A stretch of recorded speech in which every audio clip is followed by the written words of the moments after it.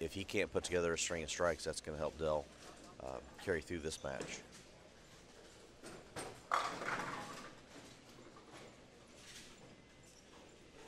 Flip down to Tim Barrett, another great shot. He had a unbelievable look during qualifying yesterday, so it was impressive to watch him cross in front of us. Everything, he was so soft at the bottom of the swing, and ball roll matched up perfectly on this pattern. So it was pretty impressive to watch him during qualifying yesterday. He bowled on B squad. All right. Brett Cunningham a little bit light with a 2-pin. Also right in front of us, we've got Anthony Pepe and David O'Sullivan. Anthony has spare, looks like spare 6-bagger spare, and David has a couple of doubles with a couple of spares mixed in, so he's trailing at the moment. I will mention that David, on his bright purple high five jersey, has the big TR patch on his chest, and just like to mention, you know, the tribute to Tony Reyes and the great work that a lot of people are doing. Some of the great companies out there that have gotten behind the Tony Reyes tribute and fund that they're raising money for. And losing Tony, that was a tremendous loss. Tony was a great friend, loved him dearly, and he's greatly missed. And it's nice to see a lot of the guys wearing the TR patches in support of Tony. So that's always nice to see, as David misses the 10-pin. So looks like Anthony's got a pretty good chance at walking away with this first 30 bonus pins here. Hey, David. guys, you got me? Yep, got you. All right, I'm going to go around and give you guys some updates on the matches as I am now roaming. Okay. Our roving sideline reporter.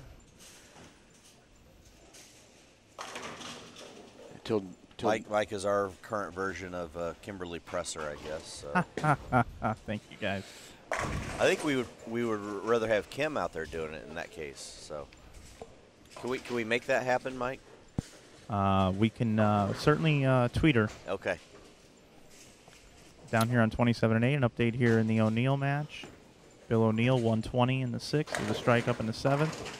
Jake Peters 137 in the 6th with a spare up in the 7th. So 3-pin match. Really, I wouldn't expect anything different out of that match. They both bowled tremendously yesterday during qualifying. Jake bowled unbelievable last night on C squad. So if he can carry that momentum and stay into the top 5, have a chance to improve on that disappointing finish of 2nd place last year.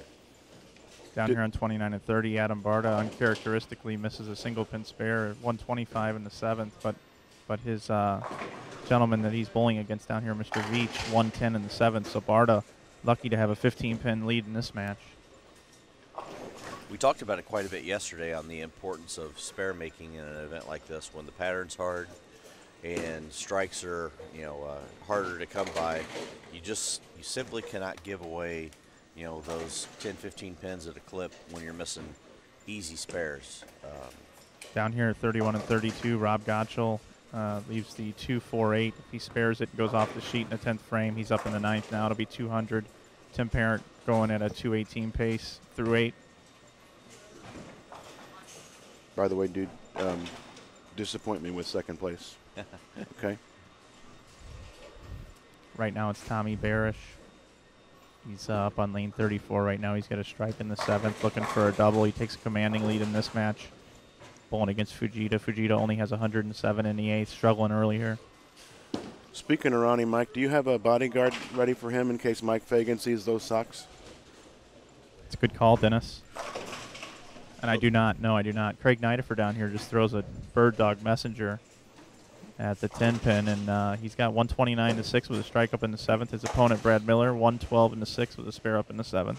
I did see Brad just solid 8 and solid 9 back-to-back. So a little update on Anthony Pepe and David O'Sullivan. Anthony's going with another strike. He'll be in the 260, so he has that match won.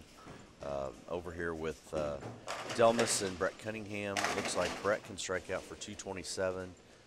Dell is already in the 230s, so Dell will be winning this game. Is it 230s?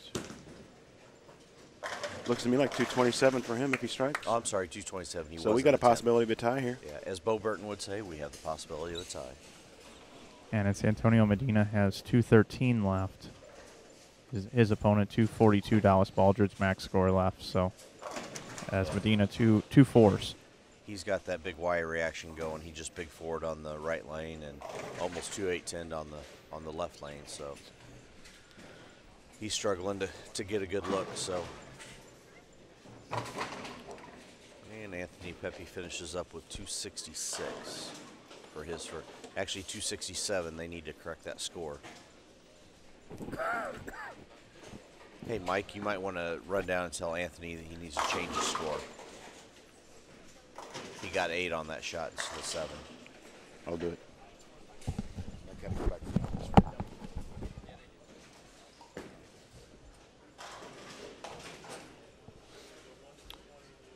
I'm sure David O'Sullivan would like to go ahead and at least pick up a double here in the 10th to get off this pair with 220, at least for plus pins. So get all you can in a format like this.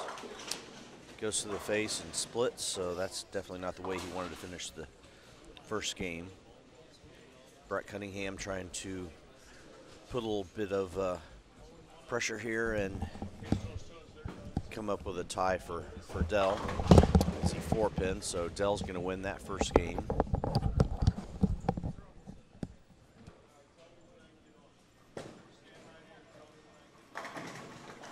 Dallas with a much better shot for a triple, so he definitely looks like he's going to be winning this game and picking up the 30 bonus pins.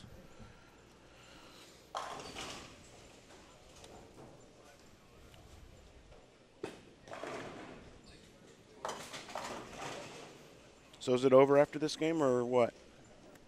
We have 15 more of these to go, sir. 15 Okay. more. It won't be as long of a day as it was yesterday, but 15 more games to go. And welcome to, we have 143 viewers on the live stream right now, and welcome to everybody in the chat room. Thanks for joining us this morning for the 2013 Storm InsideBowling.com Open. This is the match play portion of the tournament. So once again, thank you all for joining us. If anybody out there has any questions that they'd like to throw up to the booth, feel free to do it, and I will do my best to answer them honestly, as we kept saying yesterday. Honestly, yes. Yeah. Matt, you're awful quiet over there. Anything you want to throw in this morning? You're just kind of hanging out, working the. Really tired here, yeah. I get that. You were here a lot longer than just about anybody else yesterday, other than possibly Mike Flanagan. So. Yeah, but I'm here. I'm awake. I'm going to be mixing all the show here while you guys chat it up. Well, we appreciate it. And if you guys want to throw me in there sometime, just go ahead and ask me a couple questions. I'm sure I'll answer. You got it. We may even throw you under the bus occasionally. A couple of times. Yeah, it won't be the first time. Nope, not at all. Probably won't be the last. See Rob Gottschall down there trying to finish up his game against Tim Barrett. I cannot see the score.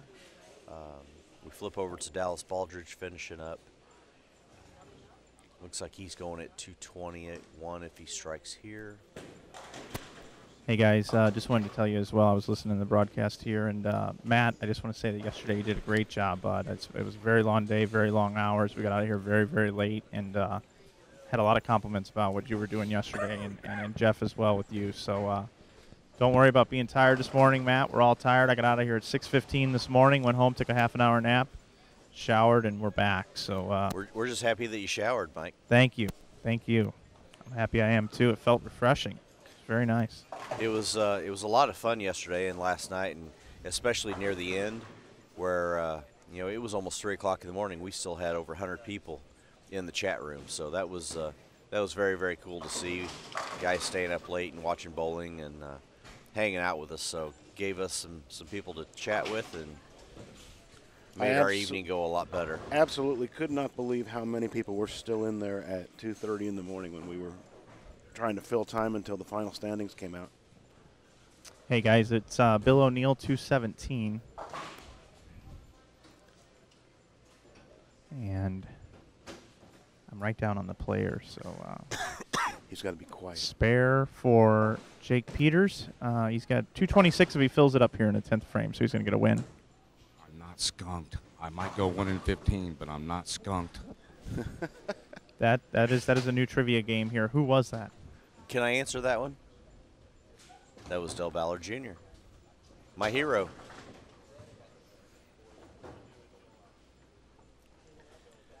I don't think there's anybody in the field that I'm rooting for, harder than Delmas after everything that he went through, battling cancer and fighting his way back to getting healthy, and he is absolutely throwing it phenomenal right now. So it wouldn't surprise me to see him make a run at the top 5. So, Matt, you're not considered a gentleman? If that's what it says there, It says good morning, gentlemen, and Matt. Oh, and Matt. Well, that's Mal for you. Yeah. Speaking of being thrown under the bus. Yep.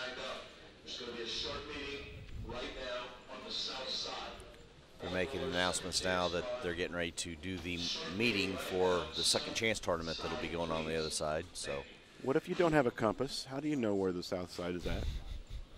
I would just follow everybody that isn't currently bowling on this side let's go and see where they go. Where the moss is growing on that tree over there by the door. Because I figure you're either going to find lunch or the second chance tournament. Right. Either way. At this point, I want to find lunch.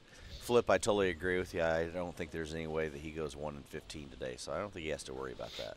Tell you what, guys, how cool would it be if Del Ballard could make this TV show today? That was just what we were just talking about, Michael. It's I'm definitely rooting for him. Well, so. Mike, why don't you ask Carolyn that while you're saying? Yeah, I'm on it. I'm on it, guys. I'm actually over here with CDB right now, and I saw you. It was pretty cool. You walked in the door today, and you came in with a little pep in your step. And Dell's down here bowling. I can just tell you're really proud of him today.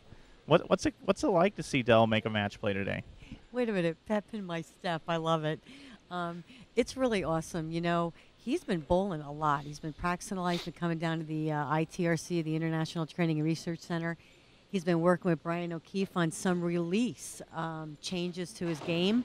And honestly, it's really worked out well for him this week. So he's put the time in, and I'm really happy. It's been a long time coming. He deserves some good bowling here, that's for sure. He looks like he's got a little bit of fire back. I mean, I can see it in his eyes, similar to what he did, 10 years ago. I agree. I think he's very aggravated the fact that I've just been kicking his butt all these years, so he's trying to, come on back. And this is his second surge because, I hate to bring up the number, but first he turns a certain number, so all of a sudden now he's got this new tour Are we talking PBA on. 50 going on? Could be. I PBA don't know. 50. Hey, that's what he says. He's looking for a backer. I do have one request. I need to hear you say, tell me what you're drinking right now. I'm drinking coffee. I yes, love Jeff listening Carter. to you say coffee. But no, I'm real proud of him. Actually, he is one of the best coaches in the world, and he really has decided to dedicate some time back to his game. And you know what? It's about time. He deserves something good. He really does. Absolutely, and I even talked about it a little bit yesterday that he was one of the main reasons why I was able to accomplish what I did when I was on tour. The changes that he made in my game when I was first coming out lasted me for a decade, and then luckily for me in 2009 he made some more changes, and that actually helped me finish off, for what I was able to accomplish on tour. So you're 100% correct. One of the greatest coaches out there, and I'm looking forward to working with him. Yeah. We're going to be doing some Storm Universities hopefully together, and I'm really looking forward to working with him. Isn't it funny? As much as you coach, and you're a great coach yourself, isn't it funny how when you bowl, you probably can't catch all the time what you're doing, but that second set of eyes of somebody that's standing behind you just catches that one little detail, and it may not even be the biggest thing, just something so slight. Get the ball into the swing a little earlier, and boom, all of a sudden it changes everything. So it's really important to have a good set of eyes behind you. It is, but most importantly, it's got to be somebody that you trust. I was You've got to gonna be able just to say really that, yeah. believe in them to be able to and trust your game to them. And between Dell and Chris Schlemmer, even Mike Jasnow, I mean, those are three guys that I've totally trusted. And even going all the way back to Brian Purcell, those are the guys that I have absolutely no problem ever asking a question and getting their advice for anything that I need in the industry. So. You know the things too, with this tournament, with Mike standing next to me, the best place to play at first was out. Obviously way to the right, around that 4, 5, 6 area. And the great thing to see, especially with somebody like Dell, who was known as, throwing a little bit slower, kind of rolling through it, the versatility in some of these guys now, where they've had to change with the times because of the bowling balls, because of the lane conditions, and they were a little tricky pair to pair here. Even though you knew where to play, carry was essential, and you needed to make those fine little, changes, just ever so subtle, to change that carry. And it was pretty cool to see, him be able to do it when he needed to. I mean, he shot 299 last night, put himself in good position. So pretty cool to see that. I guess what I want to say is, once you're that competitor, it's really hard to get rid of that, and eventually it comes back out in you. Yep, absolutely. I agree 100%. Yeah, I'm so happy to see Dell make it. I don't know if he told you or not, Carolyn, but he actually was texting me, because you signed him up and everything, and then he was clueless on what was going on. Then we started texting me, wanting to know what was going on, and I couldn't remember because it was down to crunch time. But anyhow, he said that he had not bowled really well. I think it was Thursday night or whatever, in a practice session or at league or whatever. And I told him, I said, hey, come on, pal, come on. This pattern's going to be good for you, and I'm happy to see him in there. Absolutely. He's just 7'10" now, but that's okay. No, I am too. It's one of these things where, when he did leave the tour, he decided, coaching's my passion. And one of the greatest things about Dell, and I don't say very many good things about him, as my friends know, is he truly wants to see his friends and his players do well. He gets more satisfaction out of seeing his friends and his players bowl well than he does. And even years ago, Robert Lawrence, Bill Oakes, I mean, all of those guys, I mean, he'd be competing for the TV show with them and be helping them with equipment. So he really has a good heart, and it's nice to see that now he's got that fire back, that competitiveness back, and yet he's still coaching, still helping his friends last night while he's trying to make the top 16. So it actually says a lot about the type of person he is. And for the people that really don't know Dellin, just remember him as the guy on the lanes who didn't like anybody he was bowling against at the time. He really has a good heart and wants just the best for bowling in general. And so, you know what, this is a good week. No matter what happens, this right here is a step in the right direction, and that the changes he's making is definitely going to take him where he needs to be. Well, I spent a lot of time last night talking about the charity. And, for those of you that weren't with us last night, there is a charity foundation set up. It's called Ballard versus the Big C. For those of you that are on Facebook, go to the Facebook page for Ballard the Big C. There actually is an area where you can make donations through PayPal. So feel free to go in there and help us. I'm doing the same thing. I've got a charity foundation set up to help battle cancer. But feel free to go on there, check it out, make a donation. It's a tremendous cause, and I'm so happy to see Dell healthy again, out competing again at a high level. So it means a lot to me. Thank you for that, Jeff. Yeah, we're very lucky. It'll be 3 years in August that Dell, so far, knock on wood, has got a clean bill of health. But with all the change in what's going on with government, we were lucky to have very good health insurance, which unfortunately a lot of people don't have. So with this Ballard versus the Big C, even if you don't make a donation, please go to the page and like it and share it with your friends. But one of the key factors with Baylor's research is that they're pretty innovative with some new research. But the key was cancer care. And one of the things that's very important that people don't realize before your treatment and after is nutrition. And, Dell needed the nutritional supplements because he had a feeding tube. So we're very blessed to be able to tell everybody that we were able to help people out with getting nutritional supplements while they were going through the cancer journey. And it's so essential. So thanks very much. Ballard versus the Big C. Like our page, please. Thank you, CDB. And Ken, to answer your question, I'm sure he has helped many lefties over the years. For one in particular, I know he's worked with Jason Couch over the years. So we may joke around and say that we hate lefties, but that's not the case. We have a lot of good friends that are left-handers, and I even coach a lot of left-handers. So it's, to me, coaching's coaching, whether you're right-handed, left-handed, one-handed, two-handed, young, old, doesn't really matter. I just want to see people improve, and Dell's the same way. So getting back to some of the action, we've got Brad Miller up on 37 and 38. He just picked up a 4-bagger to take a little bit of a lead over Bill O'Neill. And we found out last night he just wants to be referred to as Bill. I think he has a Madonna complex right now, so he just wants to be known as Bill. He didn't want me to call him Real Deal or Billy, so we're just going to call him Bill. Yeah, he didn't really like that Real Deal last night. No. That's his nickname, though. Yep, that is. I do have to say, one of my friends and teammates, Chris Johnson, back in Dallas, he's I think he originally had the Real Deal nickname, so he can have that. We see Jake Peters right in front of us with a big 4. He's playing very, very direct with very neutral angles, excuse me, and with quite a bit of ball speed. So it still doesn't look very forgiving right now. You're starting to see a lot of transition happening on the lanes. Anthony Pepe, who had 260 his first game, now has gone washout, strike, split. So right now he's at least fighting the right lane. So. Carolyn, what did you see yesterday when you were bowling as far as differences between the two sides of the center, differences pair to pair, things like that? We talked at great length on how the pattern's playing, but the one variable that we can't see is the subtle changes from pair to pair. So, it was really different side to side. I started on the low end both times. Do you think the high end, when you made the turn going in your 5th game, played a little bit tighter? And what I think what caused the subtle changes in where you had to make either those parallels or ball up and stay in the same area or increase your ball speed was you didn't really want to get out of the zone.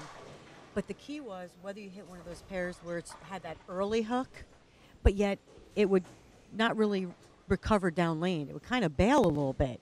So that's where you had to make your choice, whether you're going to ball up, throw it a little bit harder, stay on top of it, or for the guys that had a little more hand last night, as you noticed, with 2 squads of re-oiling, they actually got in and started playing more of the track area from between 10 and 15. So they did change a little bit. You had to be on top of the moves, and it was just what you felt you could do best to stay in the pocket and then once again create that carry. I think that's exactly what we talked about last night was depending on how the players started, with the practice and even during the first game, depending on where everybody's at, if there was a bigger footprint up front on one of the pairs than another one, your move had to be at minimum 5 in the front part of the lane. You may still be trying to get to the same spot down lane, but your moves had to definitely be bigger up front just to get away from that big footprint. Dell with a big cartwheel messenger, and a little surprised look on his face after he had 7-10 and then just barely kicked a 10 out on almost a back-to-back 7-10. So he's on a double, and looks to me like Jake has back-to-back opens. So that puts Dell in the lead during this match. We'll see what he does in this shot to see if he can keep that momentum going.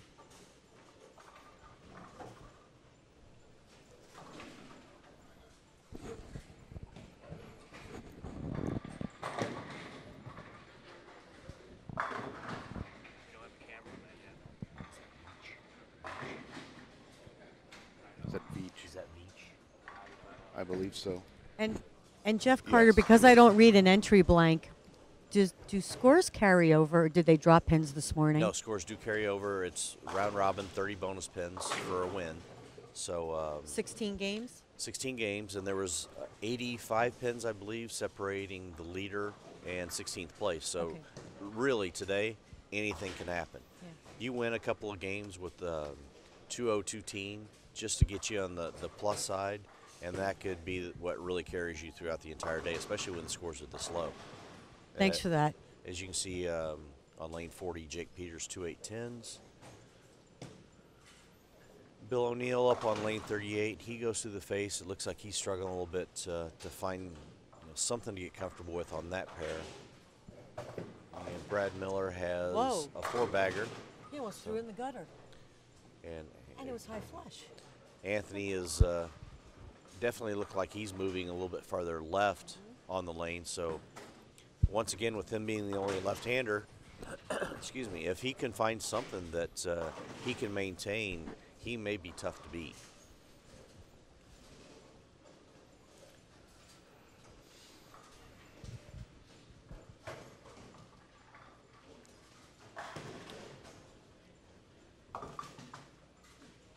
And Bill O'Neill chops the 3 off the 6.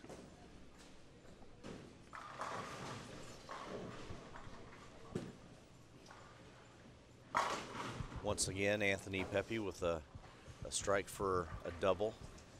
That makes it appear that he's got a little bit of a look playing a little bit farther left than he did yesterday. So That's a more aggressive ball than he was using in the first game, too. yeah, he's throwing a lucid right now with a little bit of surface on it. So it looks like he's just trying to get it to roll off the gutter. So yeah, Bill O'Neill definitely looks like he's getting a little frustrated right now. So he needs to see if he can find something to bail this game out and move to another pair and trying to find something to get that swing loose. That's the most important thing, is if you don't see your ball do what you're expecting to see it do, it's really difficult to get your swing loose enough to where you can just relax and bowl. Part of his frustration might be that you continue to use his full name instead of calling him Bill like he asked you to do yesterday. That could be very true. So I will, seeing as how I black clouded every bowler in the bowling center yesterday, I continue on with my trend, so I'll start calling him Bill. One of the things I saw during the 3 squads, too, just as an FYI, because you were talking about equipment, that very first squad, I saw more people use solid balls that rolled a little earlier and didn't do very much on the back with surface, okay? Even for guys that really hooked it, okay? They didn't want much down lane. They wanted it all in the front. And I think that's what helped the lanes transition into the second squad, the strip and re-oil, that type. By the time that third block, it was stronger balls, but you saw more asymmetrical cores, little bit of cleaner covers, and even a lot of pearl balls with surface in last night's round. So it really did transition differently by, from the first squad to the third squad. Carolyn, how much of a difference do you think happened in the last squad last night with people having 8 games experience on the pattern already and playing in the same part of the lane possibly? I think people knew the tendencies of the bowling center from side to side, and I think that was crucial. I really did. Not only that, by the time of third squad, I think people had a different choice of equipment with different surfaces instead of just, like I said, with the first one, a lot of surface, stronger balls. So they had a lot more options, so their choices were faster. Gail Myers joining us in the chat. Gail, my motto is always swing hard in case you hit it, so keep that in mind.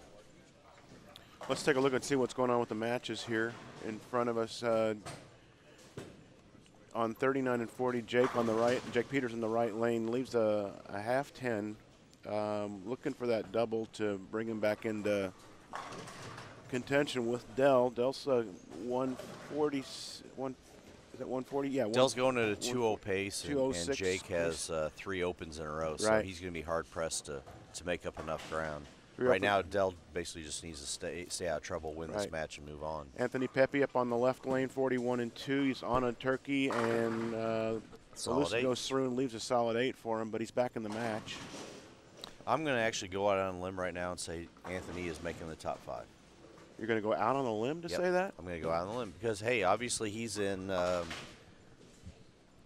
place was he in going into? He was in the teens. I know that. At least I remember because. Well, nothing against Anthony, but he's got a Yankees grip sack down there, so I'm kind of not rooting against him. Go Rangers, go right? Rangers CDP, and go New York Mets. But we just got an update on scores from Game 1. Jake Peters still in first place at plus 349. Anthony Pepe's moved up to second. So I guess that wasn't much of a limb. No, that was not a limb. Bill O'Neill moves down to third at plus 304. Justin Veach, fourth place, plus 288. We have a tie for fifth and sixth. Tim Barrett and Dallas Baldridge at plus 270. Actually, wow, tie for fifth, sixth, and seventh. Tim Barrett, Dallas Baldridge, and Dell. So Dell moved all the way from 16th to tie for fifth, basically, in one game. Tommy Barish 1 pin behind them in 8th place. Craig Nidifer plus 261 in 9th, and Adam Barda follows him in 10th at 257 over. Rob Gottschall 244, Brett Cunningham at 232, and then Brad Miller at 228. Antonio Medina and David O'Sullivan tied for 14th and 15th at 216 over, and Ronnie Fajita with the Sox brings up the rear at 191. Well, like we mentioned earlier, the field is so bunched up today that literally anything can happen from game to game. You can bowl a good game and jump 10 spots. You can bowl a bad game and drop 10. Right. So I think the disparity from top to bottom in a 16-game round robin like this just absolutely makes the day fantastic as far as excitement is concerned. absolutely, and then you factor in the difficulty of the pattern, and that's the biggest variable. Is literally anything can happen. So no sleeper, but Dell leaves a 2-8 in the 9th frame. It's looking at 60-70. He's a 2-0 if he strikes out. Now, assuming he doesn't make the spare, he's going to make a good shot at the spare here. But he's got the match well in hand here, so it's going to be another win for Dell, it looks like.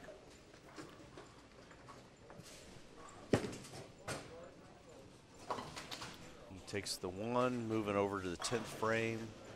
You know, he's going at a 190 pace, 2-0 if he strikes out. Looks like Brad Miller's up on the right lane. He's facing a 225. He carries a light hit, and that might give him enough. That might give him enough to take this match with a good count in the next ball.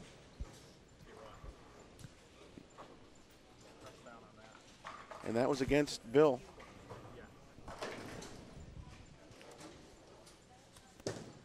Looks like 189 there.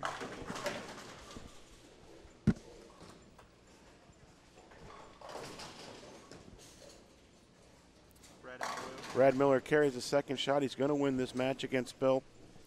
We're not allowed to say Bill O'Neill anymore, so we're calling him Bill. Brad Miller in 13th right now, so that's going to give him a decent jump because he's got a good game. Got a good game. Once again, Anthony Pepe on lane 41. Oh, another solid 8. That's 2 in a row on that lane. Both very good shots. He likes the shape that he's got with that ball out there right now, especially after the way the ball's reacted the first 3 frames in that pair. I think the only issue he's going to have out there is he's able to create so much entry angle from that spot on the lane that he's going to have to be really, really soft and really, really neutral with his hand to be able to control the motion down lane, or else he's just going to get too much. Right. Bad angles, ring 7, solid 9, things like that. Now they're going to bowl 2 games on each of the pairs. He's only going to be messing with his own line today.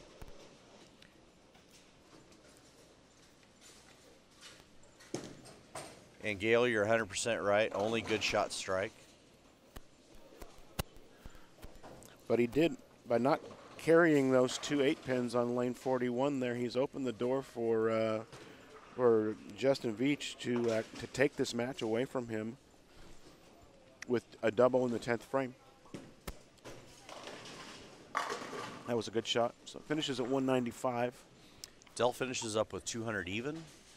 Jake Peters, if he strikes out, looks like he's at a 179 clip if he gets all 3 in the 10th. Much better shot from Jake. A little messenger 10 there. So he's starting to get a little bit cleaner at the bottom of the swing and not pull down on it quite as much as what he was doing a little bit earlier in the game when he was trying to force it through that spot.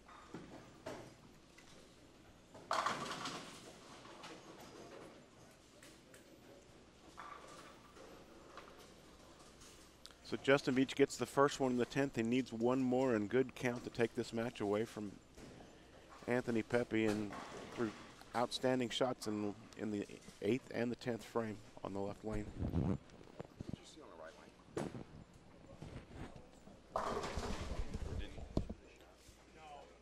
So Jake is going to finish in 160s. Dell won his match with a 200 game. So again, moving up in the standings for Dell, possibly already from 16th to 7th and or a tie for 5th actually in one game. And Dell's got another win. So while he was running around and saying he might go 1-15, that's already not going to happen. And so he lied to us. At the very worst, it's going to be 2-14. 2-14. If I'm doing my math correctly here. So dude. did you mention that Mr. Veach picked up his double to go ahead and I did not. secure a win, it looks like, as long as he keeps it on the lane. As long as he keeps it in the lane, and that's stays out of trouble. And with my record from yesterday, nothing would surprise me at this point.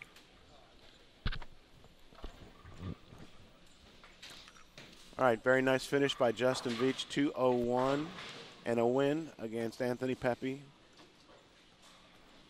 Not for sure, but we don't know how often that's going to happen today. Exactly.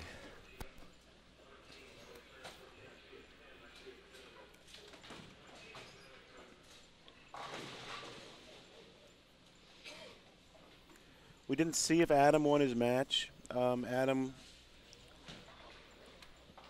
we'll get a report here soon on some of those down there. But Adam was down on the other end of the house. And the scores will be updated, I'm sure, much quicker than we had yesterday. You know, a lot fewer bowlers on the floor. They'll be able to get the scores back to the office and update the computer much faster today. So just make sure you scroll down at the bottom of the screen. You'll be able to see the most recent updated standings. We'll do our best to kind of keep you up to date as to what we can see in front of us and the other pairs that we've got on camera. Other than that, we've got CDB rolling around with a microphone. She can throw us some updates from time to time, maybe even drop in on some of the guys, do a few interviews here and there. She has a little bit of ESPN experience doing that, so I expect an outstanding job for her. So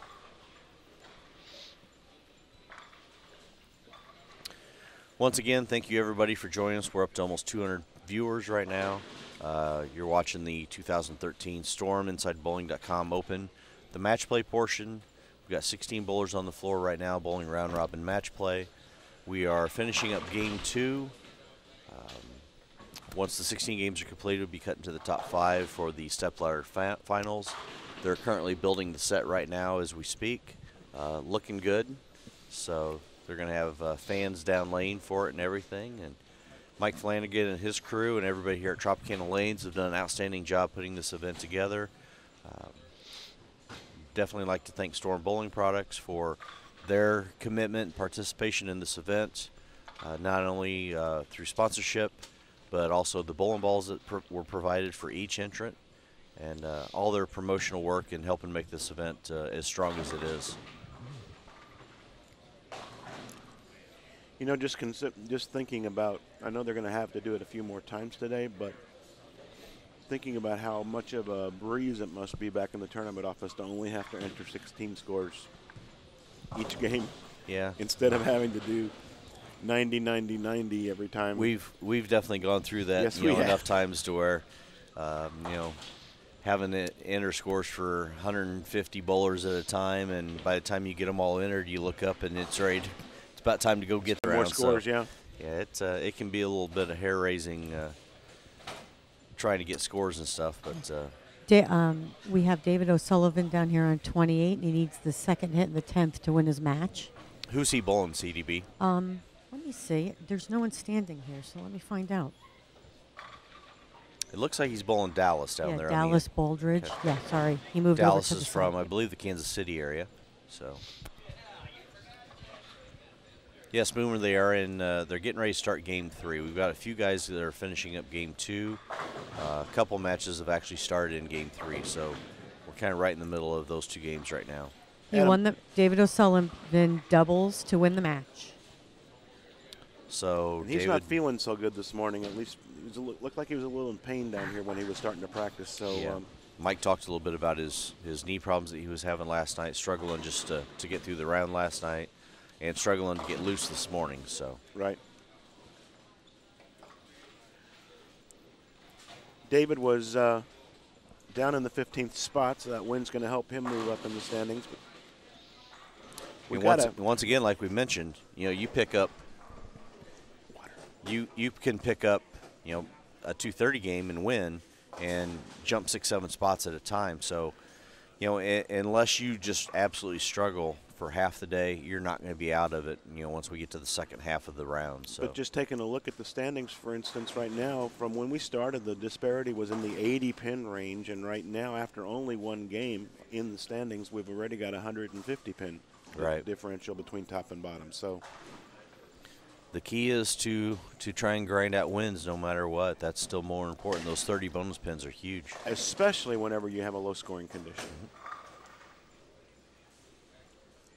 Dell's probably going to do him some good with that 200 game there and the 30-pin bonus. Right. Versus, well, obviously, when Jake shoots 160 and loses to the 160 hurts as bad as the loss does. Correct.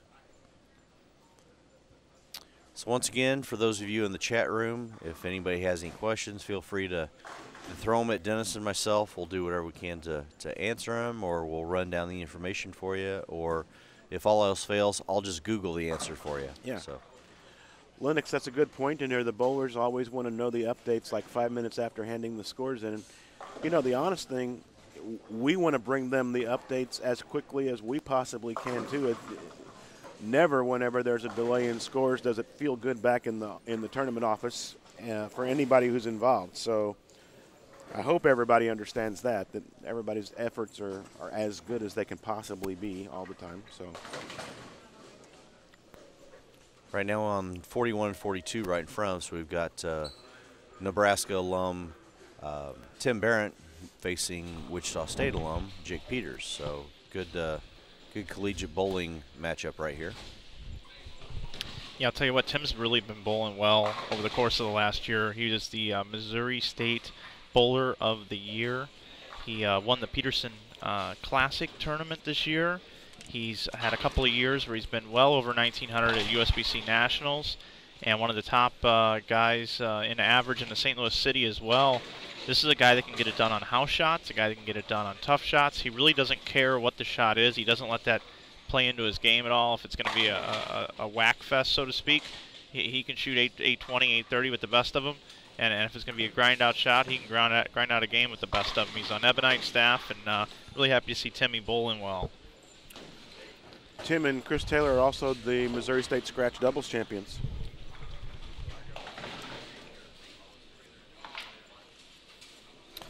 We watched Tim quite a bit yesterday. His 4 games were pretty much right in front of us yesterday on this side, and the touch that he was using, and the ball that he was using were a perfect match for what he was trying to do.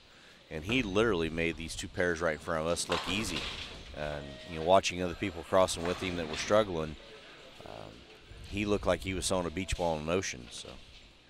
Yeah, we're underway here. Game number 3, Storm, InsideBowling.com Open Finals here. It's the match play portion here.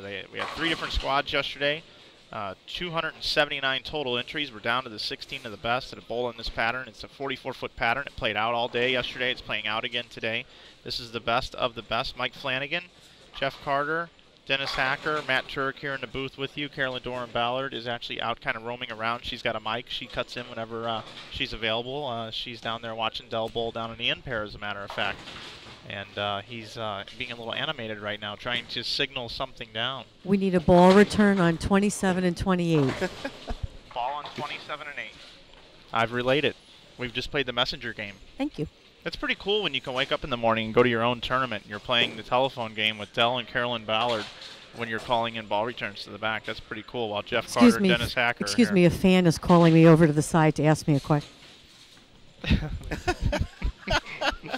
Well, it just became amateur hour here. Tim Barrett is looking to try to go up here and capitalize here and actually get it back going here, actually. Nothing amateur hour about this. With a strike here. Now, last night at about 2 o'clock in the morning, it was pretty much amateur hour. Yeah. So. All right, guys, I got to go with Brian for a little bit. I just wanted to jut in for a second and just join in a little bit here on this webcast. Okay. It's so much fun this morning. Have fun, Michael. One thing we haven't talked about yet this morning is the actual pattern itself. You can view the pattern. At the bottom of the screen, there's a tab that's got the pattern information on it. But the pattern is 44 feet in length. It's about 28 total mils of oil, so it is a higher volume pattern. The shape of the pattern being slightly asymmetric, it's about 2.3, 2.4 to 1 ratio on the left side, about 2.2 to 1 ratio on the right side. So it's fairly flat, not very forgiving. But the combination of the length, the volume, and the lane surface itself has really dictated that the players stay out. Normally on a 40-foot pattern, you're going to see guys jumping in quickly and playing in, but it's unusual to see a pattern like this not only play out, but everybody stays out. You know, last night I think the deepest we saw guys getting was 15, 16, 17 at the most, and Right. usually on a 44-foot pattern you're going to start in there. So it's refreshing to see a difference in, you know, what we've become used to and seeing everything being a big loft fest all the time. This is definitely not the norm. Asymmetric. Yeah, that would be correct. That's exactly why the pattern would be adjusted, is because with only I believe it's like 6+% of the population being left-handed, in a lot of cases it's important to make the pattern asymmetric so that way you can allow the pattern to end up playing the same once they start to break down. I thought that meant it had a core.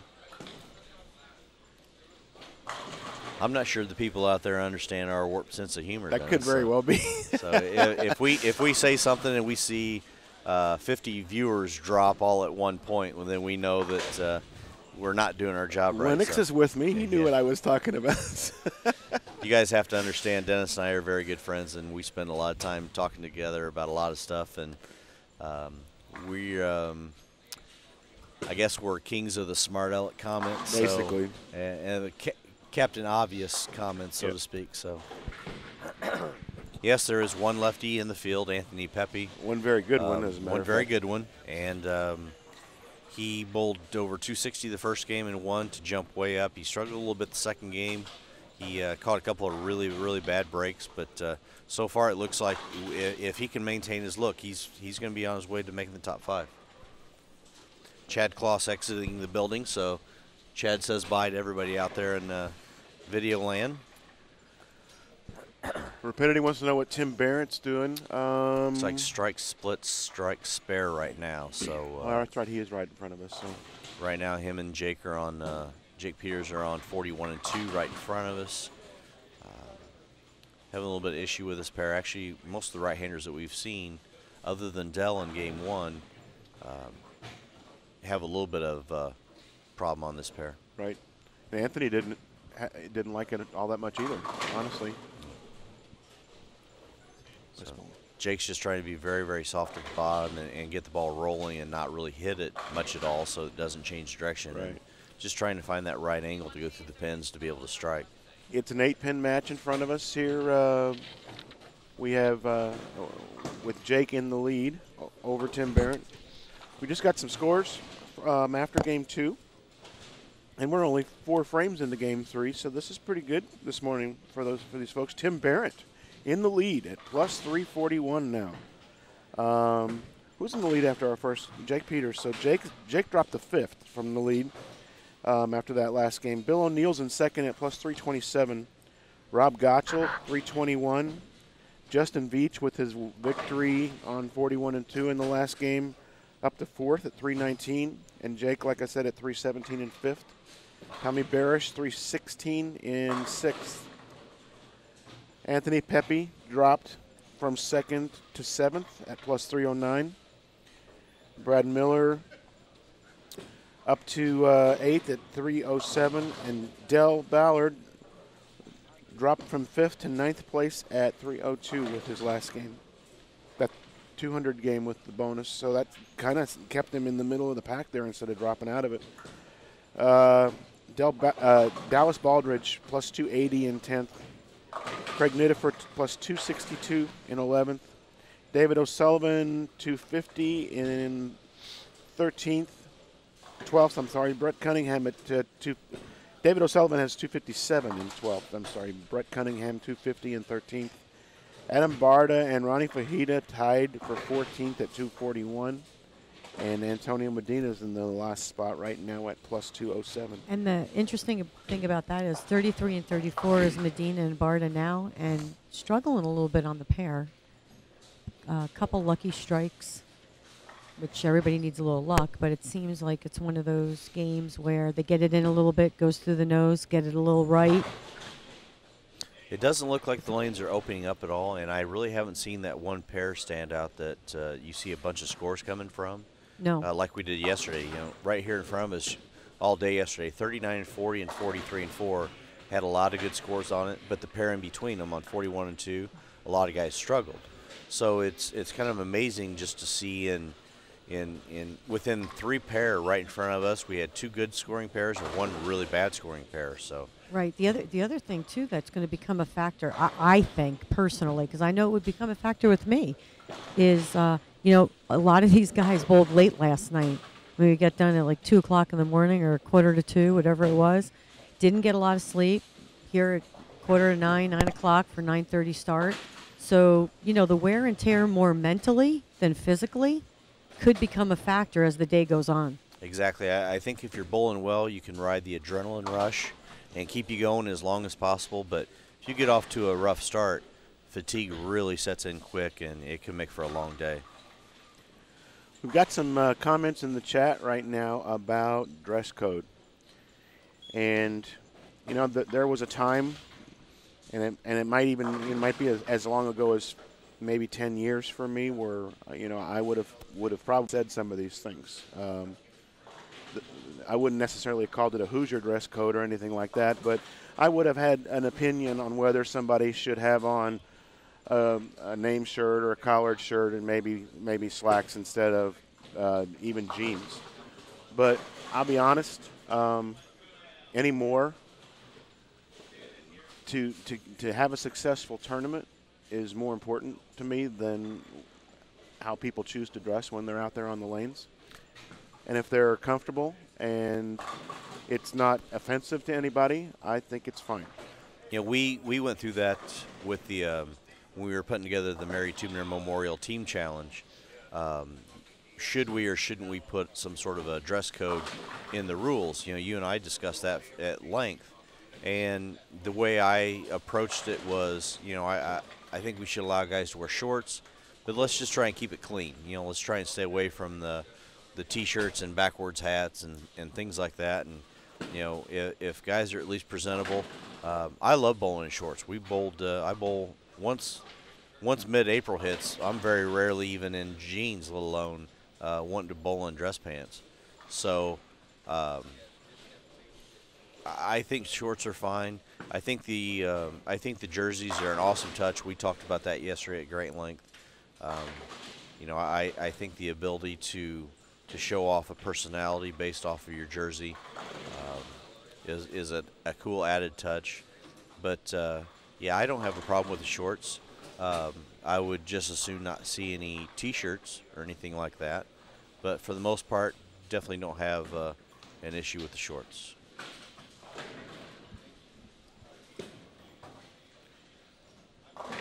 Ronnie Horton just tagged me in a post on Facebook. I'm really curious to see what might be coming this morning on Sunday.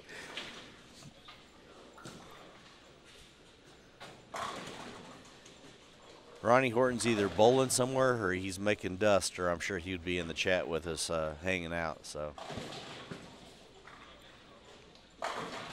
looks like Tim has gone to the ball that he was using yesterday, and looks like his look just got a little bit considerably better. So we'll see if he can't ride that momentum going forward. Actually, I think it was to you, and I just got tagged in the post. So thanks, Ronnie, for the props. This is fun to do. I think you probably know that if you've ever had a chance to sit in on something like this. But it's a bird's eye view. We get to sit back here and watch all this kind of stuff and talk about everything, insert our opinions over everybody, and they can't really do anything about it. So that's the cool part about today. Medina threw the last 6 for 243 to win his match on a pair that looked pretty tough. Moved further right, stronger ball, more surface. Anthony didn't have a really good look in practice. I was watching him this morning whenever he was starting out, so he must have found something then. And once again, you know, like what we keep mentioning, all of a sudden you catch a decent shape on the lane, and all of a sudden your swing frees up just a little bit, confidence swells, and off you go. So Jake Peters up on the left lane here on 41 and 2. He's on a turkey right now. Has a good handle on the match against Tim Barrett, and he's figured something out on a pair that both right-handers had been struggling on. That one there doesn't quite roll through the pins, but catches the 5 and slaps it to the wall for a hand bone, Jeff. He's using a ball that's fairly neutral, and he's just trying to roll it. Definitely think he's doing the right thing right now. It's just a matter of getting that angle right to go through the pins and strike. That's the biggest key. We've seen all weekend that, you know, there are some guys that can have some success getting to the pocket. The key is knocking 10 pins down. So right now Jake is at 94 in the 5th with a hand bone afterwards. Tim Barron up on the right lane right now. Looks like 90 in the 6th with a double up. And he goes through the nose for a 3-6-10 left on that lane. So as we said, this pair is a little troublesome for the right-handers. It looks like Jake is going to win his match, and Jake is in the 5th position after 2 games. So probably going to move up in the standings here. We got a close one down here on 31 and 32 between Cunningham and, is it Nidifer? Is that how you say his name? Nidifer? Yes. Nidifer, yeah. I'm going to start calling people by their first names. And, of course, the comment goes back to, see, if they had their name on their back, Exactly. I wouldn't have to continue to look at the score sheet Correct, because to Carol. make sure who's on what lane here. But that's okay. No big deal. How's the bald guy doing on 27 and 28? Okay, just threw a pin across the deck to knock out the 9 pin. So he's doing okay. He's holding his own. And he's running them out now. It makes me a little nervous. Does he need to conserve energy for the end of the day? Hey, look, I don't know. It's been quite some time. It's been quite some time since he's been in this situation, so I'm just going to play it game by game. Let him have a good time. If we need to have somebody go on an oatmeal run for him, we will. So. Actually, he's bowling Brad Miller, who I think is a great bowler. He really is. Yeah, he's he a is. nice guy. I've known Brad since he was, Yeah. I was going to say since he was a little kid, but he's still little, so I guess that doesn't apply. But I think I've known Brad since he was about 10, bowling pro-ams with him in Raytown, Missouri. So Right. I've had the pleasure of working with Brad over the years quite a bit and watching him grow up and become the player that he is. So it's always good to see. Justin Veach up on the left lane here on 39 and 40. Comes up a little light, leaving a 2-4. He was on a turkey. He's 176 in the 7th frame. Looking to push Dallas Baldridge a little bit, but Dallas is still in the game. He's got 168 in the 7th with a spare up, so this is still anybody's game on this pair. Okay. Dell doubled in the 10th. If he gets the 3rd one, he forces Brad to get the first hit, good count, and a mark. So, Gotcha. And he got it. So he needs at least the first hit to put himself in contention to possibly win by a pin. I like the ball guidance situation that he had there with the hands and pushing that ball, keeping it from going through the nose. I taught him everything he knows. Oh, my God. Anthony Pepe almost threw it in the gutter, and it was high flush.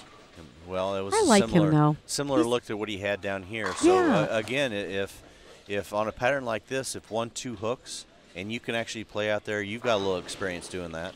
But if you can actually use that to your advantage and never have to move off of it because nobody else is out there, take it, run with it. Absolutely. And you know what? He'll have the key.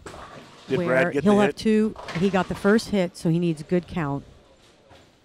You know, I don't care if you're two- right-handed or left-handed. If you can play 1-2, all the power to you. Yeah, and let me tell you, if he does get nice and loose out there and continue to do that, he may just stay on the same spot. And like we talked earlier, ball up, ball up, ball up, and not have to move off that spot. Well, Carolyn, he's only going to hit each pair twice. I mean, so it's only going to be, like I said, 5 shots each from himself on Yeah. on the lane. So I'll be perfectly honest with you. The only chance I have of hitting 1 and 2 is if it's got a 2 in front of it, and it's 21 and 2. That's the gutter for me.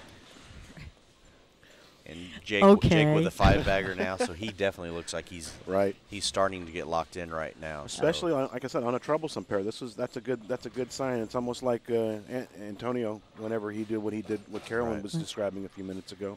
Brad doubled, so he beats Dell. It'll be 258 if he strikes to 247. That should be beneficial to both of them, just score-wise Yeah. alone. And Brad will definitely take those 30 bonus pins, and they'll help him move up a little bit, possibly into Right. the top 5. Anthony Pepe is a winner on 29 and 30. His opponent did not have a good look. And I'm sorry, I got to look see what his name is. 88 pins for Brad. A plus in that game puts him at plus 395, and that's 50 ahead of what's currently leading. So Brad Yeah. might have made just a big move in this tournament. And one of the keys I see too, a lot of people pulling other balls out of their bag, throwing them on their fill shot or on the second shot in the 10th if the game is locked up. That's a great tip for just about anybody. If you're in a situation where you're always looking for what's your next option going to be, Right. and you either have a match locked up or you can't win, or if you're in a position where that fill ball doesn't really mean much, pull another ball out of your bag, take a look, just try and get another option. Even if you're bowling well, I've seen guys be going on 279 and grab another ball for the fill.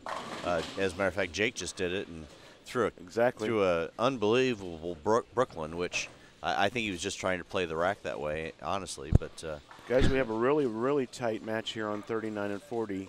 Dallas Baldridge is up on the last ball in the 10th frame. If he strikes, he's got 248. He needs an 8 count to force Justin to strike out in the 10th, but there could be a 246 tie here if he doesn't have good count on his fill ball here. At the same time, we had the triple rack, Deadwood on lane 38. The rack on 38 dropped pins, and so they're laying all over, and they're having those cleared before Dallas throws his fill ball here in this all-important fill ball in the 10th frame. Lee Bedoris tells us he really enjoyed listening to us this weekend. We thank you, Lee. Are you still plugged into that great big flat screen on your wall? And does your living room still smell like cranberry ice? That's Yes, what I cranberry ice. You know we don't let go of things, Lee, so you tell us something like that, and we're going to run with it for the whole weekend.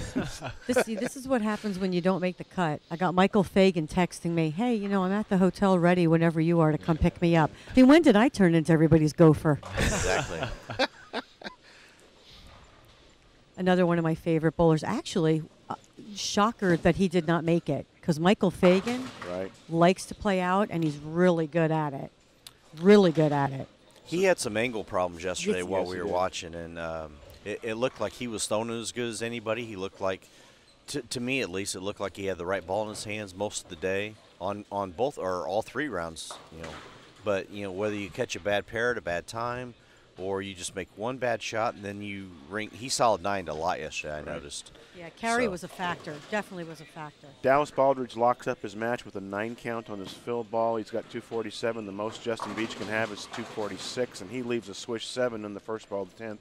So that's academic there. We got David Sullivan up on the left lane, 37 and 8. He washes out on a double, it looks like, and he's got 180-something in the 8th frame and does not pick the spares in the 10th frame, so it's 214 for him to finish, and it looks like 35s. So we've got and who's this on? He needs the first hit in the 10th. He needs the first hit in the 10th, and he would a 9 on the next ball make a possibility of a tie there too? I think so. Yes. He needs the first 2 to lock the match up, so. Take that 40. I think that's 210 to win right there. Yeah. They're very playable. They're not much different. Nice shot in the first one. Very, very nice. I feel different from the morning squad to the night squad. And I'm kind of in between the morning squad. He needs this hit. The night squad. The night squad, I just try to Just roll it. just not catch it. Just want to puff it up there. Today I got to come in the morning. I try to. Is there a break after 8 games? They voted it down. They voted not to have a break after 8 games. Well, Mike- what's stamina out of these Mike- horses Mike, today? he gave them the opportunity. They voted in the meeting this morning, and it was unanimous. Nobody wanted to break. So after they're 8 games. thoroughbreds today, I not guess quarter they are. horses. Yes, that's right. All right, just checking. Brett Cunningham just flags a 2-pin, That's a tough one. hooking at it. Look. Wow. Very, very nice shot.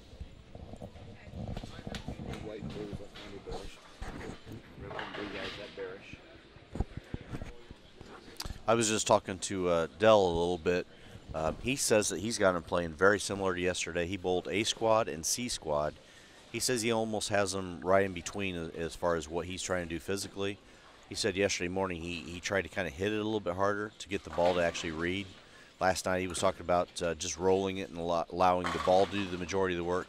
He says today he's kind of right in between those two. So that kind of gives you an idea on how the pattern can play similar, but how you may have to make some physical adjustments based on what the lane is actually telling you what to do, especially when this is the 4th strip and oil on these lanes for this pattern now. So every time you do a strip and oil, you're going to get a little bit more of that house pattern memory out, and the true pattern keeps on coming in. So right now you're probably seeing the true InsideBowling.com open pattern playing right now, at least as close as I think it could possibly get. We've got game 3 in the books for the most part. Game 4 starting on pairs in front of us. 39 and 40 is going to be Tim Barrett against Brad Miller, and Tim gets up and leaves a 4-9, solid 4-9 on his first ball in this game. Dallas Baldridge is bowling against Ronnie Fajita on 41 and 2, and Dallas comes up light and carries the 4-pin in his first frame, so that's a good start for him. Looks like we have Del Ballard against Rob Gottschall on 37 and 38 in game number 4. And Rob has been really consistent. He's bowled well from the get-go. He's bowled well for a few years. Yeah, yes. I mean, so everywhere he goes. That, you're right. Absolutely, absolutely. It is absolutely no surprise to see him in here on Sunday. Yep. As a matter of fact, it would have been as much of a surprise to not see him in here on Sunday. Adam Barta on 35 and 6. 36 goes through the nose in his second frame, it looks like, and he had a spare in the first. So, I'm sorry, that was David O'Sullivan that just threw the ball against Adam. Adam is on that pair, but it was David O'Sullivan that had a spare in the first and left a 4-pin in the second frame. We also have over here on 41 and 2 Dallas Baldridge against Ronnie Fajita in his socks. Yeah. You might want to turn the volume down on your TV when we flip it over to 41 and 42.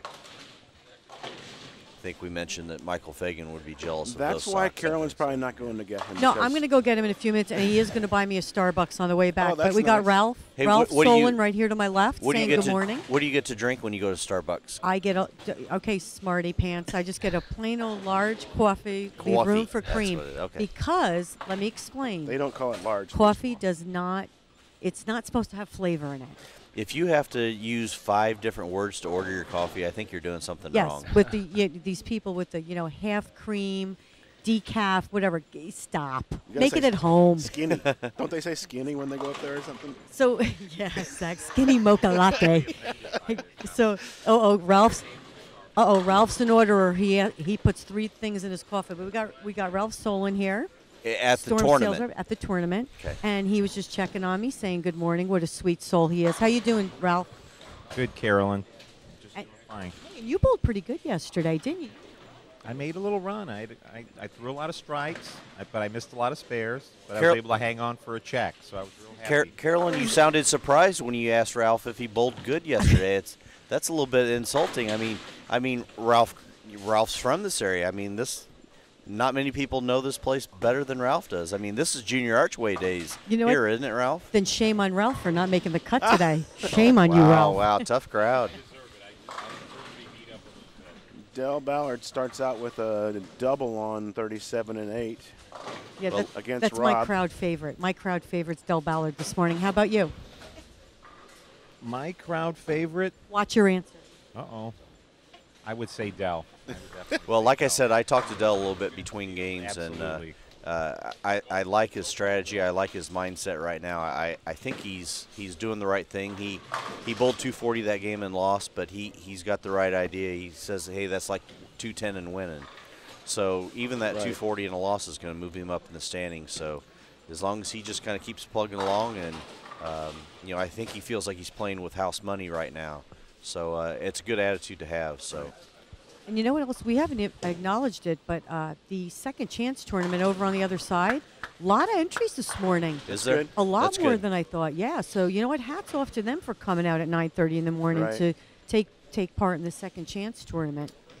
So Tim Barrett, after that solid 4-9 on his first ball on 39 and 40, backed it up with a double, and now Brad Miller's up on the right lane on a spare. Got 20 in the first. Dallas Baldridge on 41 and 2 starts out with a double and leaves a double wood spare 2-8 in the third frame. But he's bowling against Ronnie Fajita, and he's who opened twice to start this game out, so he's got a good head start. You know, Brad yesterday had as good a look as anybody, but on A squad he said he just simply ran out of gas. He just couldn't maintain the momentum that he had all day. And then last night I actually talked to him a little bit before the round, and I really liked what his strategy was. I liked the ball choices he had going last night, and he stayed aggressive for all 8 games, and it really showed in the standings. So you know what's that's cool? still a key. What's cool is when Carolyn was talking about the strategies, the different strategies that people had last night. When we talked to Jake yesterday, he was under, I think, 2 pins from his A squad, and he said he sat here and watched every single ball that he wanted to watch in B squad. He didn't leave the building, and watching how the people were attacking the lanes and their strategies, he changed his around and also changed some ball surfaces and came out and did what he did last night on C squad. So that's always a good plan to have. I was always a bowling center rat when I was on tour. I would back in the good days when we were bowling multiple squads, I would always go watch the opposite squad to see what guys were doing, just to kind of get some information gathering and so on and so forth, and watch and learn. And I think that's always important if you have that opportunity to at least pay attention to what's going on, see if you can't pick up something, and obviously it worked for Jake. we got some standings here after game 3. As I thought might happen, Brad Miller vaulted into first place at plus 395, 4 pins ahead of Jake Peters, who's at 391. Tommy Barish, plus 369, is in third place, and Dallas Baldridge, who we're watching on 41 and 2, in fourth right now at 357. Fifth is Bill at 354. Anthony Pepe, our lone left-hander, 349, tied for sixth with Del Ballard Jr. So Del's back up a few spots after what he said with that 240 game to lose. Justin Veach in 8th place at 343. Adam Barda and Craig Nittifer tied for 9th at 314. Tim Barrett currently in 11th at plus 304. And he has used splits as bookends around a double to start this game 4 here. So Tim's still struggling a little bit right now. Rob Gottschall is tied. A lot of ties in the standings right now. Rob Gottschall and Brett Cunningham tied for 12th, plus 302. David O'Sullivan, 271 in 14th place. Antonio Medina, 192. Even after that big finish that he had there, that 246 to win, in 15th, and then Ronnie Fajita in the 16th spot at plus 181. Once again, for those of you that are just joining us, we're in Game 4 of the match play portion of the 2013 Storm InsideBowling.com Open, presented by Storm Bowling Products. We've got 16 bowlers on the floor right now in match play. They're bowling round robin with 30 bonus pins for each win. Top 5 will be cutting for tonight's stepladder finals, so make sure you join us for that. That's going to be real exciting, Jeff. I'm really looking forward to that. We've never done anything quite like this, and to see the signage and the stuff is going to be amazing. And hey, real quick shout out from Adam Barta. Tell Marcy, Logan, Blake, Pete, and all of Barta Nation that he says hello. We should have just kept his note from yesterday. It was almost verbatim. Yeah, it's still sitting up here somewhere, I think. It's nice that he thinks about him every day, though. I'm sure he does. Oh, he does. When he's out of town like that. So Dell comes up with a strike after starting. Close match down here Where are you at, CDB? with Bill O'Neill. And once again, I have to look at the sheets because there's no bowler here. Brett Cunningham. Brett was using ramen noodles last night on his thumb to try to heal a blister. You're kidding me, right? No, actually, I recommended a potato, but That's he exactly said, right. But he said he's a college kid. He couldn't afford potatoes. he only Yes. has So ramen we noodles. worked our way all the way down to ramen noodles. Yep, a potato So- or just put a ton of Misotracin really is the best, but you can rarely find it now. So Neosporin's the way to Neosporin go. will work also, yeah. Not that I've had war wounds and all, Exactly. Brad Miller comes up a little bit light on 39 after having a turkey up on the board. So he's got 98 in the fourth with a possibility of, if he covers his sparrow, one teen in the fifth frame and about a 30-pin lead on Tim Barrett on lanes 39 and 40. Craig Nidifer has a front six Yeah, hey guys, just want against Jake. to let you know on the pronunciation for Nidifer. It's actually Nidifer. Just to let you know. Oh, thanks. Nidifer, is he gonna? Okay, is he He's gonna one of my- know? he's- Is He's he one of my gonna- buddies. Is he gonna know that I'm saying it improperly and be mad at me? So have- or? No, not at all. He won't. He doesn't really actually care. But So I have we, actually know Carolyn, how to say it, which is very bizarre for me, Carolyn. If you watch our webcast, I screw up everybody's names. It's just one I get right, so I like to really dial that one in. Mine is just CDB. No need to say the whole name. Carolyn, Thanks. we just got a message from the Ronnie Horton. He wants to hear Delmas yell, "Get you some." So pass that message along. So I will do. Welcome to the chat, Ronnie. Ma- Billy Ray's back in the chat this morning. Welcome, Billy. Billy Ray didn't stay up very late last night. And Hey, don't break my heart, my achy breaky heart, Billy Ray. Oh gosh. You like that, Carolyn? is Yeah, that was I figure Ronnie would either be bowling today somewhere or making dust, one of the two. You gotta make enough money to buy those heated seats, buddy. This is a borderline radio show right now. Howard Stern has nothing on us. As Hey, long as it doesn't. we're looking for sponsors. We're going to be truthful out there. This is the gig. This is the gig of the future right here. As long as it doesn't turn into Playboy Radio, I think we're safe. Pete Barta wants to know who Adams bowling this match. It's David O'Sullivan, and And I can right give now Adams got lots and lots of score up there, it looks to me like. So he might have missed once. he got 7. Yeah, he was a triple, 7-2 double, and David O'Sullivan has spare double, open double. So Okay. he's ahead by a little. Still a lot of frames. But he threw another one, so that's 3 in a row. Yes. Looks like we've got Bo Gergen joining us in the chat as well, so we have as much talent in the chat room as we do actually on the lanes here. Bo's got a big tournament coming up. If you type He it out does. in there, we'd be more than happy to promote that for you, Bo. Bo's a friend of what we do. He hasn't made it to one of our events yet, but I've ran into Bo a few times out on the road, and I really like him a lot. I call him Stone Cold Bo Gergen. He reminds me of Stone Cold Steve Austin.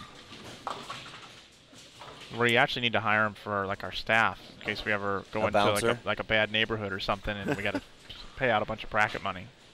So Dell's got his hands full right now with Rob Gottschall. He's up on the right lane on 37 and 8. He's on 3 in a row, and it looks like another solid shot. So there's the hand bone for Rob against Dell. Rob Sona disturbed right now, which seemed to be one of the balls of choice yesterday. I think I saw more disturbs going down the lane yesterday than any other ball. So it was a pretty popular option all day yesterday.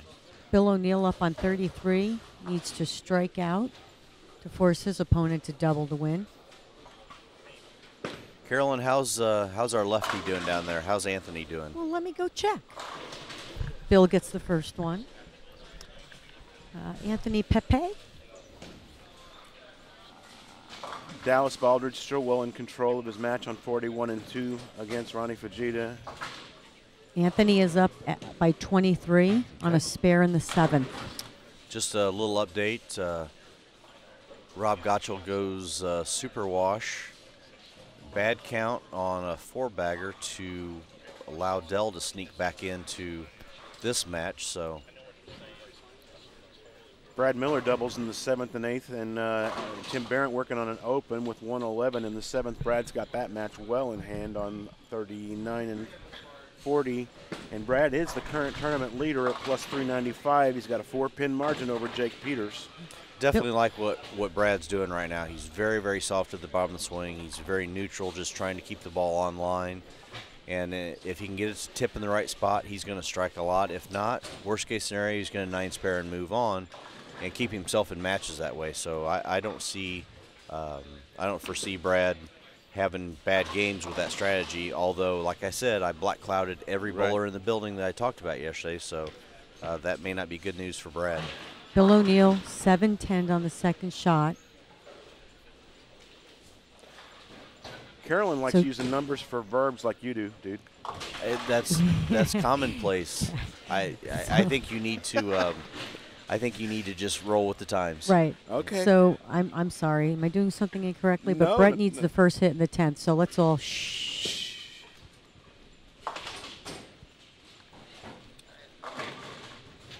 Okay, that's a winner for Brett. Get a glance down there on Jake Peters and see what's happening in his match, if you would, please. Carolyn, Yes, I'm on my way. I will let you know that we had a message in the chat room saying that CDB is the greatest woman bowler ever. and that question actually got brought up to me last night, and I have to be honest, it was a tie between you and Leanne, only because I've had a crush on Leanne since I was 12.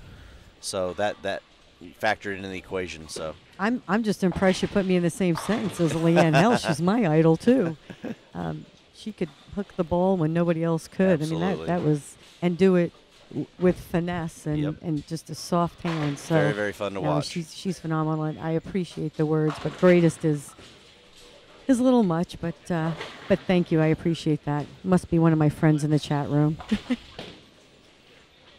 I'm just sitting here in awe as I click through the cameras. I can't believe that this product has got you guys on this broadcast here as we dial in the top 16, and then we got Randy Peterson coming up a little bit later. It's almost like a dream, you know. I mean, I really can't get over it, and I appreciate all the big names that have come out to support this event.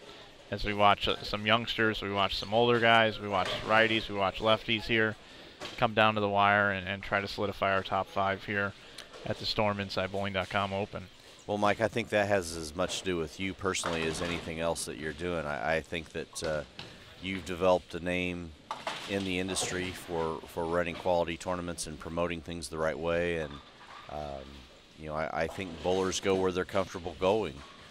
Yeah, the money on top is always a bonus, and you're going to get a lot of people that show up, just strictly for the prize fund. But you put it on an event like this, and the quality bowlers are going to show up to support it. So, that, like I said, that has much to do with you as anything else. Lane 27 and 28, Justin and Tommy. Pair not looking very friendly. And Justin just washed out on the right. That's kind of funny because that's the pair that Dell and Brad just went 240, 250 on. Yeah, so they're not making it look pretty, but it's about a 15-pin match. That just tells you that the subtle differences between each bowler physically really is dictating how each pair is playing, not necessarily the pair dictating how guys are bowling. Brad Miller has a chance to double in the 10th for 230 here and try to hold on to that lead that he's got in the tournament right now. Comes up light and swishes a 7 out. That's a good shot. But again, like I said, what he's doing right now is absolutely the perfect game plan, and it's not going to get him into any trouble. So Medina down by 22 going into the 10th frame. Rob Gottschall comes up light again on 37 where he left that mess 2 frames ago. Letting Dell back in the match, it looks like a little bit here.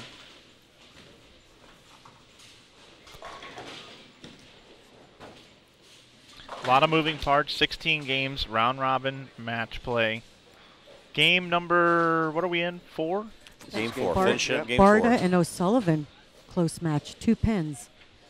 2 pins, both working on a spare in the 9th frame. Sorry, I had to veer over to my husband who was venting to me because he left a stone 9, I believe. Billy, if I remember correctly, C squad finished up right around 2:15, 2:30 this morning. So, But we were sitting around waiting for the final scores to come out so that we knew who cashed and who made the top 16. And we still had how many? 149 viewers at like 2:45 in the morning. yeah, exactly. And it was a lot of fun. Outrageous. We were telling them all to go to bed, and they didn't want to listen to us.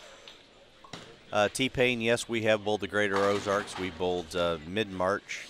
I bowl next weekend. We actually had some scheduling conflicts with Chris Johnson and myself for our USBC dates, so we had to move our times up, and we didn't bowl very well this year. We struggled a little bit in all 3 sets. None of us really had any big numbers. We kind of grinded every set between 640 and 680, 690, so we definitely didn't put up much as far as numbers this year. Mike, does Bill Utough have a squad down there at Ozarks as well? He does. I bowl the same weekend, but I bowl with the Orphs. Okay. David O'Sullivan getting the first hit in the 10th. If he strikes out 233, his opponent can strike out for 231. You'll see his ball travel down the lane here on the left side of your screen. That's a strike. We also get a look at Delmas here on lane 38, trying to close out this game against Rob Gottschall. Staying clean, he'll do it. Little swish 7 there. Yeah. Good quality shot. 206, that's enough. That's enough for the win. Now he's going to make the spare and get some extra pins for himself. Tim Barrett taking a little bit of time on the spare, the 7 pin that he almost looked to smash 7-9 on the shot, and trying to regroup a little bit and figure out what's going on with his ball reaction out there. I think a couple of things are happening. You're starting to see some frustration set in. You know, we're already a quarter of the way done with match play, so guys that feel like their ball reaction isn't very good are starting to get a little frustrated. And I think, you know, Carolyn mentioned it earlier, I think some fatigue setting in. Crucial shot on 31 and 32. Anthony Was that Pepe. Anthony? Yeah. Needed to mark, and he It's the opposite of the 2-8-10. 3-7-9. And that will, even if he makes it and strikes 213, he'd lose by a pin. Anthony's in 6th place right now and moving the wrong way in the standings the way it looks. Okay, going back down to 27 and 28. Ooh, 9-pin match. Getting a little closer here in the 9th frame. Good shot for Dell on the fill ball. That gives him the win over Rob Gottschall in game 4. Brad Miller 227, Tim Barrett 170 on lanes 39 and 40s. So Brad Miller keeps plugging along right now, staying clean, picking up a few doubles here and there, winning matches, and looks like he may maintain his lead going into game 5. Carolyn, if you can see, what's the Jake Peters match look like? Well, I'm down here on 27-28 right now. Justin, if he spares this, they have a 9-pin match going into the 10th frame.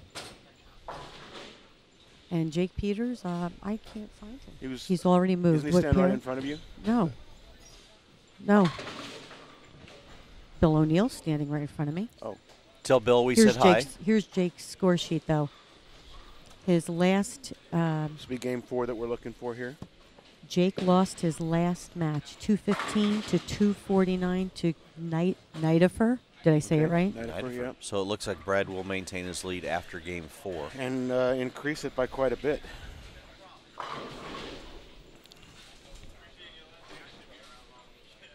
So once again, just to pay the bills, thank you to Storm Bowling Products for all the help and support for this event.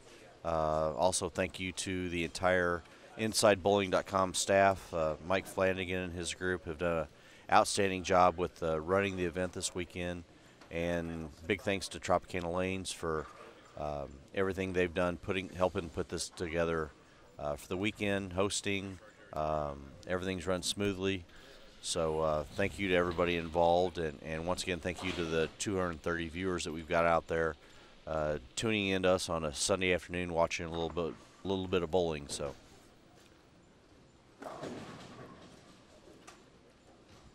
And since I'm the roving reporter, I can thank Rotogrip. I'm the little Rotogrip girl here today. Okay, 10th frame. Justin strikes, forces his opponent to throw the first hit for the win. Did he fall off that shot? Almost looked like he had balance problems at the line. Billy Ray, that's a question that can't answer at this moment. You'll know more soon, so be watching for that. How political, Jeff? It's my middle name.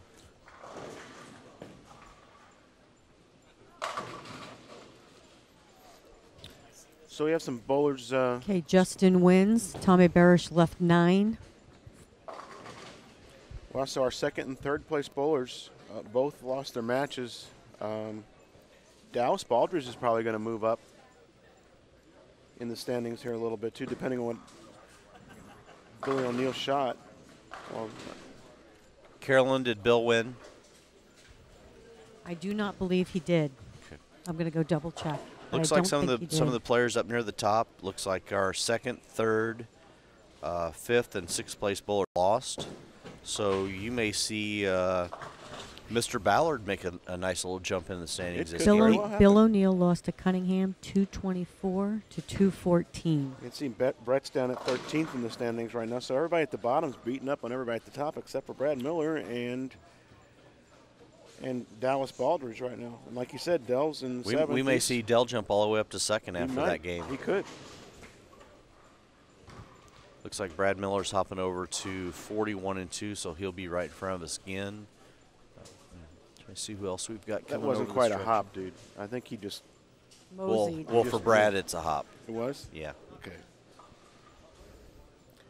Tim Barrett throwing his second shot on 37 and 8. He carried wanted a flat 10, and the 6 just fell right into the 10. But he starts with a double, which has got to be a little bit better mindset for him at this point. He had a tough time on 39 and 40 that he just left, and Looks like we've got another superstar in the chat with Mike Maximin joining us. So, morning, Mike.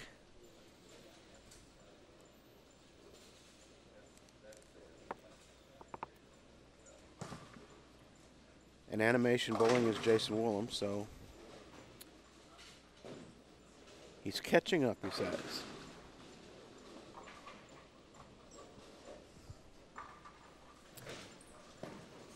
Tim Barrett up on chance for 3 in a row and smashes a 7-pin. And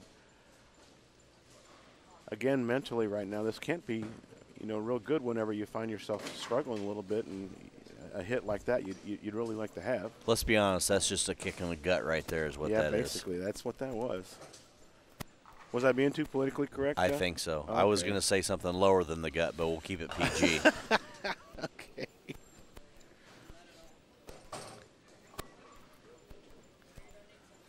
So Brad Miller is facing Antonio Medina on 41 and 2. El Wapo throwing a rain of power on 42 and makes a good shot.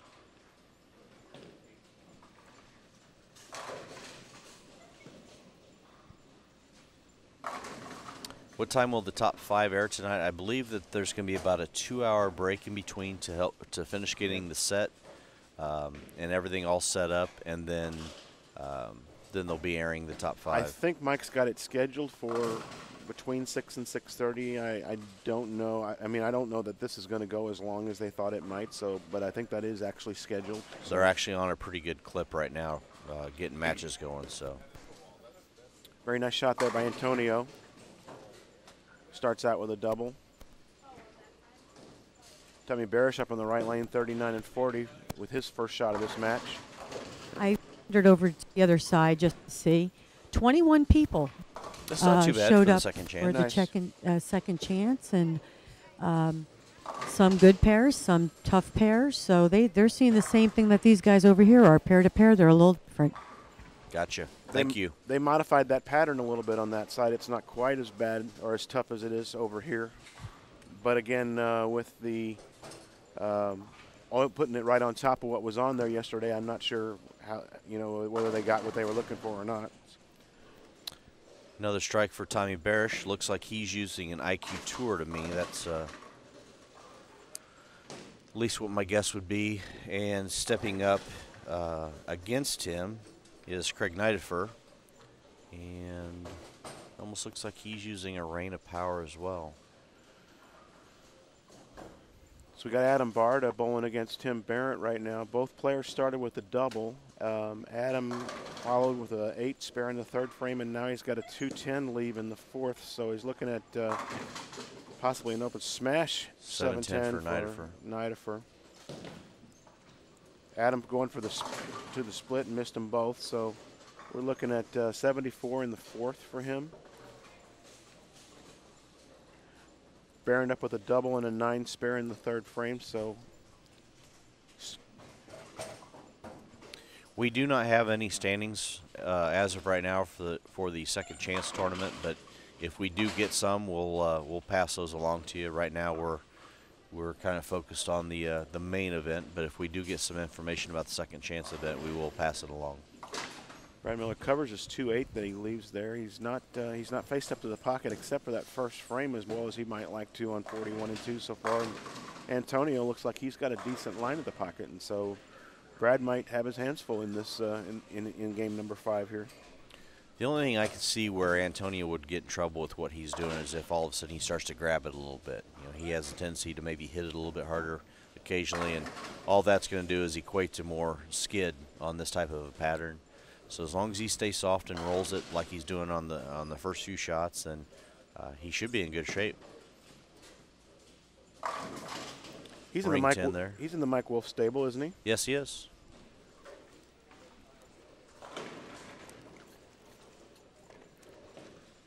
Well, if he grabs it, he certainly didn't learn it from Mike Wolf. Absolutely not. You know, Mike was another one last night that surprised to see him struggle. He's somebody that likes to play the lanes the way that this pattern dictated.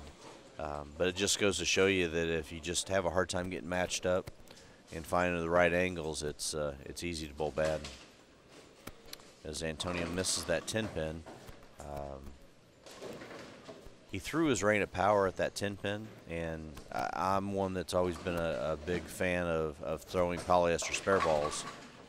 Because to me, no matter what the pattern is, no matter how much volume, how long it is, it's so easy to see a reactive bowling ball hook, no matter how straight you try and throw it. And then you feel like you have to throw it absolutely perfect to make that spare, where try and take some of that mistake room out of play. So that's just my opinion. Barish almost smashes his 7-10 on 40, and the 10 falls out late, so he's got just the 7-pin to shoot at on a double to start the game. We've actually seen that a lot on lane 40. The match that Dell bowled on this lane, he 7-10 once, almost 7-10 again. Nidifer just 7-10 on that lane, so very possible it could be something going on with the rack on that pair. Yeah. Getting some updates in the second chance tournament. Like I said, 21 entries. They're paying $650. I think it was $450, $350, $250, $200, and they're getting me some standings right now. Okay, great. Thanks, Carolyn. And it actually looks like everybody on the other side is playing it more like that first round. They're chasing it right instead of Starting what to we saw on the left. exactly. Less bowlers, of course. Maybe bowlers that didn't play the lanes right. You know, there's a lot of factors on that too. But like you said, also with the pattern being modified, it could be a little different. Right. Correct. Brad Miller comes up, sends a messenger toward the 10. The messenger misses it totally, so he's just been on a little bit of a walkabout, and now he's back to throwing at his spare. I didn't know Brad was Australian, mate. Australian? If he's on a walkabout. Good day. Good day.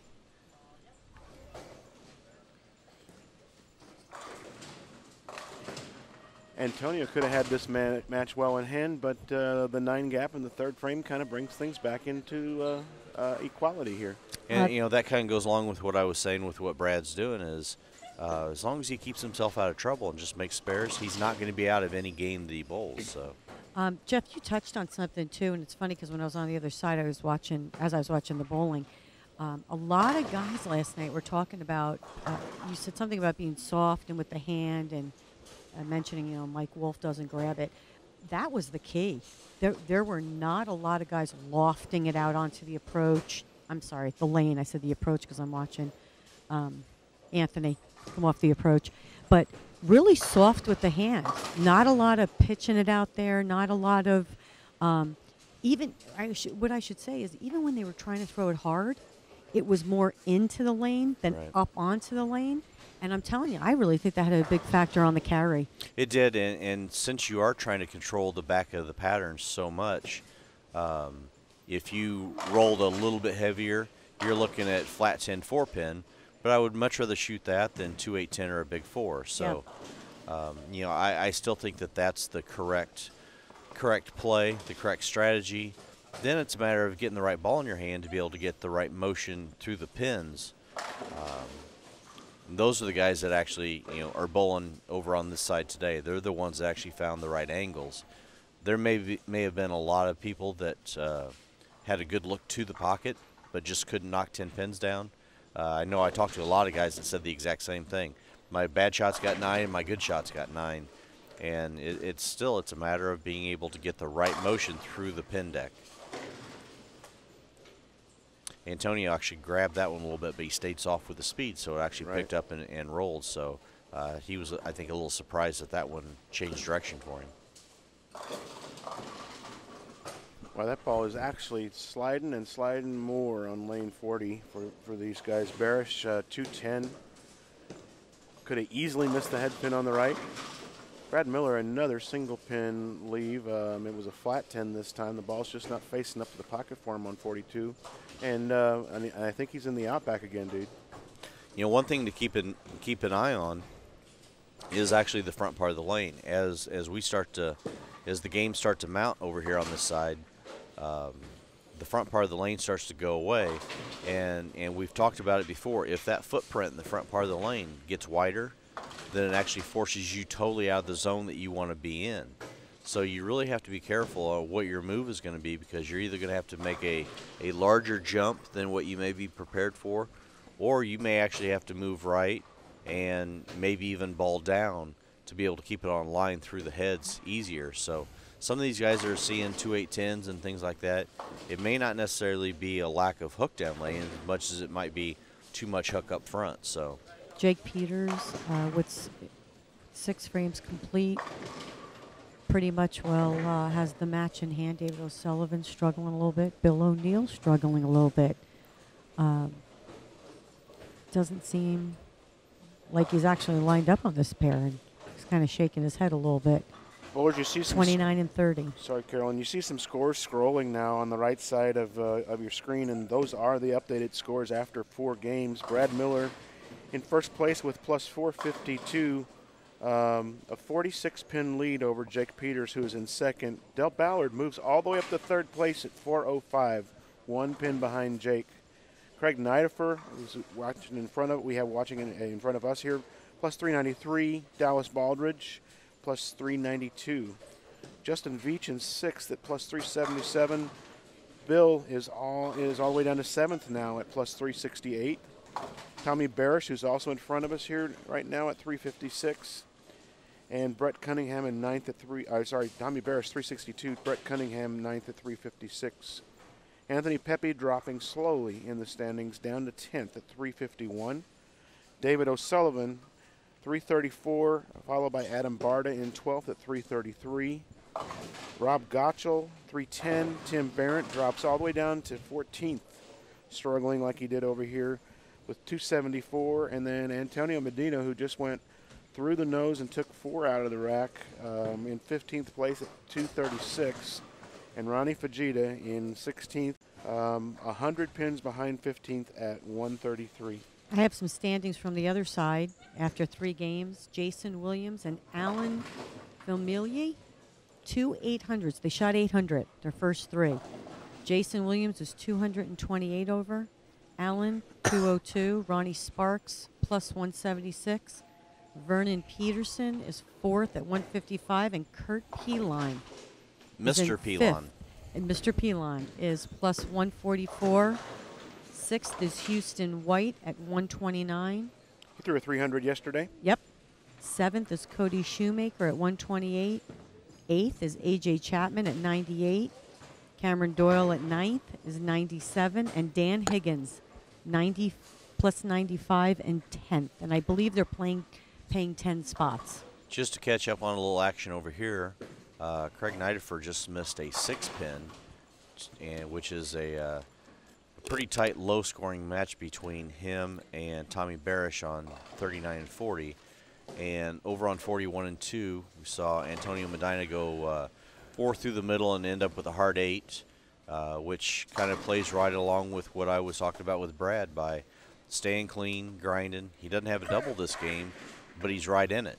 You know, Antonio's missed a spare and left a split. So even though Brad may not be bowling great this game, he's right in the match. And all he needs is a couple of hits here and there, and then he can walk away with the 30 bonus pins. So You have wisdom beyond your years, dude. I have a lot of years, dude. Not as many as you, but I do have a lot of years. Bill O'Neill still struggling a little bit on 29-30, just spared the 3-6. That spare's like kryptonite for me. I would rather shoot a big 4 than a 3-6 or 3-6-10. Dell on a 5-bagger over Anthony Pepe. That Dell guy's pretty good. I gotta have to tell say you, it. I'm telling you, boy, you know, all that hard work I've put in with him and on that mental game and working on the physical game has really paid off. I think he likes how it feels in the top 5 right now. I'm telling you, he just, you know what he's thinking? He's thinking, she thinks she's the only one that's tough in this family. Yeah, watch me, girlie. I'm telling you, that's what's going through his mind. Because anytime he can just shove it in my face, and you know what? I'm all on board, baby. I'm all on board. You know, from what I've been seeing lately is you two may end up being the second, third most talented in the family before too much longer. Your daughter's getting pretty good on the mat. Oh, yeah. Did you see my little girlie, 109 yesterday, making her spares and her follow-through, swinging that arm. I'm talking about with gymnastics, though. And the gymnastics, too. Yeah, she's impressive. Yes, thank you. She's doing really well. We're very proud. And, Awesome. and you know, I know this doesn't have anything to do with bowling. In a roundabout way it does. But, you know, I know they're listening. And we need to just send a big, big thanks to our support system, Dave and Vicki Smith, who absolutely treat Alyssa like she's their daughter, and we wouldn't be able to do what we continue to do if it wasn't for the support we get at home with Elizabeth and Alberto Salcedo and Andrea and Paul Fleming, and I mean, we just have a great support system, and I'll tell you can't do it without good friends. Absolutely, that's very, very important, and I'm sure a lot of the bowlers here have families at home and kids, and they travel a lot. I know I went through the exact same thing. That was the main reason why I went ahead to retire, is just to go home and spend more time with the kids. So I totally understand that, and I'm sure everybody here, almost to a bowler, could say the exact same thing. So. And actually, to end on a funny note, I will tell you, when she really started to realize, that mommy and daddy were pretty good bowlers and, made TV, she thought it was really cool to go watch. I had been on TV a little more since her days than Dell, and she would think it was so cool. Now we get ready to go bowling, and this is what we get. All right, make as much money as you can for that pool. Very nice. God love her. Antonio smashes out the 10-pin in the first ball of the 10th, and that's probably going to lock the match up against Brad Miller. Well, it looks like he needs this one to lock up the match, I believe. So what's that, 30? Yeah, because if he goes 8 spare here, could be a tie. It could be a tie, as I Bo think Burton Jake would Peters. say. I think Jake Peters' match is pretty much locked up if he stays clean in this 9th frame. He's good against David O'Sullivan. Could be a lead change again then, because Brad, even if he strikes out, it's only going to be 2-teen. And Bill O'Neill and Dallas both struggling on the pair. Antonio strikes to lock up that match against Brad Miller, so we will have a new leader after Game 5. 1-pin match between Bill O'Neill and Dallas. And down here on 27 and 28, Bob Gottschall is basically in the command of that match. Triple, spare, triple. And that's a triple spare ham bone. So you get so a good he's look pretty at, much well locked that match right up. Got a good look at Jake Peters on that shot, so he's definitely starting to settle in a little bit more than what we saw down here when he was struggling a little bit. So Tim Barrett comes back and wins this match on 37 and 8. And I forgot who he was bowling. There's some bowlers milling around. Is he bowling Adam? Was he bowling? He might have been bowling Adam. So if that's the case, then Adam looks like 187 for him. And Tim's looking at 236 if he strikes on this ball. Looks like Brad just made a ball change a few shots ago. He went from a Nexus Solid to a Defiant Soul. Looks like he's trying to create a little bit more angle to go through the pins the right way. So still basically using the same strategy, just trying to tweak it a little bit here and there. Bear's shaking his head because he knows what would happen if he could have found something on the right lane there. He's got a really nice shot on lane 39, and Jake Peters going at a 246, just stone 8s in the 10th, but definitely has the match and well in hand. that's going to be quite the difference in standings now with Jake leapfrogging Brad here, and Brad looking at a 190 loss. Yeah, it looks like Jake's going to have at least an 80-plus pin lead going into the next game. For those of you out in the chat, once again, if you have any questions or anything you'd like to ask myself or Dennis, feel free to shoot those questions in here. We will do our best to answer them for you, even if you happen to have a question for Matt. Or me. Or Carolyn. Carolyn, you've been getting a lot of love, by the way. A lot of "you're the greatest bowler in the world" type of thing. And I didn't ask the question, but someone earlier, it was a little while ago in the chat, said that you were the greatest, and they'd followed your career over the years and actually coined a nickname for you, but they didn't tell us what it was. In the chat. They coined a nickname for me. Oh, Right. God. I don't know. You know, I've had some moments throughout the years. It could be anything. I've heard a few nicknames for you, but I can't. This is a family program. Yeah, the family program. We're on the airwaves. Let's behave. Last night at 2:30, we decided. Yes, because we figured that after midnight, the PG tag went away. It's popping up here in the chat now. The Fierce Lioness is what he calls you. The Fierce Lioness. I've also, Randy Peterson calls me a honey badger. Right. A little worried about that one, but that's, you know, hey, look, I'll go with it. Okay, Del Ballard winner, 246. Bill O'Neill coming through with a late double to take a lead. We just had a question: is Dell the oldest qualifier? I believe so. I don't see. I can't imagine anybody else. Yeah, I think I'm he's looking around there. Yeah, he's definitely the oldest qualifier. Yes. But see, now you know what? That brings up another subject. What is one of the greatest things about the sport of bowling? There is no age limit. There is no age, race, size, you name it. All those variables get thrown out of play. Right. So if you actually keep yourself in shape and you work at your game and try to keep up with the times, you still can be competitive. Well, I tell you what, one thing that we talked a lot about last night was the experience factor with a lot of the top amateur players, and then even somebody like Del, where there probably isn't much that he's never seen in the sport.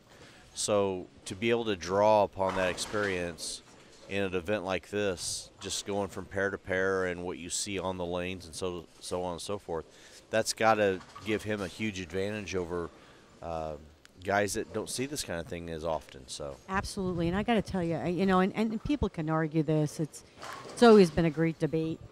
I still to this day believe that this game is more mental than physical. I have seen people do the most amazing things where you would look at them and say they don't seem like they have a lot of natural talent, or it may not look pretty, but man, they get the job done. And I think that's mental toughness. It is. So you're saying 80% mental and 50% physical? No, I actually think it's 100. I think it's 100% mental, and then your physical game just enhances what you think. I mean, confidence does so much. I mean, it Absolutely. really does. I mean, you know, it's one of those things. If people tell you you're not good, you're going to believe you're not good. If people tell you you're good, you're going to believe you're good. It's mental is just such a key factor in athletics. It really is. You know, one area that I really push the confidence issue is spare shooting. You see a lot of people that say struggle with 7s or 10s, and they talk themselves into missing it instead of talking themselves into making it. Good example. And, I constantly talk about when you leave a 10-pin, your focus is immediately to make the spare and move on. Don't dwell on the fact that you made it. Don't dwell or that you left it. Don't dwell upon the fact that you've missed 3 in a row. simply just go up there and expect that you're going to make it and move on, and then you won't miss another one the rest of the day. So confidence is a huge, huge issue. Carolyn, I will tell you from the age perspective, it's happened a couple of times over the last 2 or 3 years where I found myself the oldest qualifier in a tournament, and I'll admit there's a little bit of a pride in that, and there has to be for him out there against this field. And also the people that aren't bowling right now, the people that are not here.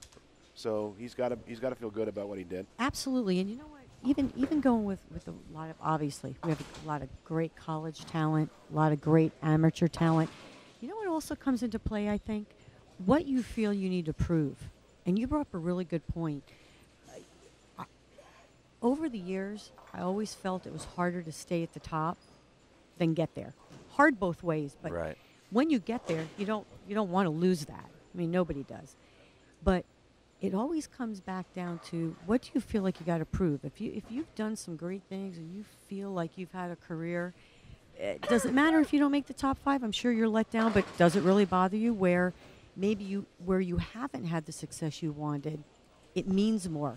There's always that great debate, and I think just it goes back to when you're a competitor, whether you've had success or not, you just can't take that competitive nature out of you. You know, I think you still have to compete with a chip on your shoulder. No matter what you're doing, you still have to have a little bit of that edge, that confidence, that swagger, so to speak, that in your mind you may just simply have to think that you're the best and nobody can beat you. Absolutely.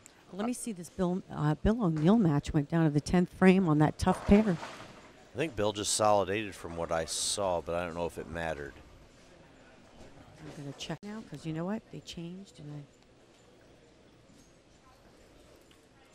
Jeff, you may be the only one who doesn't Bill feel. O'Neill won 178 One, to 157. wow. Gotcha. Thanks. Wow. That was a tough pair.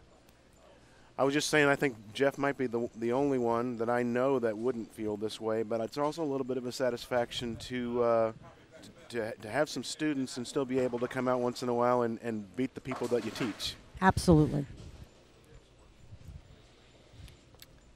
Well, for me, kind of in an unusual situation of, I worked very, very hard for over 10 years to accomplish a goal, and that was to win a PBA title. And the downside to that was literally the second that I won, I think I lost my fire.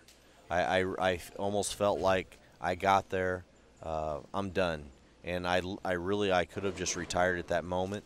I stayed out for another year and a half. But I really think I lost my fire, and part of that is the reason why I didn't bowl this weekend. I really enjoy team bowling. I love bowling doubles and things like that. It's hard to keep my attention when I'm bowling as a single now, especially for 8 games. I have what I call bowling ADD. I'll be in the middle of my third step, and it'll be, hey, look, pretty bird, and I lose total concentration, and I'm not sharp anymore when I'm bowling by myself. So, I still love the sport. I still support the sport, but I just don't have that desire to compete at a high level anymore as an individual. So, You'll be back. Can you? I'm getting people texting me actually. Can you just give the information where people can go to watch the live streaming, please? It is InsideBowling.com. in the Inside Bowling TV tab on the website. There's actually a direct link. It's InsideBowling.tv will take you directly to the page. So there's no, you don't have to go navigating through menus or anything like that. Thank you, So Matt. they put That'll in help. Inside Bowling TV. Yeah, TV. InsideBowling.tv. InsideBowling.tv. Okay, And- just want to make sure I'm passing this along. And on that screen will be the live stream of what you're seeing in front of us. Okay. Also the place to enter the chat, and down at the bottom will be the scrolling scores, so you can keep up to date as to what's going on. As the scores get updated in the office, they're updated on the computer, and you will see them as we see them. We just had a request in the chat to check out Tommy Barish some. He's actually on lanes 41 and 2 right in front of us right now, so you'll get to see him throw a few shots this game. He left a solid 9 on the first ball of this game on lane 42 up against Bill O'Neill, as a matter of fact. So this is going to be a good match to watch. And over on, where are we at? Down on 31 and 2, we have Dell, and it looks to me like Dallas Baldridge down there with Dell. I Yes. think. Yeah. Yes. David O'Sullivan to the left. Bard is down there. And once again, just to mention, nice to see David O'Sullivan on his bright purple high five jersey. He's got the big TR patch, the big Tony Reyes patch, and we talked a little bit about that this morning. Huge loss not only to the sport of bowling, but to just everybody in general. There was not many people that I've known over the course of my life that were better human beings than Tony Reyes, and we lost him. That was a tragic blow to all of us that knew him, and a lot of people, a lot of the bowling industry has gotten behind the Tony Reyes Fund, and they're doing some great things for that. So make sure you support that if you get a chance, and it's always nice to see the guys wear the patches and support something like that. So.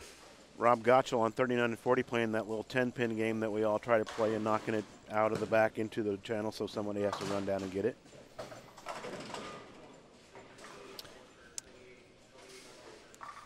Carolyn, what are you seeing out of our lone lefty with Anthony? Is he starting to kind of pull things together a little bit? I know he's been dropping a little bit in the standings. I had him pegged to run away with this morning, but we just haven't seen that yet. He struggled a little bit on the last pair and started out this game with a double.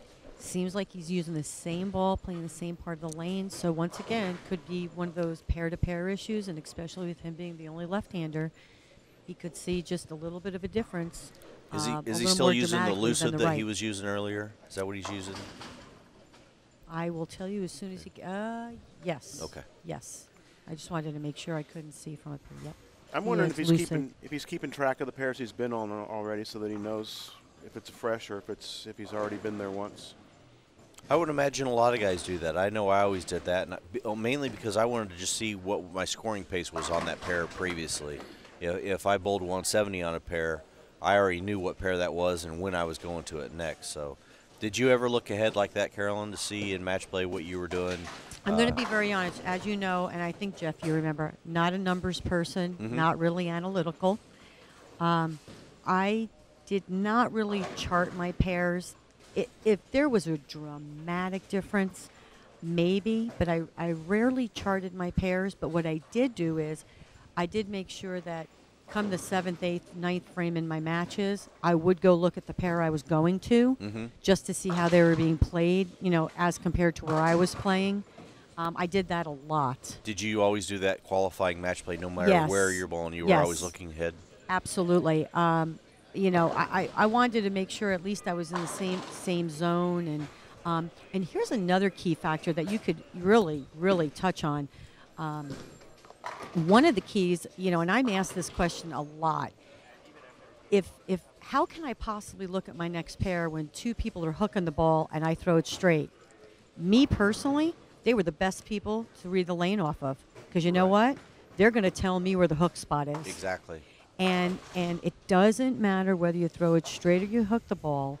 You're looking at the break point. You're looking at where that ball is starting to make that move to the pocket. And it didn't matter who was on the pair. I'm watching the motion of their ball and where it's getting to the pocket, and then I would adjust where I needed to be to get to that spot. Right, that's a great point. And a lot of people, they hook it. I can't watch them. Exactly. No, actually, they're the best people to watch, especially if you throw it straight. Looks like Tommy Barish has switched to a sink, and he strikes on lane 42. He's looking to get something going. He's kind of still hanging around the top 5 area. So Dell's going to throw a shot here on 31 and 2, I believe, and then we'll come back down here and watch Tommy Barish throw his 4th frame. He just stoned 9 on the last shot and struck. Down on 27 and 28, someone's got the front 4 or 5. Here's Tommy Barish throwing on lane 41. Started out with 2 9 counts, spared them both, striking the 3rd frame, and he's bowling in the 4th. And it slides, scoots the 4 out of position a little bit. 2, 4, 8 spare combination left. Again, we see that same type of reaction where you get just a little bit firm with the bottom and the ball just kind of hydroplanes through the back part of the lane. and never wants to pick up a roll. Nidifer has the front 5 down on 27 and 28. If I had said that, he would have no chance of getting the 6th one. Kiss of death. Yes. Nice shot by Rob Gottschall on lane 39. He's on a turkey after having a strike spare to begin his match. He's in the 5th frame. Antonio Medina's hanging tough, though. He's got a spare in the 1st frame and 3 in a row up after that. So this is a tight match on what's been a little more of a difficult pair here lately, especially lane 40. Well, again, you know, even all the way down to this was after 4 games, but you know, Rob was about 140 pins out of the lead, but still, there's plenty of time to make up that amount of ground. Nice shot by Antonio. You pop a couple good games with your bonus pins in there, and you're right back in it. So all it takes is just a little bit of a look and maybe a couple good breaks here and there. Trip one of those key Tommy Jones 2 pins, and then get yourself heading in the right direction. Hambone, Jeff. Hambone alert. Hambone alert.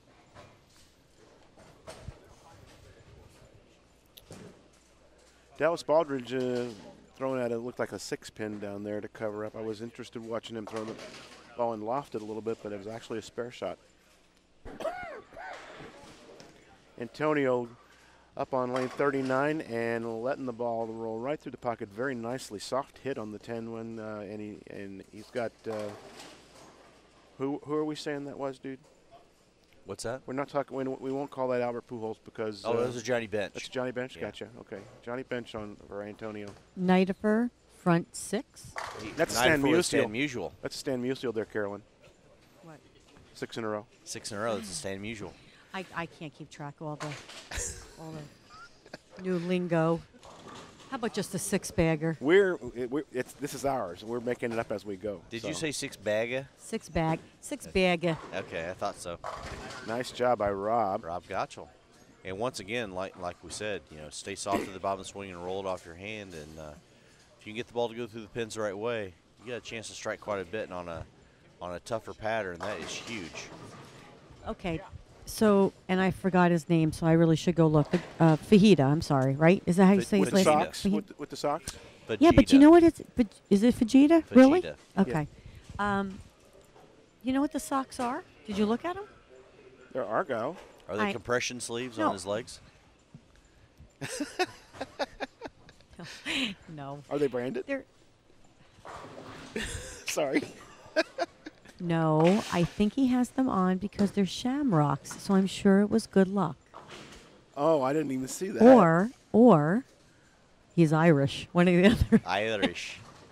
Lucky the Irish. Do we have to do the ole, ole, ole, ole? think so. That's Spanish, and Oh, it is? Irish is the jig, but that's okay. We'll get back to that. Do you think, is he wiry? He's wiry, dude. Yes, he is.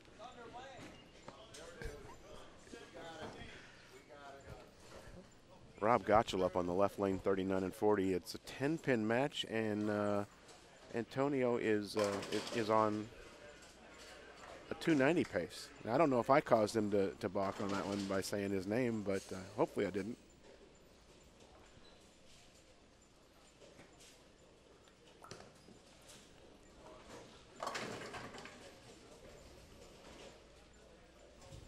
String has ended on 27 and 28, but he's definitely in the lead of that match.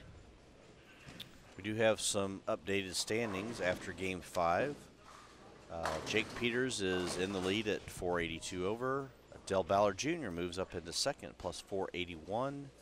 Brad Miller, third place, 447. Tommy Barish in fourth place, plus 418. And Rob Gottschall in fifth at 398. So we've got your scores will be updating soon on the screen, if they haven't been already. Should be already there, dude.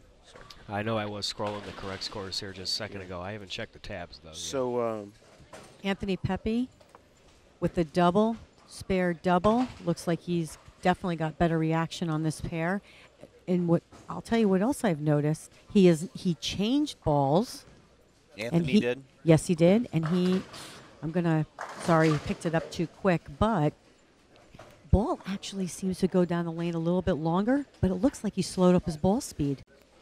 So he possibly balled down and is just getting a little softer. with it. Exactly. I'm gonna look. That's the ball he was using. Sounds like that's the ball he was using in the first game on 39 and 40. He didn't like that look that he had from that ball on 41 and 2 whenever he got over here to the end pair, and then it seemed like he stayed with the other one for the rest of the day until now going back to the original one. So I'm gonna look right here, what it is coming out. Tropical breeze, maybe. It could be a Or tropical heat. breeze. Yes, I'm gonna. That's a huge It's a higher. difference. That's correct. That's why a I huge difference going from a lucid all the way down to a Yes, tropical. but remember I was talking to you about last night's C Squad? I saw a lot of guys ball up and use surface on it. To get it slow down. Yes, yes, and still clear the fronts a little bit so they could stay in that early hook area. And it worked. There were a couple people that really bombed them. wow, Antonio Medina's trying to be a force here, playing with a couple of the guys that are actually fighting for top 5 spots here. Rob Gottschall has his hands full. Antonio's got them all except for the first one, and they're in the 9th frame. Looks like Antonio has a John Elway going right now. So if he gets one more, that'll be a Cal Ripken. I like it. Hey, guys, just a reminder here, we do have social media going on. If you get a chance to go out on Facebook, you can see we just posted a picture of Ballard Jr. throwing a strike with his Disturbed as he's made a move into second place. Also, make sure if you don't like us on Facebook, you also follow us on Twitter and you give us a subscribe on YouTube, as all of this coverage from all weekend will be archived on YouTube over the next couple of days online. So for those of you that want some interesting entertainment, you can go back and listen to last night's coverage at 2 o'clock in the morning and hear some of the insane commentary that we had going on. So when we were trying to fill some time, so David O'Sullivan has his match in hand. Nidifer, well in hand. Tommy Barisham on 27-28. 41. Wow. Looks like he made another ball change. He's just kind of searching for something to get the right angle. He's got the same problem here that Brad Miller had in the game before, in contention, and only able to keep things clean while his opponent's bowling. Well, Bill's fairly loose anyways, but he's bowling well over here and figured something out that nobody else has been able to figure out. I'll tell you what, guys, I just can't knock the smile off of my face as every time I look down and I see Carolyn. She's down there. She's always in these little areas. Like earlier when she was giving her report, she was all the way on the end pair, and she's talking all soft because I know the bowler's up on the approach. It's so hilarious. This is like my dream broadcast booth here. You guys just got it dialed in, and I just couldn't be happier as I'm listening to the back channel the whole time. You guys are just killing it. I hope the folks in the chat are really enjoying this. This is a real treat for me to even listen to, being here running the tournament. Well, this is just way too much fun, so.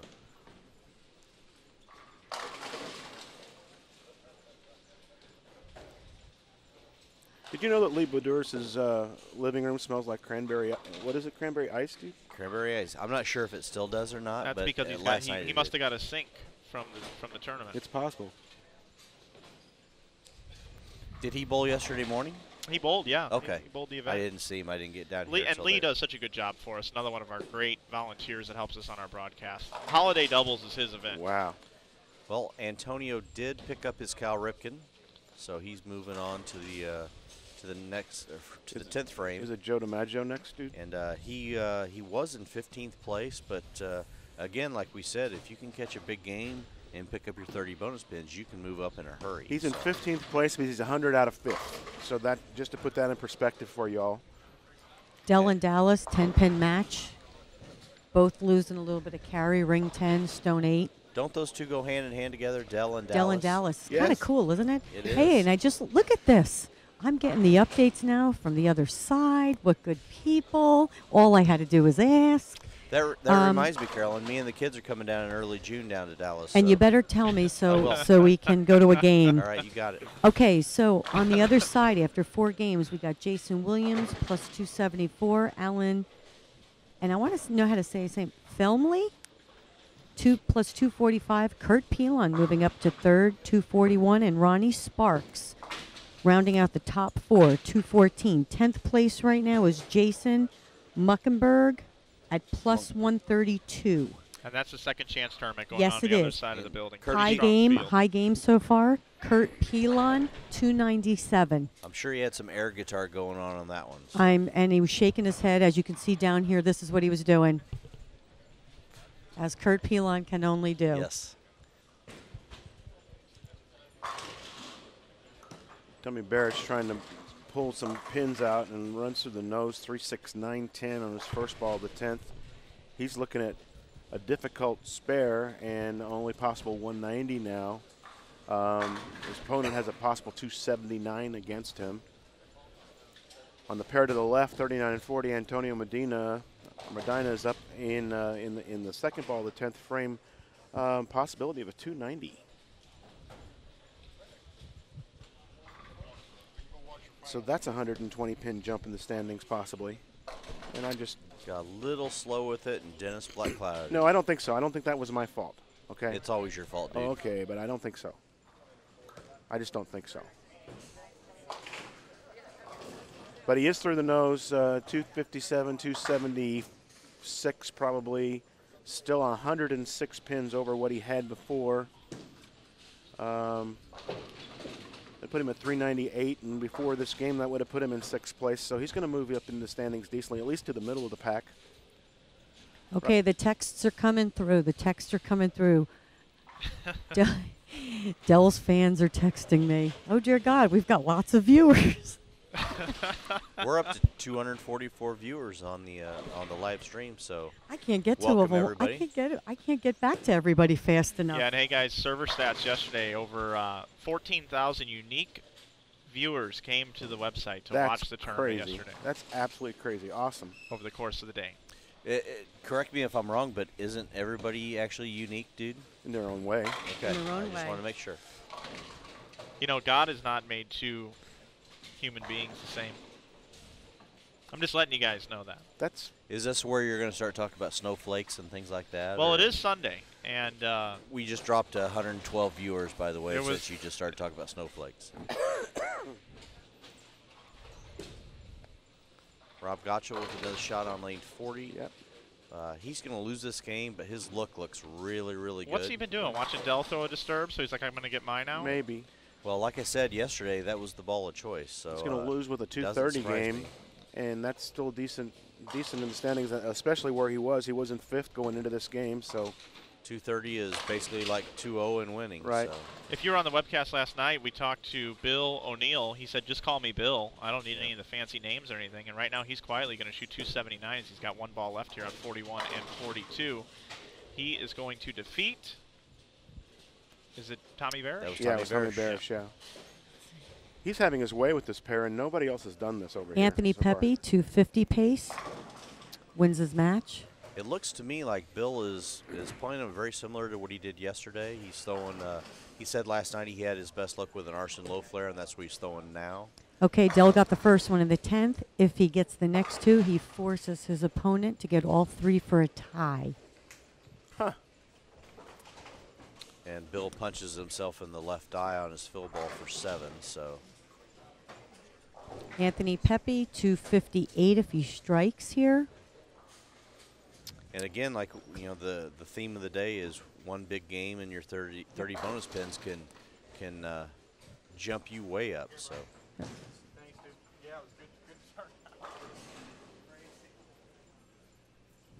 Okay, Anthony Pepe, Reign of Power. Oh, okay. Couldn't see, that makes sorry. that makes a little bit more sense Right. going from Elucid. So. Right. And I apologize. I couldn't see it. Every time it came back in the ball return, the label was down. And it surprised me that he's not throwing a high road, because I don't know if I've ever seen him throw anything other than a high road. So Dell got the next one, so he needs them all on this, like I said, this shot to make Dallas strike out for a tie. We have, and he gets it. Awesome. yeah, little dance and moves from Dell. Somebody's playing ABBA in his head right now, I think. So we have at least a tie, huh? Yep. So Dallas has to strike out to force the tie, correct? Jake Peters up by 10, going into the 9th frame.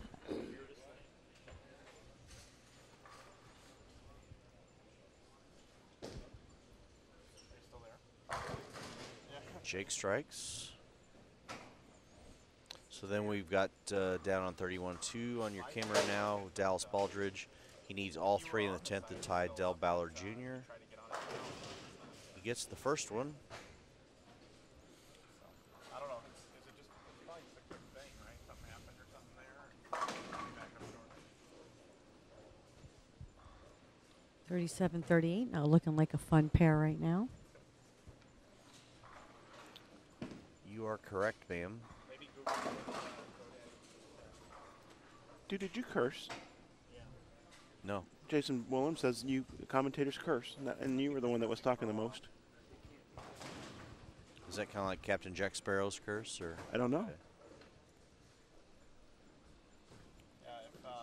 When you get here, if you want to text me, I'll bring it up. Timmy Barron's lost a little bit of his reaction. Definitely doesn't have what he had yesterday going on.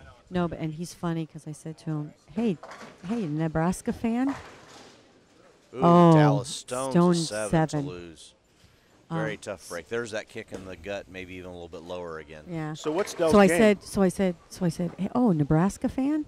You know, just as a joke. And he looks at me and goes, well, you know, I went to school there. I looked at him and I said, really? No kidding. He was so funny. What was Dell's game? Dell's game. Well, let me get right on that. Thanks. Oh, 205 to 195. And Jake Peters is shooting. Jake Peters is going to shoot 194 if he strikes, which now will force his opponent to at least get the first 2. If opponent strikes out, he shoots 200 even. This is important, Carolyn, because Looks like Dell's going to the Dell lead. could be the leader after this game, depending on the outcome of the match you're talking about right now. I know. I'm a little nervous. And You know, last like, time I know checked, that's not a I bad don't- spot to be in. No. No. A lot of games left. You know, I just That's all right, I'm but just trying to be seeing Dell's name unbiased. at the top of the leaderboard isn't Is a awesome. bad thing. Nobody expects unbiased. well, it's okay. It's the right thing to do.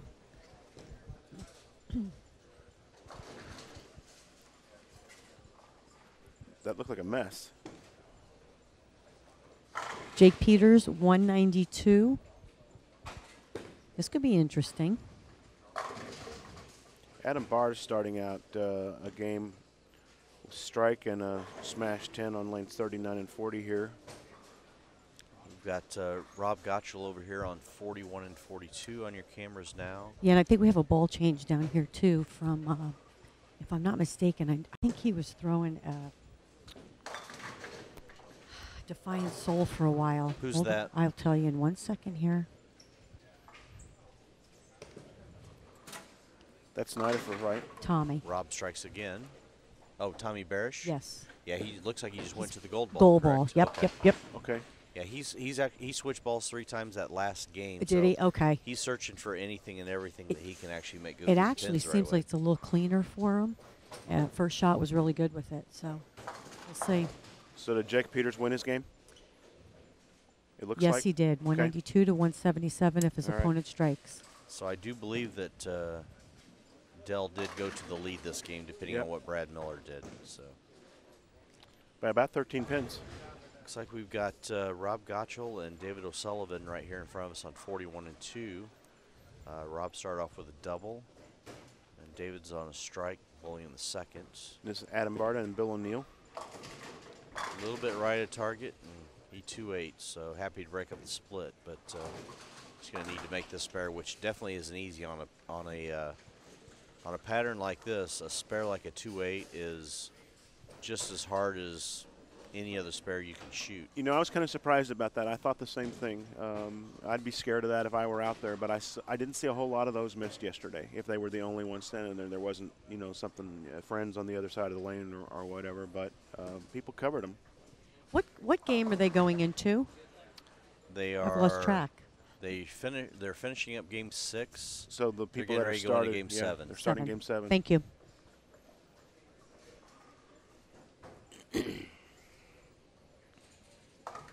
And David O'Sullivan misses it. Just as soon as I say that, he misses that spare.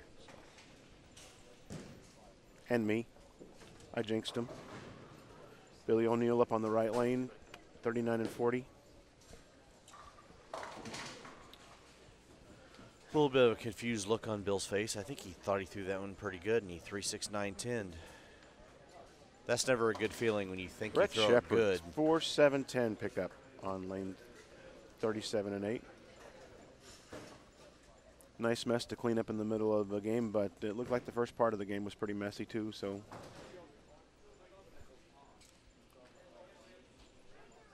The 3-6-9-10 may be one of the toughest splits in bowling.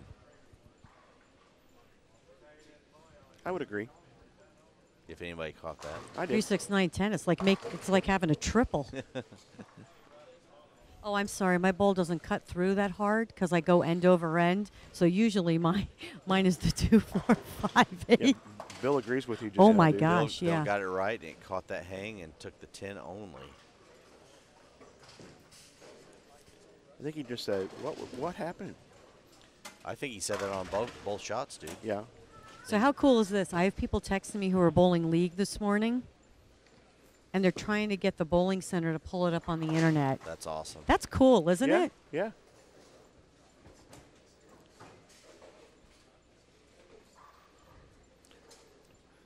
Yesterday morning on my drive up here, I listened on my iPhone. And I was totally content sitting at home in the living room watching this yesterday morning until Roger guilted me into driving down, and then I just hopped in the booth, and I think I've been here since. So Rob Gotchel up on lane 42, going for the turkey to start the game and smashes a 9-pin. this was an unusual weekend for us with no baseball games or practices or tournaments or anything like that. So. And Barta crunches the rack. Basically, the ball went just a little bit high, but got lucky and carried everything that could have been standing up there. And Ronnie Fujita up trying to string two here together and went through the nose 3-6-10 there. 37 and 8 is looking pretty ugly right now. Carolyn, you think the fatigue factor is starting to set in a little bit for some of the guys? Sorry about that. It could be, you know, like I said, late night, early morning, but there's still a lot of games. It could be more mental, you know, trying to figure it out, taking the time to just say, okay, a couple bad shots, I got to regroup because there's so many games left. But, yeah, it's definitely setting in. I mean, we're almost at the halfway point. Oh, we have another update from the other side. Same people in the top 5. Jason Williams now at 338. Kurt Pilon, second, 268. High game. Anthony Thompson, 299. 10th to cash. Cody Shoemaker, plus 173. Sounds like modified is the key to that pattern over there. I think so. Oh, man. 7-9 for Fujita. Fujita. Wow. Keep wanting to call him Scott Fujita, but that was the linebacker from the Saints. What number did he have on his back? I don't remember. Oh. It was in the 50s. So we can't use that for strikes? No, we can't. Okay. Bill O'Neill recovers from that disastrous third frame and strikes on lane 40 now. Still don't think he's quite happy with what he's seeing, but just keep grinding out there. Carolyn, we have a message from Gurley Ballard saying, "Yay, Daddy." So I told you they're all getting on. They are. We'll tell Girly, Daddy is doing very well, and you just he's- did. Yeah, you just did. oh, Carolyn. that's right, because she can hear me, right? Hear you Right. now. Hi, Girly. I guess I should get in front of the camera and wave for a minute, huh? Make sure you say hi to Mommy too. Yeah. No gymnastics or anything this weekend? No or- gymnastics. Her last meet was last weekend, so she's, like I said, she's with her Aunt Vicky and Uncle David, being spoiled, I might add. The way it should be. So she's like, and once again, like I said, bring money home for the pool. Aunt Yep. Vicky, she added in, and the hot tub, but you know who's counting? Absolutely. Well, David is definitely struggling over here on 41 and 42. He's strikes, miss spare, a split that he spared, strike, and a split once again. So Why isn't anybody bowling on 27, 28? Oh, never mind. I just was told why. And that would be? That would be, we're waiting on, I think someone had to have a bathroom run. Oh, gotcha. Never mind. You should I just shouldn't ask. Well, what the heck? It happens. Yeah, I mean, it there's does. 7 games in, for It God's does. sake. And You're they allowed to didn't- go. They didn't want to take a break after 8, so. Well, you know.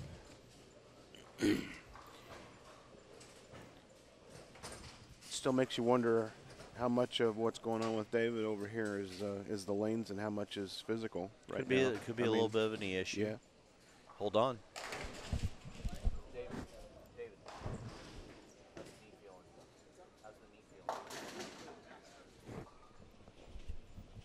I just asked him. He said the knee feels good. His back's starting to bother him a little bit. So it may be an issue where his knee was bothering him last night. He started favoring a little bit, and it could have actually gotten into his back. So definitely some grueling conditions, both mental and physical. So,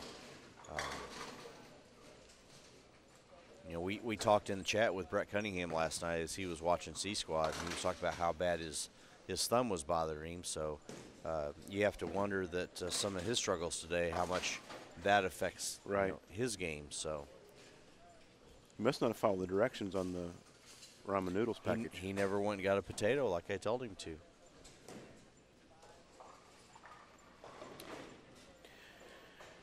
Got Rob Gottschall up on lane 41. He's struck every time on 41, struggled a little bit on 42. So once again, he strikes on 41. So he's definitely got a decent look. It's just going to be a matter of being able to repeat it well enough to strike.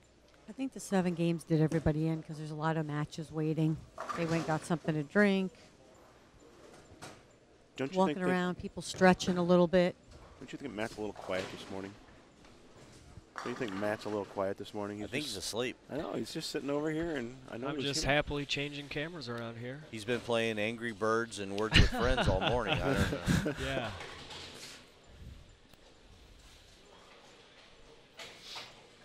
See how David's shot looks on 42 this time. Brad Miller, spare 5-bagger. Taking Brad- a commanding lead Yeah, in so his match on Brad's not done. 29-30. Not that I would expect him to be done, but he's not. Bill O'Neill with a Johnny bench, so he's definitely starting heading in the right direction. Wouldn't surprise me to see him make a run for the top here within a few games. I think I saw Brad power wash on that one. So Anthony 3 sevens on his first shot out of a little bit of a break in this game. So we're gonna have a few pair that are several frames behind. We had some guys take a short break either for a bathroom break or grab something to eat or drink or whatever. So we may have a little bit of a delay between this game and the next one. question in the chat about Adam Barta, how he's doing. He's bowling right out here in front of us right now. He's got 131 in the 7th with a strike up in the 8th, but he's got his hands full. With the real deal. With Yes, I said it. I think you're not allowed to say that, I dude. said It's it, though. Bill is in control here. 50 in the 3rd with an open there, but Johnny bench after that. So, well, technically, since Bill is a member of the Philadelphia Hitman, I think his middle name has to be changed to the. So we call him Bill the Fish or you know, something like that. So we'll have to work on that one for him. Adam Barta with a shot now on lane 39, and it's running up high like I've seen him do a number of times in this period.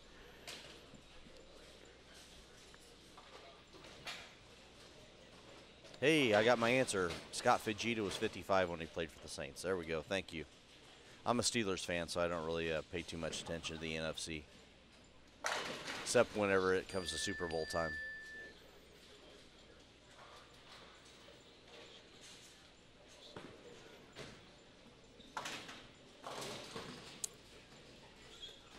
Adam almost slides by the 6 pin there, but covers the 610 for a spare.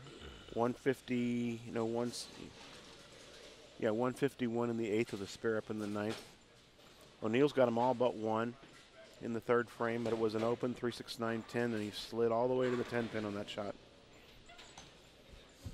Del Ballard making the ball change to the gold IQ.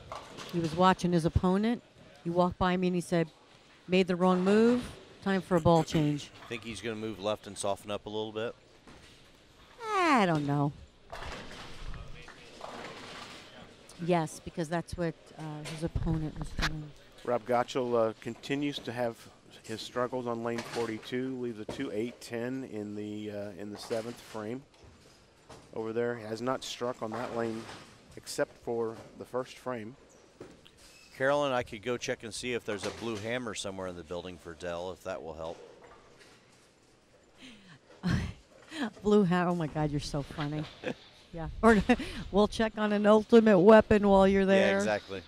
Got a That- Lamode shirt as well. You know, Hey, that you know was still one of my favorite stories, was in Buffalo when he was bowling the TQR the year Yes. that they had was it the 50th anniversary for the PBA, Mm-hmm. and they were bowling on Cheetah and struggling a little bit, and they had the glass display case that had Dell's infamous gutter ball in it that hasn't been thrown since then.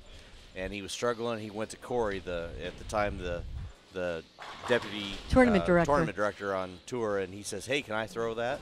And Corey says, "Well, it's yours. I don't see why not."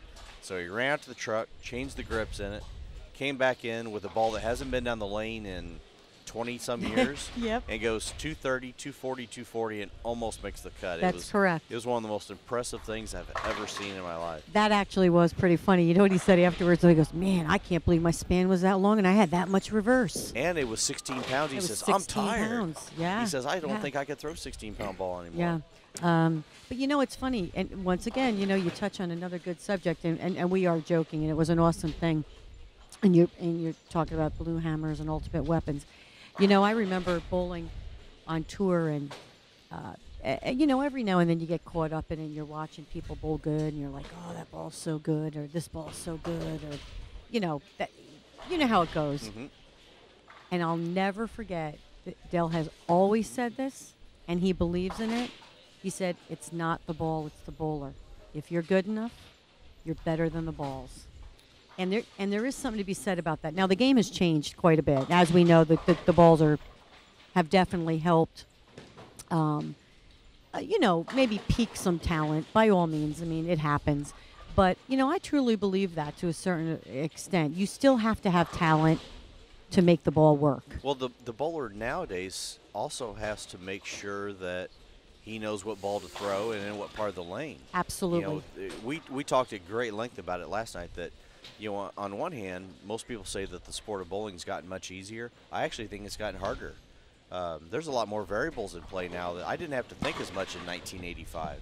Right. Not that I think much 1985, weren't you like 3? now. Oh, whatever.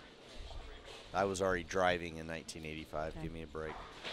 But I think that the moves that you have to make now and the decisions you have to make are much tougher and much more difficult. You know, I remember having those 2 a.m. talks with Carmen in a coffee shop, and he would talk about how they bowled 100 pot games a night, and they never moved 2 boards. Right. Well, now, you know, back then you moved 3 boards in a year. Now you're moving 3 boards every other Right. frame. So a lot more goes into it now, I think, than what most people really Absolutely. realize.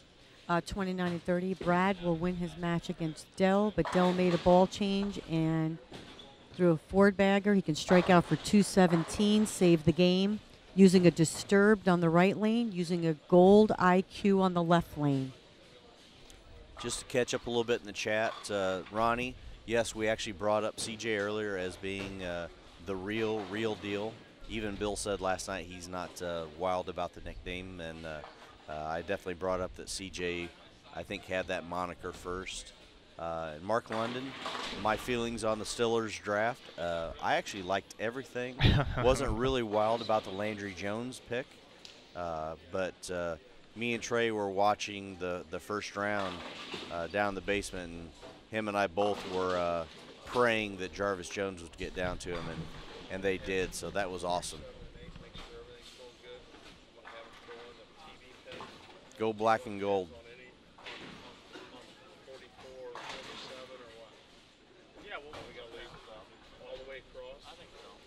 So to catch up on a little action here, we've got a little bit of a low-scoring match down here on 41 and 42. David O'Sullivan just makes his spare in the 9th. He's looking at around a 150, 160 game. Rob Gottschall just missed a spare in the 8th. He can strike out for 2-0, but 41 and 42 definitely hasn't been very friendly. So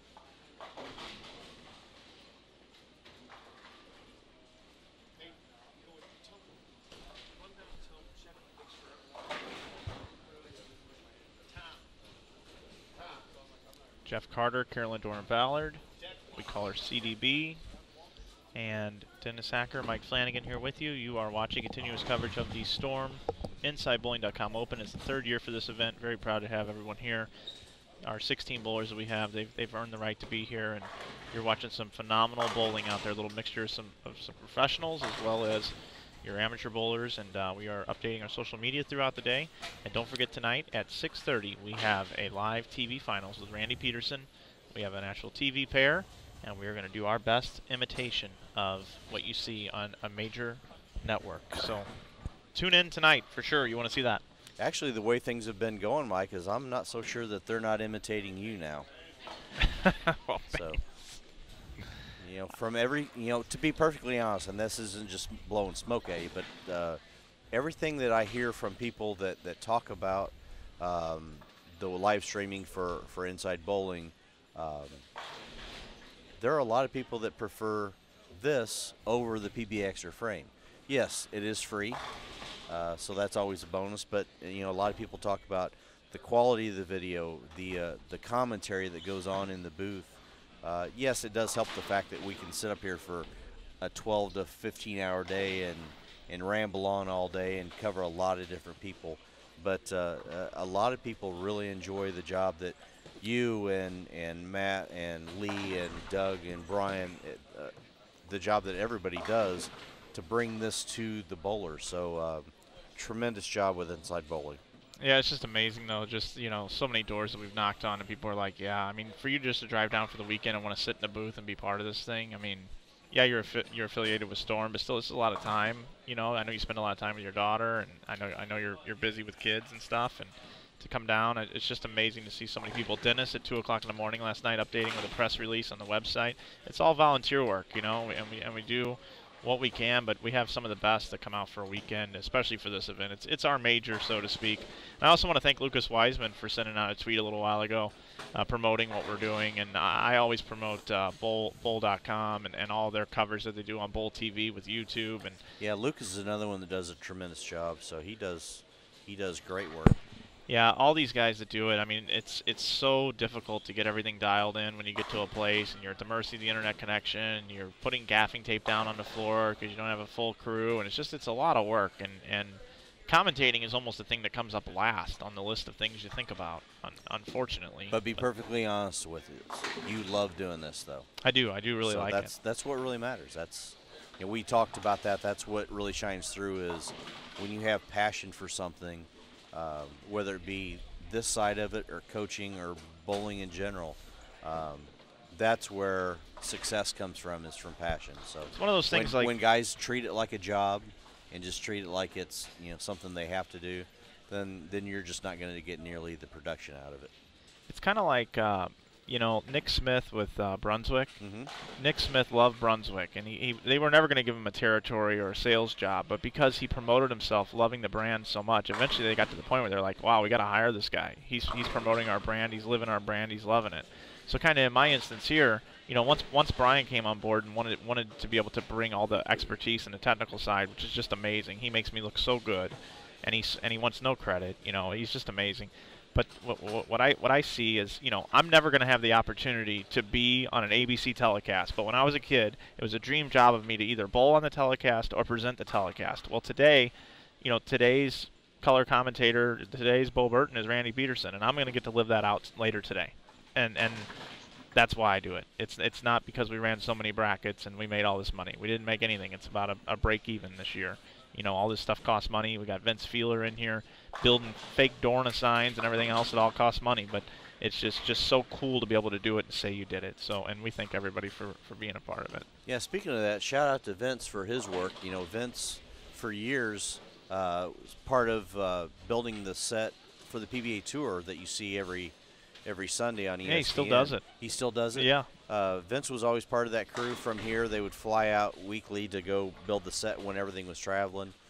Did a great job, and he's putting in a lot of time here putting this together. So thank you to Vince for that. And I do want to thank the PBA Tour, because the PBA Tour has been very open to you know, working with us in many ways, allowing me to go be part of Extra Frame. which was, a tremendous amount of things that I learned out there. Trying to dial in my commentating a little bit better. And, they've always been able to help promote things that we're doing, and we promote them all the time. If you got to support the PBA Tour, it's bowling at the highest level. And if the tour succeeds, more stuff like this can succeed as well. We would never want to replace a tour. We want the tour to always be there. We would just like to have our thing, they have their thing, and bowling continues to thrive together. So they're asking us for a number for the cut for the TV show tonight. I thought about it as I read that here, and these standings have been jumping so much back and forth and up and around and stuff like that. I wouldn't even know where to start. I don't think the number itself is as important as just how these guys are jumping over each other in the standings every single game. 946. 946. Looks like we're about to lose Ronnie Horton, so either he's got to go bowl, he's got to go make some dust, or he's got to go eat. It's one of the three. So where's CDB with an update? Is she I'm right around? here on 33 and 34. We got a 290 with one more strike here from Mr. Nebraska. Mr. Nebraska. Well, there's a couple of Mr. Nebraskas here, so you got to specify. He's got a big N and a black and red shirt on. Oh, the one that they call the Angry Ginger? Mm-hmm. Okay. Yeah, one more strike here. He shoots 290. Well, Tim's going to enjoy that because had dropped all the way down to, let's see here, to 14th. So just 290. Little update on 41 and 2. Dell just moved over to this pair and threw his first shot on 41 and missed the head pin. So the ugly pair on 41 and 42 kind of continues. So we saw that a little bit yesterday, Dennis. That yeah. 39 and 40 looked good, 43 and 4 looked good, but 41 and 2 didn't look too friendly yesterday, and it looks like that's coming out again as Anthony Pepe just threw one in the gutter.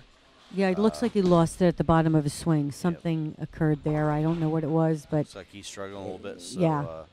He needs to make this spare and strike for 190. But hey guys, it looks like the Pepto-Bismol movement of the day so far here is Tim Barrett bowling 290 that game. 290, and he was in 14th position after 6 games. And I think I saw him smile. Oh my goodness! No. You know what he looks like a little bit? That wrestler guy. Seamus? The Seamus. Really? That's it. You know, I've heard that before too with me. Hey, fella. Oh, Del Ballard's getting coaching consultation from Jeff Carter now. Mike, tell us a little bit about 41 and 2. Is this typically a difficult pair here in this house? Now, you know, Dennis, you act like I'm a house bowler or something here. I don't really know much about 41 and 2. I know that the pairs down near the pair that we're going to be using for the finals has had a couple of off-spot pins over the years, but I believe that's been corrected. Carry in this house has always been kind of funky. Jeff, what'd you have there with Dell? Dell just kind of asked me what the previous guys had done on 41 and 2, and based on what I had seen from the previous games, anybody that was trying to go left or right on this pair, there was an awful lot of wiggle down lane. So I think his game plan is going to be a little bit firmer, a little straighter from in, just to kind of keep the ball on line, not give the 3-pin away too much. So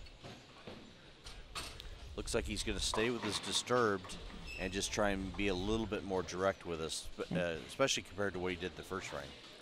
Anthony Medina bowling against Brett. I lost you there. Anthony Medina bowling against Brett, and Anthony Medina will win that match going in the 9th frame. He's got about a 50-pin lead, so he's looking good there. Had a 269 shot down here, and I'm not sure who was bowling on that pair. Well, 29 and 30. Meanwhile, Dell did throw it a little bit more direct, but I think he grabbed it a little bit more than he wanted to, and he big forward on lane 42. So he's staring at back-to-back open frames, and he's going to need to regroup quickly to hang on for this one. So let's see if he makes a similar shot in a similar part of the lane, just tries to be a little bit more neutral with his hand.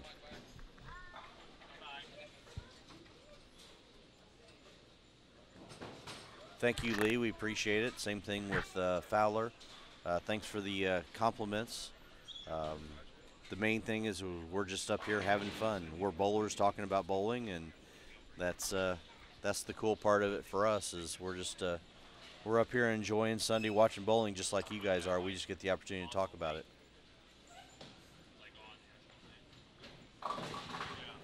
T-Pain, we had that question a little bit ago about what's our number for the cut for the TV show. Right now, no clue. Guys have been leapfrogging other guys left and right. You hit a good pair, you take advantage of it. Hit a bad pair and you struggle. It could literally go anywhere. It could be 900, it could be 1,000. It really depends on how things break down going into the back half of this round. Jake Peters on 35 and 36 will win his match going into the 9th frame. Ronnie Fajita struggling a little bit on this pair. Meanwhile, on 41 and 2, Dell made a much better shot on lane 41 for a strike. Adam Barta starts off spare double. His look looks pretty solid on this pair. We'll see if he maintains that. Barta's actually wearing a National Amateur Bowling Rankings jersey today also. They wore that at Nationals, actually. It's one of his Nationals jerseys. And his brother Pete, if he's watching, we love Pete Barta, runs the National Amateur Bowling Rankings. It's a really cool website. You should check it out. And Ouch is hanging in there with us. Ouch is hanging in there as well. And hey, by the way, Roger Norhook from Storm Bowling Products has been on site the entire weekend. And he just came up a little while ago and said, why don't we run a contest in the chat? You know what? I noticed that we didn't see Roger hanging around at 3 o'clock this I'm morning. going to find Roger. I'm going to find didn't. Roger right now, and I'm going to put him on the spot because he absolutely hates that. Oh, that's perfect. So let's go get him to answer a question or so. So he's in the chat right now, and he actually wants everyone in the chat right now for the next 2 minutes. Type in what you think your guess is going to be for the cut, and whoever is closest is going to win a Storm jersey. We have somebody writing all this down? Roger is monitoring it right now. So you got 2 minutes to do that. We'll let you know when the entries close. It might be 3 minutes or so.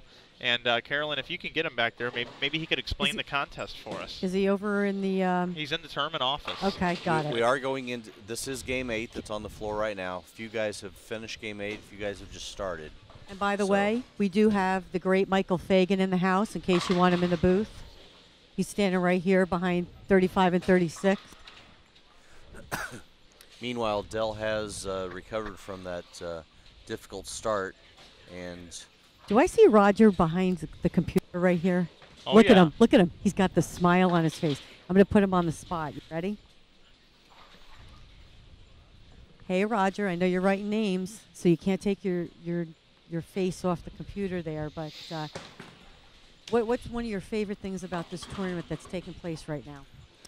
So far, it just seems to be a lot of excitement in the bowling center. I mean, the competition's great. It's been a good event. Everyone's working really hard, and everyone seems to really enjoy it. So it's probably one of the better tournaments I've been to and happen to be a part of. Okay, so now I'm going to put you on the spot again. Any favorites in the field here, the top 16? Ha, ha, ha. Well, I'm definitely looking at the Storm staffers. I'd like to see Dell make the finals for sure. Rob Gottschall, Tommy Barish, Anthony Pepe. I'd like to have an all-Storm finals, and I wish them all the best. So. See, that's not bad. That you're supposed to like that. I mean, you're supposed to say that. You know, you're Storm Products, great supporter of this event and the industry in general. So now, do you have a pick for who's going to lead this event? Well, Dell's looking pretty good right now. He's up at the top. I'd have to say Dell if I'm choosing one. Okay, I told Roger I'd buy him dinner later, so he did all the answers correctly. I'm happy. That's Roger Nordic. Actually, my boss at Rotogrip. I don't know. Do you think I kind of schmoozed my way in there? It'll keep me around for a little while. I think you did a good job. I think with so. that. All right. As we see, Thank here God. comes old CDB chucking out of the office with their little mink coat on, or whatever this thing is here. A mink coat. Oh my God. she's waiting for the limo to come pick her up to take her to lunch, I think. Roger's going to have his hands full if all 248 viewers chime in the chat. Oh my God, they're coming through like crazy, aren't they? Okay, 30-second warning. Got to get your pick in. We got 30 seconds on that.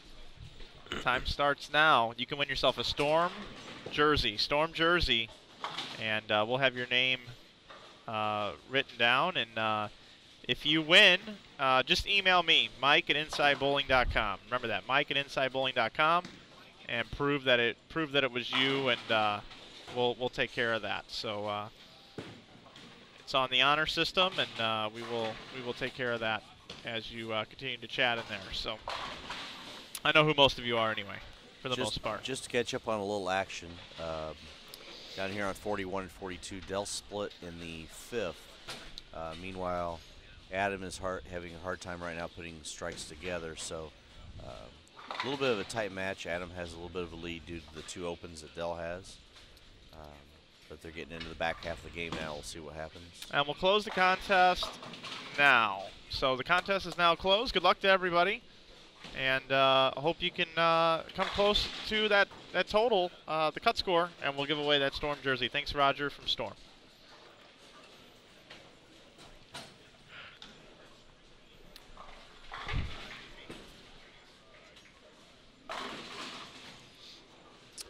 On lane 40, David O'Sullivan with a strike to start the match. Take a look down at Bill O'Neill. Just Bill, dude. It's just Bill, dude, with a light swisher. But once again, just like what we talked about earlier, that's a good safe play. You keep the ball in play, take strikes when you get them, 9 spare, move on.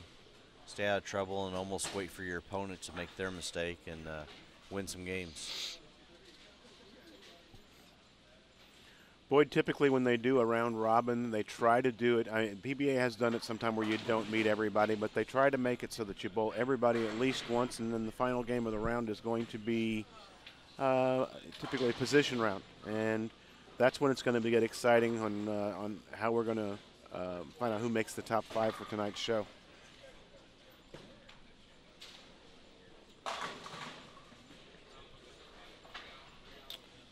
We're waiting on the standings to be updated so we can kind of give you an idea where everybody's at in the field. As far as the scoring pace, it literally could go any direction. That's what's so unusual about this type of an event with a very, very difficult pattern going pair to pair based on who's been on those pairs previously and when. You may have one pair that is very, very high scoring. We've seen some big games down the lower end, 290, a couple 260s, some 250s.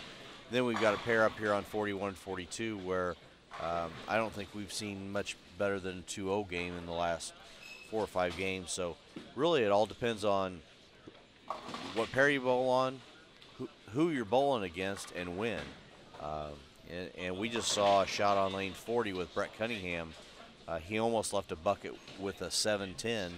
The 7 and the 8 fell out late, so that could have been one of the most unusual 4 counts I've ever seen. 2, 4, 5, 10 right now.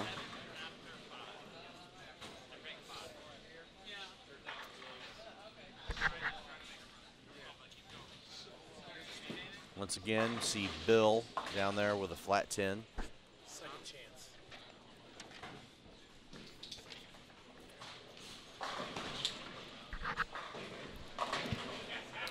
All right, folks, we have a final standings on the second chance tournament. I believe they were bowling 6 games, and I think it was just post a score and go. Looks like Houston White is our winner over there, and I'm hoping I'm not. They're bowling 7 games. Carolyn's going to check this out for us maybe here. They're bowling 8 games. Okay, so they must have changed what they were going to do. I thought it was going to be 6. So after 6 games, Houston White is looking to win the tournament, plus 317. A much higher scoring pace over there than what we've seen on the real IB Open shot. Let's say this is a modifying pattern. Alan Felmley in second place. He's been hanging around second place all day at plus 313. Jason Williams, 298 over. Anthony Thompson, 294. Mr. Kurt Pilon, 285 in 5th place. And in 10th place, which we think is the last cash spot, is Dan Higgins at plus 201. The other cashers right now are Sean Nauman, Ronnie Sparks, Vernon Peterson, and A.J. Chapman. So if you're following that second chance tournament, they still have 2 games to go. I don't believe there is a finals. I think it's going to be post to score and go. So.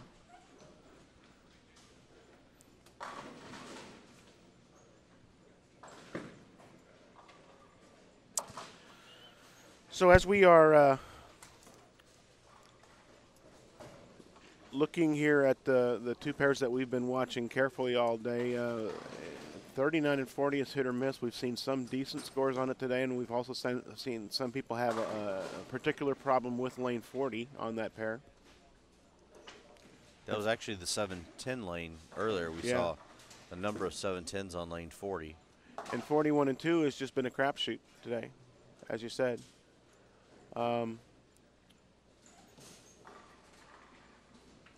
Bill O'Neill's really the only one that shot any kind of a game on that pair at all today, and that was wasn't it 270? I think it was 260. I think 260. Yeah, he had the open. He had the 36910 that he, or that was on 39-40. Yeah. He actually bowled a big game on 41 too, also. So Dell bowled 240 on it right out of the gate this morning when it was still fresh. So we are cutting to the top 5 after 16 games, and there is quite the production tonight at 6:30. Live streamed here on InsideBowling.com. They built a settee. They removed tables and things that were permanently mounted in the settee area and put carpet in for this thing. They've got signage along the boards. They're going to have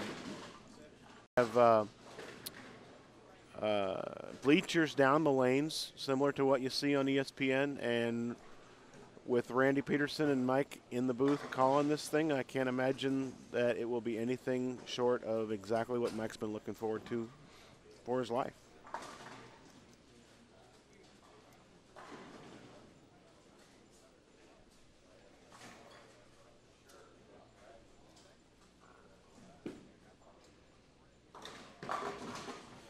ring 10 for Brett Cunningham right in front of us. Adam Barta, the same thing, makes a spare. He's pretty much in control of the match against Dell. I think right now going into the 10th frame, Dell's mindset is let's just try and find a way to get a double in the 10th, get out of here with a decent 190 game and move on to the next pair and try and find something there and not give too many pins away. So.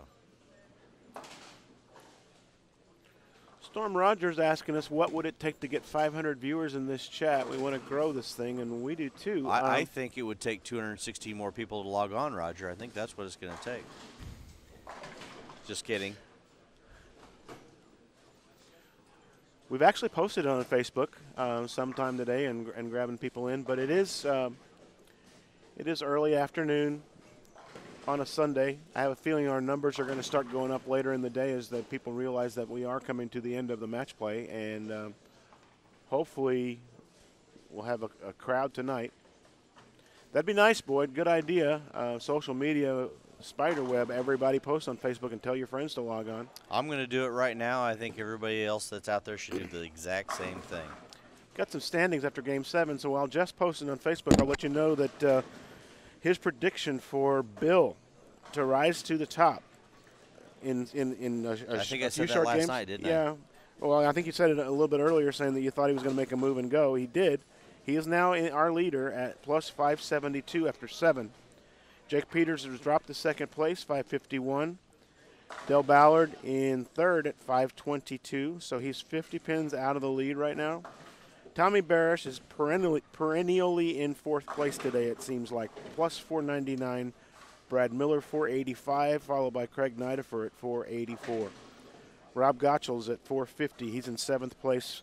Antonio Medina, 442 in eighth. Tim Barrett's made a big jump after that game that he shot down the 290 down there. 438 now in the ninth position. Justin Veach, 416, holds on to 10th place. Brett Cunningham, 396, bowling out here in front of us right now, followed by Anthony Pepe at 389 in 12th. David O'Sullivan still fighting his way through this tournament. Physically not feeling very well today, 370 in 13th. Dallas Baldridge has dropped down to 14th place at 367. Adam Barta in 15th at 296. And Ronnie Fajita is plus 46, having a tough morning this morning and dropped all the way to 16th place. So we have a 21-pin lead, O'Neill over Jake Peters right now, and there's a 1-pin separation between 5th and 6th right now for the last spot on the TV show tonight.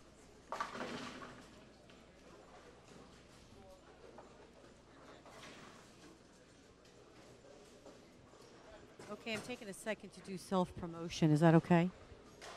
Why Sure. wouldn't it be? Well, no. When we were talking about Ballard versus the Big C, Yes, would ma'am, love absolutely. would love for everybody to like us on Facebook and please share, share, share.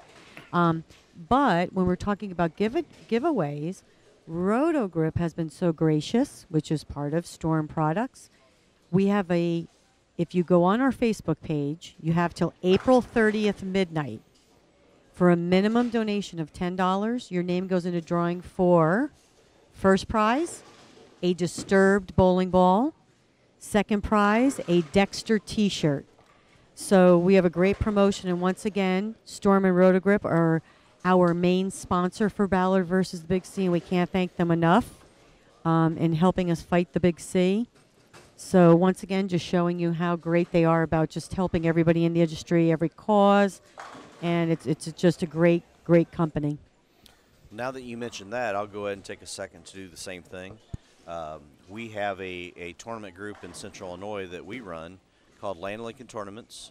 Our big showcase event will be coming up in September. It is the Mary Tubner Memorial Team Challenge. Last year it was broadcast, live streamed by InsideBowling.com for the entire weekend, including the Pro-Am on Friday night. It also is sponsored by Storm Bowling Products. Last year we had Wolf's Bowling Supply actually win the event. That team featured Mike Wolf and Michael Fagan. Last year we had over 20 current or former PBA Touring champions in the field, so it was a strong field, team bowling, nothing better. You thought last night was a late night. Last year, the night we had with the tie for the last spot and a roll-off at 1:30 in the morning was pretty cool to watch, and I think we had the same thing. We had about 250, 300 viewers in the chat room at 3 o'clock in the morning for our event. But most importantly for me is everything that we do with Land Lincoln Tournaments goes to benefit our Cancer Research Fund. And over the last, I believe it's been the last 11 years, we've raised slightly over $100,000 for cancer research. So if you guys get a chance, check out Land Lincoln Tournaments, support some of our events, and help all of us, not only the Ballards charity, but the Land Lincoln Tournament charity as well. Help us to strike out against cancer. I'm going to like it right now on Facebook. All right, so we have a match right now. David O'Sullivan, is it Brett Cunningham bowling against him on 39 and 40? I believe so. And Yes.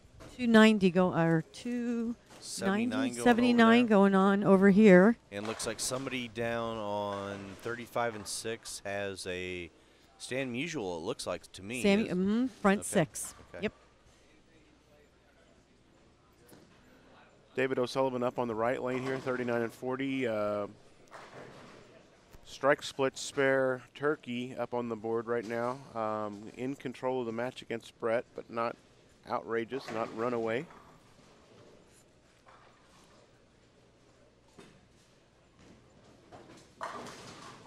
Flat 10 a little bit. Looked nice off of his hand. But you can tell that he's not really physically what he wants to be right now. I mean, there's a lot of guts going on out there, it looks to me like, right with him.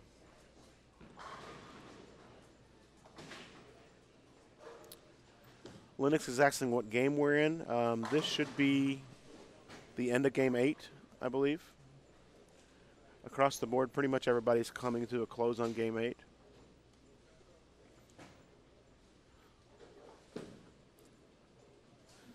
So for some of you all who were guessing the leading score for tonight, and they were in the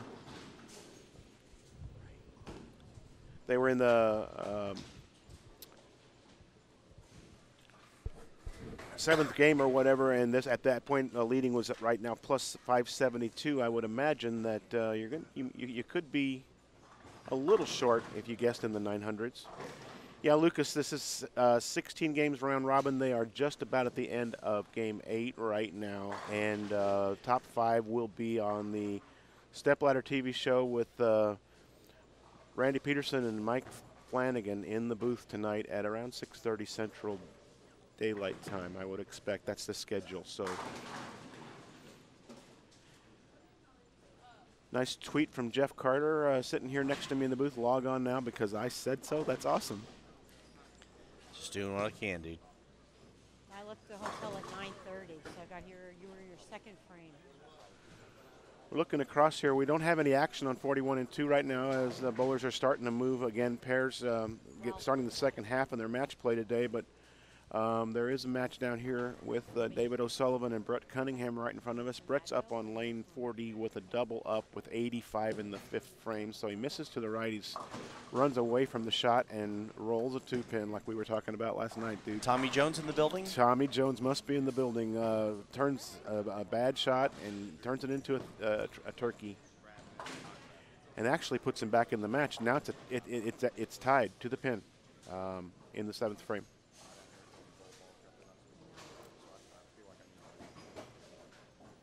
So as Bo Burton would say. We have the possibility of a tie.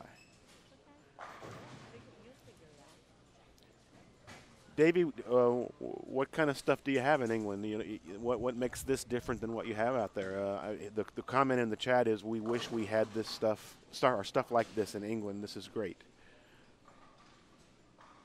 Thanks, Lucas Wiseman, for the tweet that tells us about the stepladder finals starting at 6:30 Central Time. Brett carries another one, puts himself back in the match. He's probably still looking for potato, though. Potato. Jane Joan.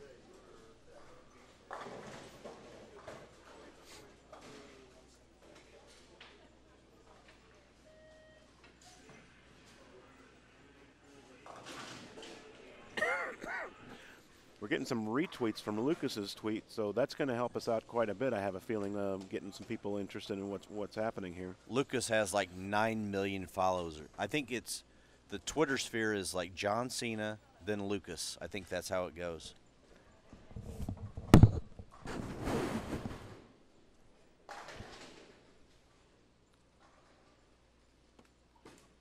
Thanks, Billy Revs, for the tweet. For those of you who are watching, hey, Steve. Steve Bone in the chat. Appreciate you watching.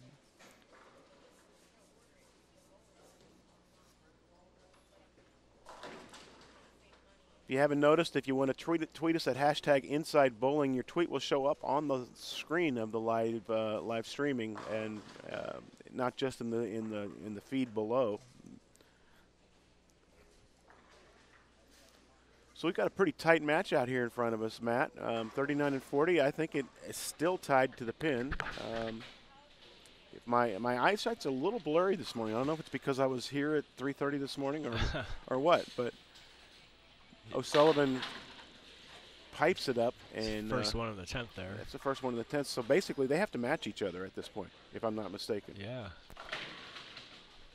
145 in the 7th on the left and 145 in the 7th on the right if you put the scores in there that the machine doesn't want to do. No Stellas last night, Billy Ray, but thank you very much for thinking about me. I do like that, the taste of that. So I was writing an article about this tournament at, I think it was probably 3:07 this morning. I think that's when it got posted. So.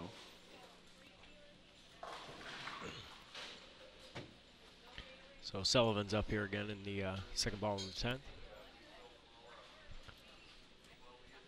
I'm kind of proud for Brett to be hanging in here like this. I know his thumb is a mess, and Brett's a gamer though. He is. He really is. You know, he can compete with the best of them. And he loves this kind of a shot. I mean, I know he prides himself on making these kind of shots. So O'Sullivan smashed through the pocket. Yeah, he walked that one out 2 lanes. He did. He knows he needed it.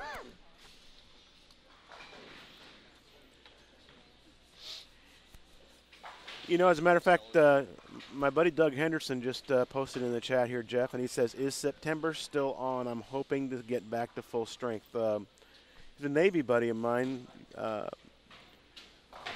Known him for years, and a pretty decent bowler in his own right now. And I told him about the team tournament, and I think he might come over and help us out a little bit.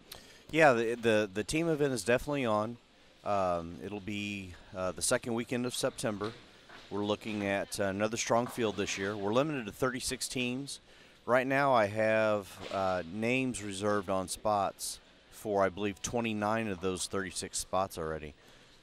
We do require a deposit to hold that spot, and I think I've already got about 6 or 7 deposits in.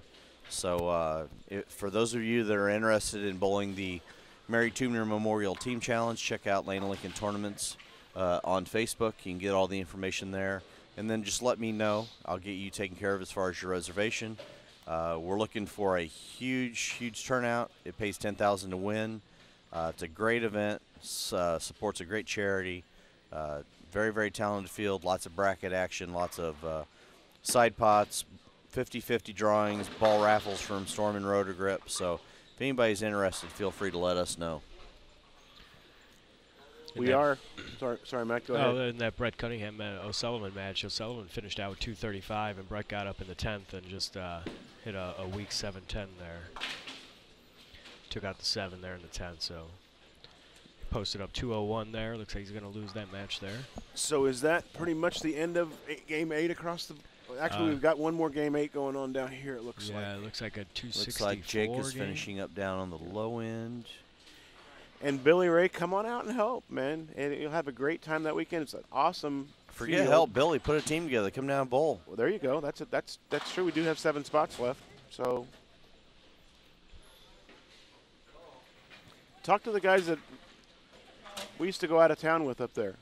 I still see all their names in like Green Mountain Open and all that kind of stuff. So come on down.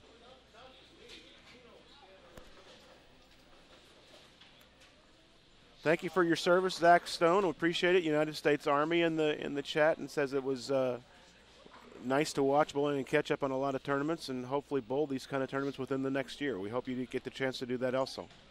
I had a question on how much is first for the team tournament.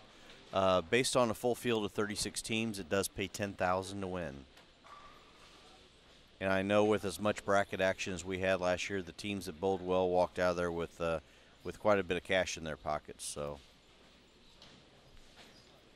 I think last year we had 28 teams, and it still paid almost $9,000 to win. I think Right. I think we ended up with like 8,800 or something like that for. But we do pay.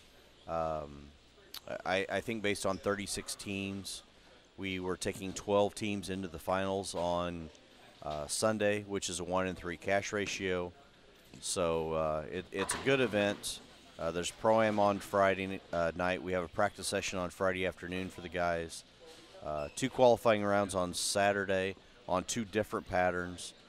The leaders of the tournament actually get to pick which of the 2 patterns they bowl on Sunday. So a few little added twists.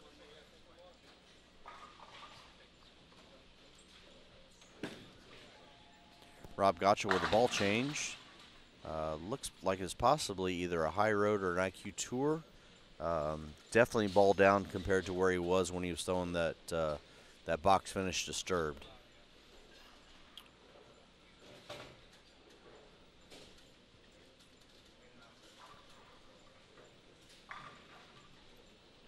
So Jeff, when you were looking to see how many viewers, what were you looking at? Up the top here. So it has gone up a little bit. This one over we're here up is to not 208. updating. We're up to 281 viewers. This one over here doesn't refresh. Okay. That's the accurate one. I've over been there. watching to see whether what we've been tweeting and posting on Facebook and whatnot has had an effect, and so it's gaining us another 40 people that are watching what's going on. So everybody that's out there watching and checking out the live feed in the chat room, if you would go to your own personal Facebook pages and Twitter accounts and just give a little shout out for InsideBowling.com. See if we can get this thing to grow even more. So, Ken Sharkey's asking for standings. They are at the bottom of the screen again. Jeff Ussery's Jeff in there. Ussery joining us. Thank you. Jeff, how you doing? Thanks, Jeff. Appreciate Thanks.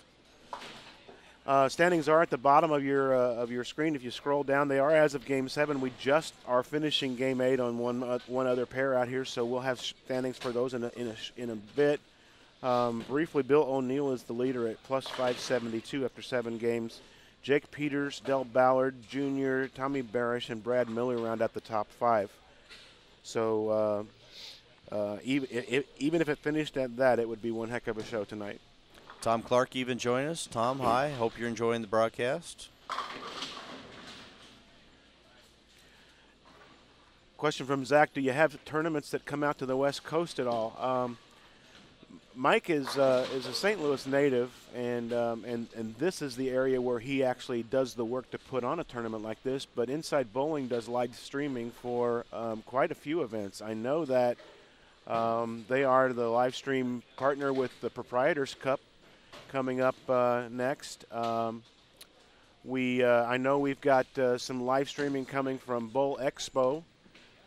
And I'm understanding now that they're also going to be live streaming the Grand Boot Hill tournament run by Woody June Gemma. 6th, 7th, and 8th, I believe. The same weekend as the Storm U Correct. in Springfield, Illinois. So they'll be in the Chicagoland area doing that. Which reminds me, we haven't mentioned that yet today. Storm University is the program that we have started with Storm Bowling products for educational purposes. We'll be doing camps and clinics throughout the country once we get the program launched. We are hosting one in Springfield, Illinois, on I believe it's the June 7th and 8th weekend.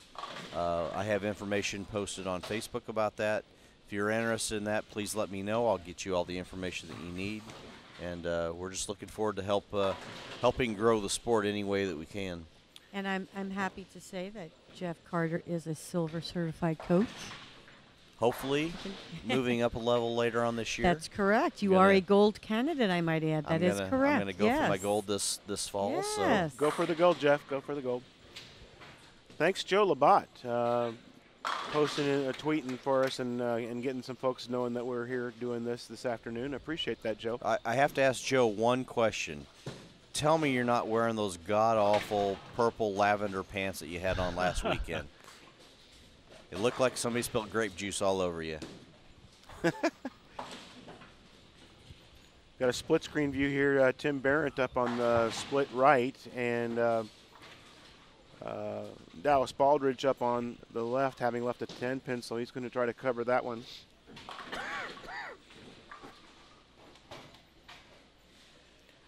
Jeff Ussery posting here that another good one out west is the Pam Buckner Open in Reno, and we've heard some about that. Thanks, Matt. We appreciate the shout out here in the chat. We got looks like Kenny Seymour in the chat, so hi, Kenny. Matt, as you well know, it is it's fun. I mean, part of this is all real fun, and to sit here and do this all day. So, Lucas is telling Matt to get back to work in our chat. Matt, don't feel bad about getting busted out by the boss. I had that happen yesterday, so don't feel too bad. So Rob Gottschall here on lane 39 and 40 here, starting with a strike spare in the first two frames, following up with a strike in the third. So we've got a one-pin match through three. Him and Tommy Barish, who's, like I said, been almost in that fourth position all day. People jumping over him, below him.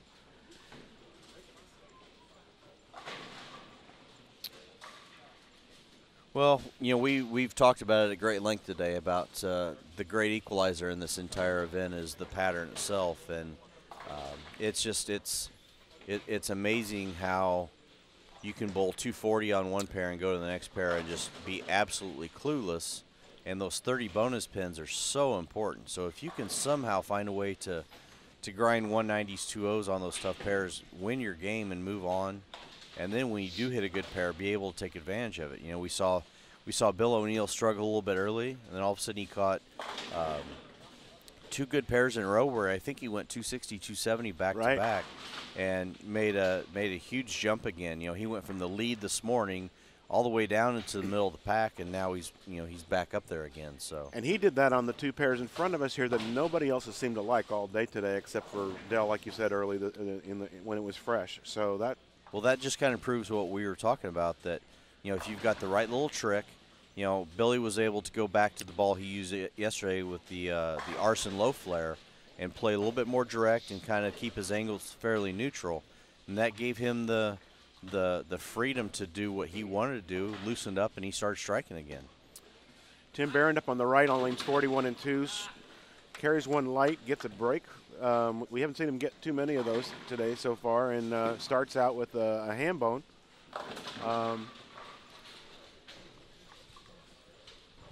And yes, folks, we are using the ham bone. We may be the only guys in the world that were Rob Stone fans, so.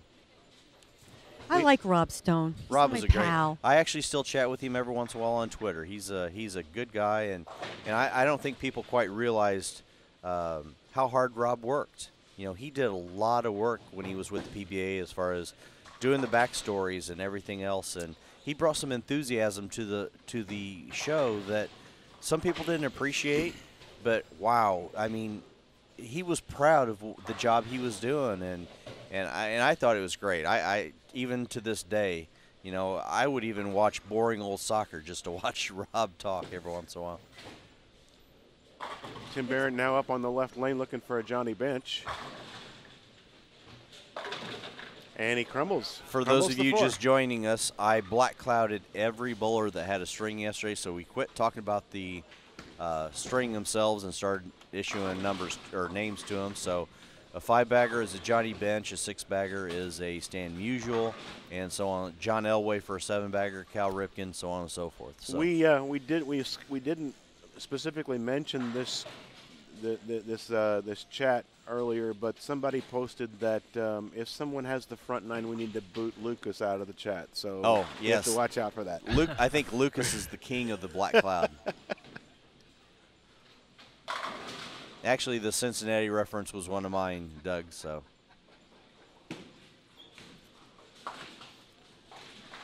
So Tim, that's Craig Nidifer. And he's been struggling a little bit today, up and down, all across the board, kind of hanging around in the middle. But you've got some guys, you know, Brad Miller, you know, just dropped a Johnny Bench to start the game, and he's been changing balls, trying to find a that will go through the pins to strike the right way. He may have one of the best overall looks of anybody in the field. It's just a matter of being able to string the strikes that he did last night. Right. But he's keeping the game tight. Strike spare ham bone for him right now, and we're going to watch Rob Gottschall throw a shot. Another great shot for Rob. Rob, yeah, still on just a Dutch 200 pace. Tim Barrett now getting up on the right lane on 41 and 2, looking for Stan Musial. No, Doug, I don't see the lanes open up at all right now. Yesterday, when the front started to go away, guys were able to play some different options, but right now, from pair to pair, it's very, very tricky. So lanes look like they're going through a little bit of transition, especially like you just mentioned, from pair to pair, because 27 and 28, the last few games, have had some really high scores.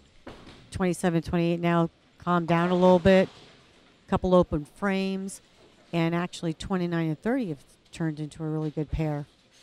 So, you know, what are we in the 9th game? I lost track again. Yep, this is ninth game. You know, transition happens more than once. And you're starting to see that there's some bowlers that are now moved further right, going a little bit straighter to play that early hook spot. And there are some that are still just coming around it a little bit in the track area. So you got a couple of options. Well, like I mentioned earlier, not only is it important who hits what pair, it's who hits what pair when. If you get a certain group of guys that hit pairs early, they may end up making them nice for later, whereas if certain guys chew up a couple of pairs early, that pair may never get good for the rest of the day. So, and I think we've seen about our 10th 7-10 on lane 40. So that lane has still been a huge equalizer. So the standings are coming flying out of the office a little faster now. Like I said, it's a little easier for them to only put 16 games in today instead of 90 on a squad. Bill O'Neill still in the lead at plus 649, followed by Tommy Barish moving up to second place finally. He's been steady all day. Plus 595. Craig Nidifer, we're right now here in front of us, plus 578. He came out of nowhere from a couple of games ago. Jake Peters in fourth at plus 552, followed by Brad Miller to round up the top 5 at 540. Justin Veach at 524 is in sixth, and Dell has fallen down now to seventh place at plus 519. Antonio Medina in eighth at 518, and then there's a big gap, about a 45-pin gap now. Tim Barrett in ninth at 474. Rob Gottschall, who's in front of us here on one of the two pairs, 443. David O'Sullivan fighting his way up a little bit in the standings, plus 435. Anthony Pepe seems like he's found a home in the bottom 4 or 5 right now. He's just kind of hanging out there at plus 416. Brett Cunningham at 397 over. Adam Barda, 353. Dallas Baldridge, 340. And Ronnie Fujita continues to struggle a little bit, dropping a few pins each game, 27 over at this point of the tournament. Again, after 8 games, 1/2 of the way through in the match play right now. Plus 649 is the lead. Plus 540 is 5th place. And we're up over 300 viewers in the. Nice job, social media. We much appreciate it. Rob Gotcha looking to catch a break on lane 40 here, have the ball react, and Messenger gets that 10, and it looked like it was going to tease him again on that one, but 3 in a row now. I think I saw a bowler just draw blood. A bowler has just drawn blood. Is that Brett Cunningham? Or I believe so. Or is Chris Collins? 32. Is Chris Collins in the building? Chris Collins is not, and I smell lovely new skin. It is. It is Anthony Medina's got a little thumb issue going on, so he's taking a look at it. That would be funky A lot of cold, games. Medina. Yeah, I mean, it's a lot of games. And you know what? Here's the other thing. Important factor in the bowling center. One side was a lot more humid and warmer than the other. And that has a tendency to wear on your skin too, depending. Wow, I'm getting a little love from the ladies in the chat. Awesome, gotta like that. Somebody signed in with a tag, love Jeff Carter. So yeah, that's going to cost me some money somewhere down the line, I think. So. Bill O'Neill going at a 279 pace, has a great look. He's moved a little bit further right, still in the track area, but a little right of where he was playing, throwing it a little bit harder. I mean, it's Bill O'Neill. I mean, does he ever throw it bad? I don't think anybody's surprised by that. That guy's not too bad. No, I mean, really? Yeah. Lucas says we're going to need a little extra room in the booth now for Jeff's inflating ego. Lucas had already started off big. And I was going to say, and Luke, I would know. I tell you what, these pairs seem to be a scourge for anybody who's finally fought their way up into the top of the standings.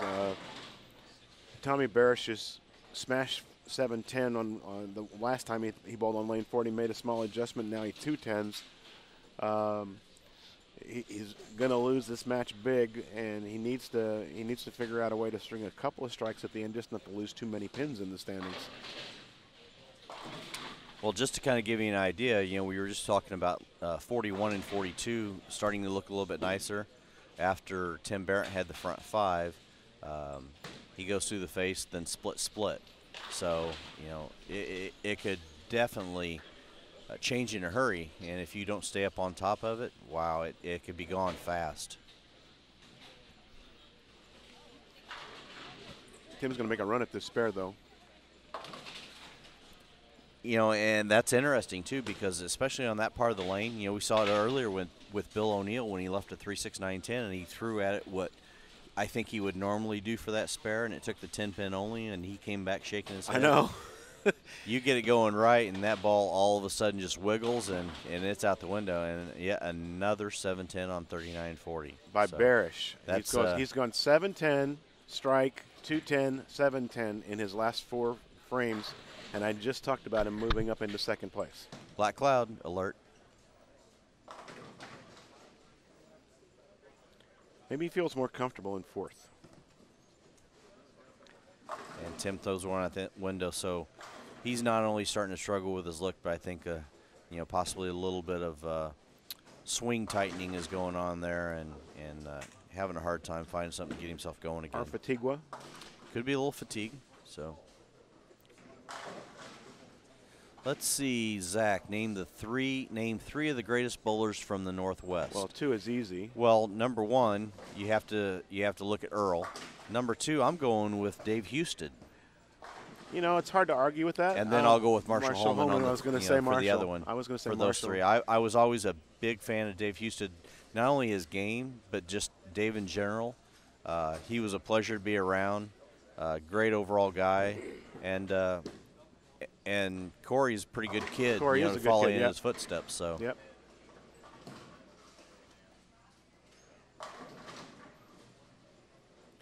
Oh, Hugh Miller, too. I forgot about him. Yeah. Hugh Miller is always there's a lot of good players from up in that area. Thanks, Billy Ray. So, yeah, definitely a good call on Hugh Miller. Wow, 3 greatest from the Midwest.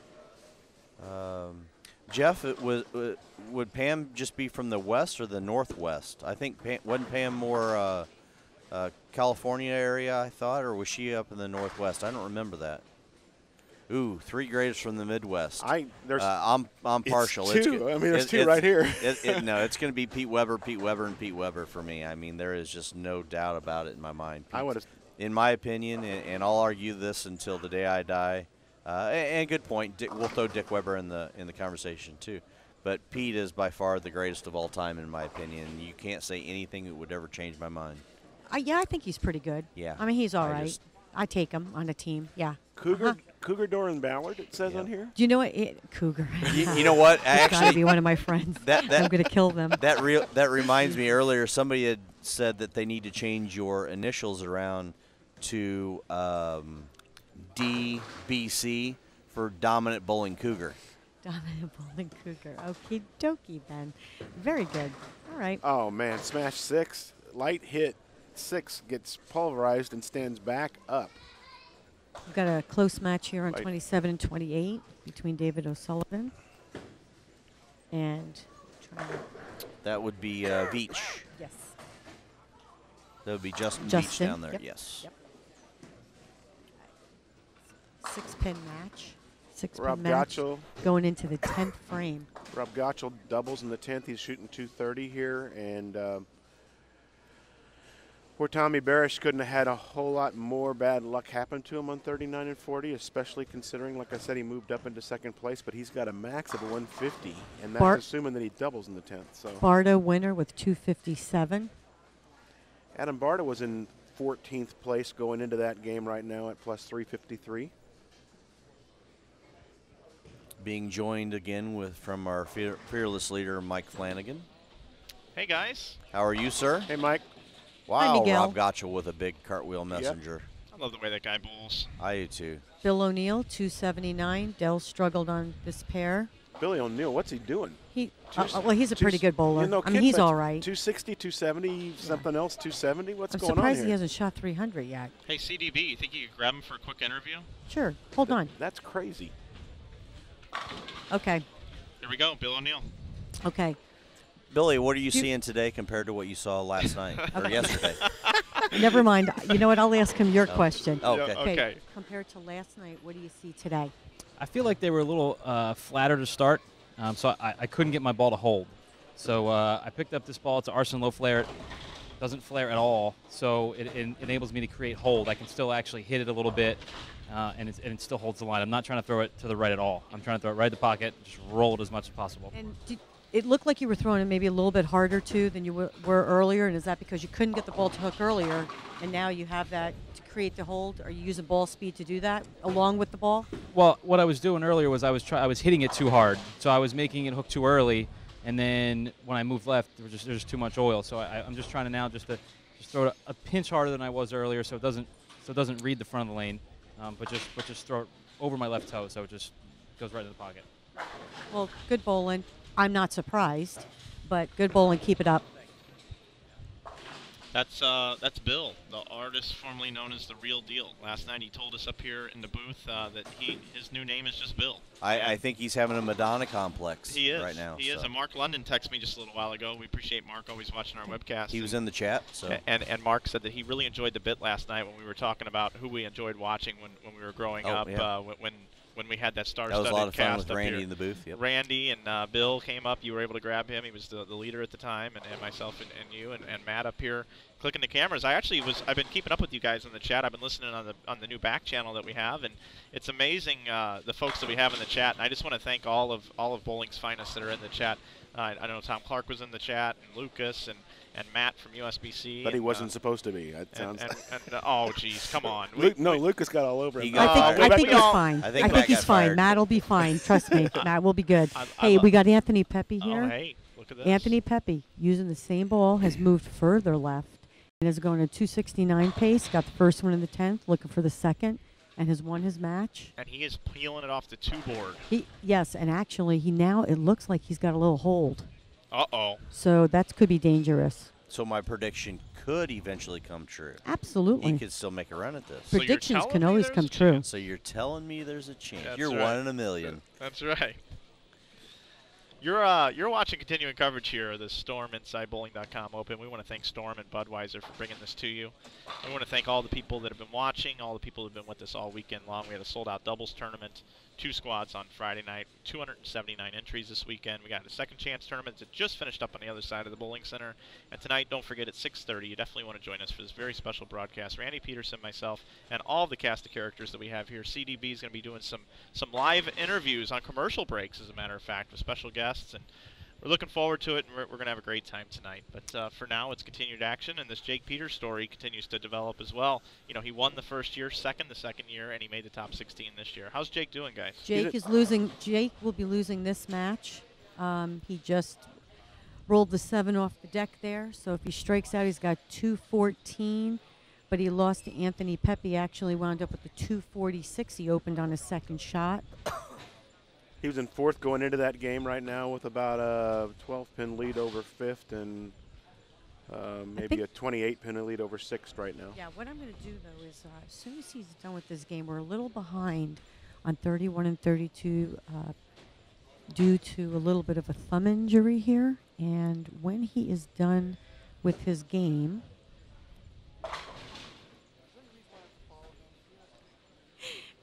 when they're making fun of him, but when our little Medina here is done with his game, he's entering the 7th frame. I'm gonna ask him. Well, I'm gonna ask him a little bit. You know, what's the situation? How is he? It looks like how is he going to handle the thumb injury? He looks like he's putting some new skin on and some thumb tape.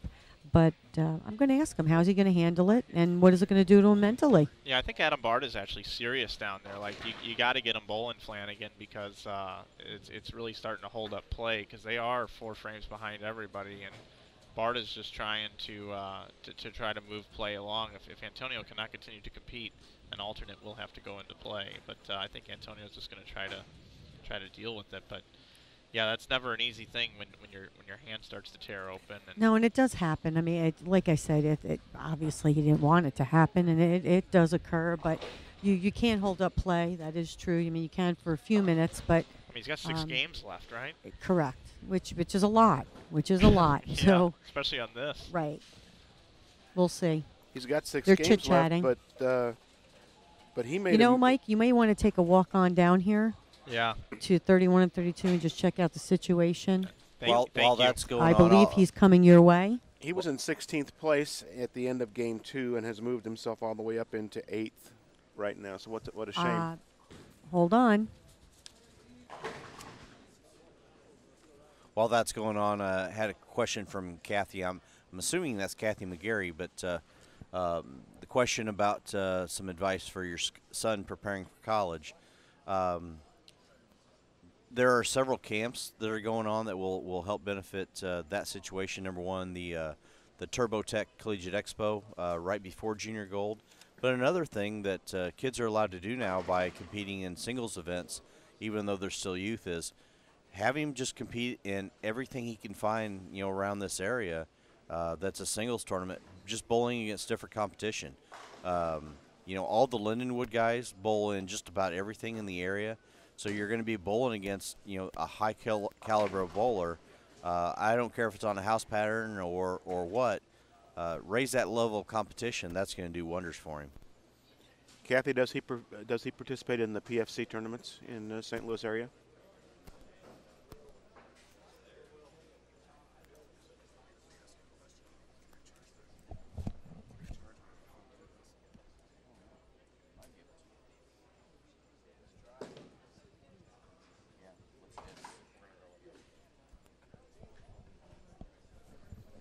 So we got a little bit of a break. As Carolyn was describing, there is an injury to a thumb, and they're putting some super glue on it right now, I believe, trying to make it so that he can at least. Hey, that's not an injury. That's a chunk of change. Oh my gosh.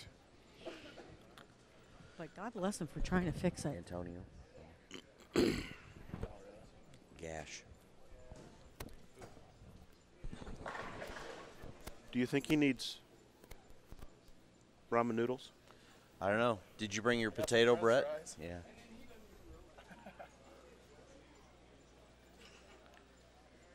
Antonio Medina is the one that's having some problems with his thumb. So and the way Carolyn just described it, it's not anything to joke about. It sounds like so, although we do anyways. Let's see, Bo. We bowl. I believe it's May 16th and 17th. We bowl team the night before Wriggles group does. So we actually bowl our minors right after they bowl team.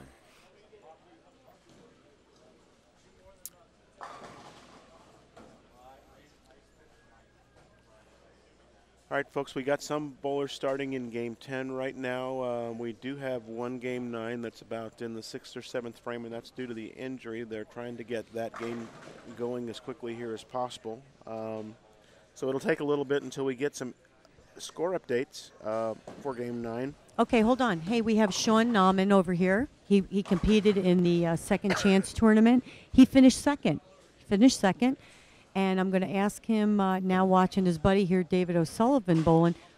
Do you see any difference between what you just bowled on and what David's bowling on over here? Absolutely. The scores over there were extremely high. I came in second at 354 over. They were just so much easier. The scores were so much higher over there. What were you still playing in the same place on the lane to the right? What was the difference? More surface, less surface, better carry? I still played to the right. I used a little less surface, a little bit weaker balls, and they went through the pins so much better. The stronger balls just wouldn't go through the pins the right way. I had the pleasure of bowling with Sean last night. He has a great game. Yeah, real good touch there at the bottom, and he bowled really, really well to Cash. So real happy to see that, and I'm glad you bowled well today. Congratulations. Thank you very much. I appreciate it. Thanks, Carolyn. You're so welcome, Jeff Carter.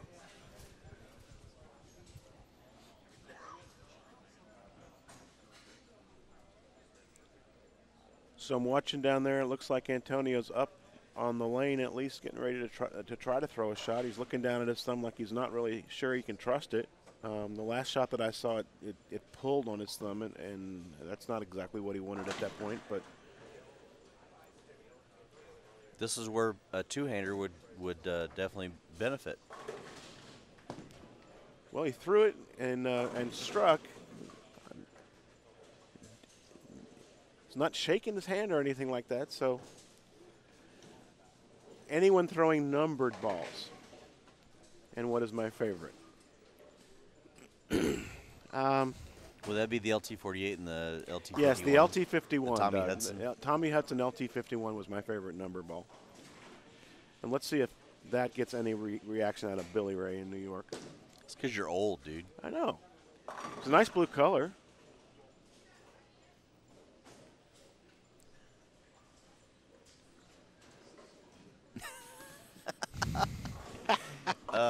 Nicely played, Billy. Nicely played. Billy wouldn't let me have what the heck was that ball? The Quantum? He wouldn't let me have a Quantum. Doesn't surprise me. Wasn't as bad as the Helix. No, I never had one of those either, but he wouldn't let me have the one that way back in the day when Brunswick, you put a $300 price tag on it and wouldn't give them to anybody who didn't sell them for that, basically.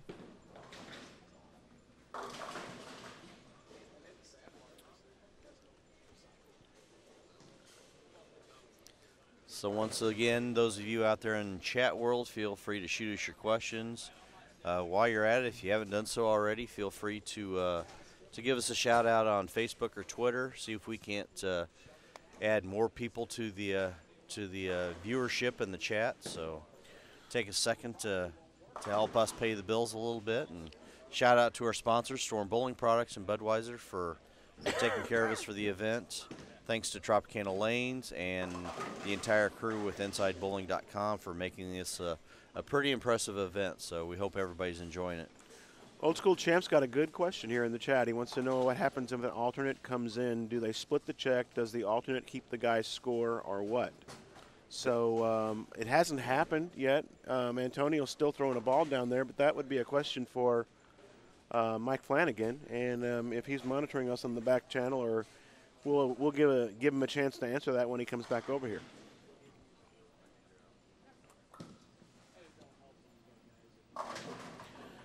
I'm sure Fowler. I'm sure they will post the second chance scores on the bottom on a tab. I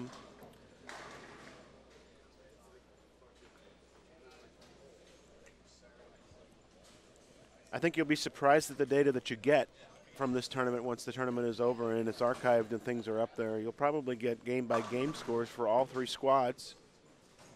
Have a chance to look at that kind of stuff, plus things like this second chance. Maybe even, I know the doubles were up there earlier in the weekend. I'm not sure if that'll probably go back up again as well.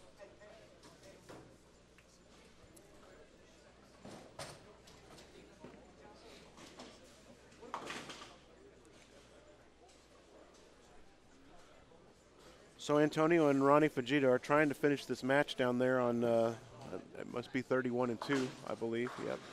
Fujita strikes on the left lane.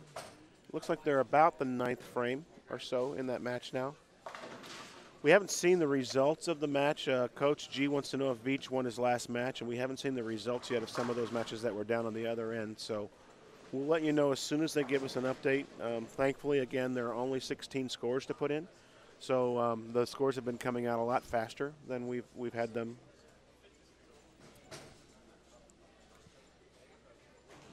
And Fowler, we thank you for the compliment.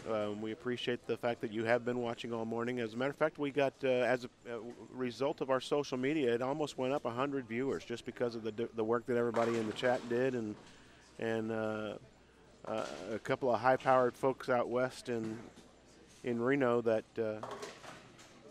know everybody. That know everybody, basically. And like Jeff said earlier, had, what, 19 million followers or something like that. So.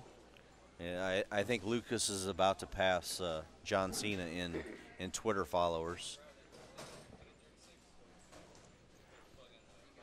So Antonio, even though he's struggling through some hand issues, looks like he's still making some quality shots and getting through it the best he can. So we'll see how that plays out for the rest of the day. I know a few of the guys, Brett Cunningham's been dealing with some hand problems, struggling a little bit today. So we'll just see how minor injuries creeping in. David O'Sullivan with his back.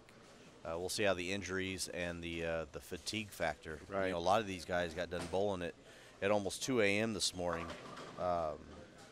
I think Bill O'Neill and Tim Barrington, maybe Brett Cunningham might be the only guys that didn't bowl C squad tonight. So there's only a few of them left that may be somewhat fresh.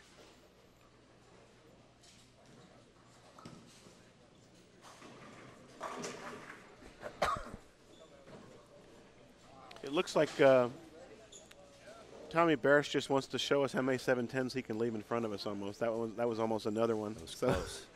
Looks like some of the guys are starting to go to some weaker balls. You know, Bill O'Neill, commented earlier that he went to an arson low flare, something that just doesn't change direction very hard down lane, so he can play straighter and control it as it goes through the pins. And you're starting to see some guys drop down to Frantics and the IQ Tour Pearls and a few other balls.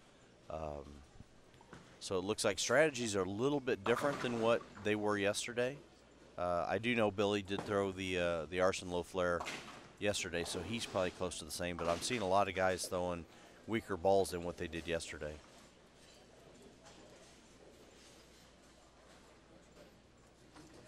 They finally finished their game 9 down there between Medina and Fujita, so hopefully that will be the last thing that they're waiting on to enter scores in and have this out for us shortly.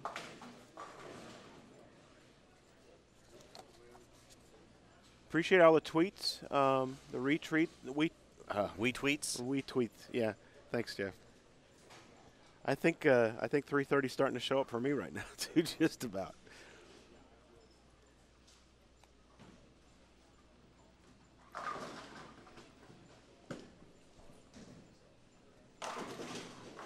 Brett Cunningham with yet another ball change. I think he's gone through 2 or 3 this game, just trying to find something that, number one, he can get off his hand and be happy with it. Right. Number 2, find a motion that he likes. And him also paying attention with the thumb almost every shot, making sure the tape that he's got on there stays in position, because that looked sounded pretty bad last night anyways. So yes, and that was in fact a wrecker, so that Brett threw.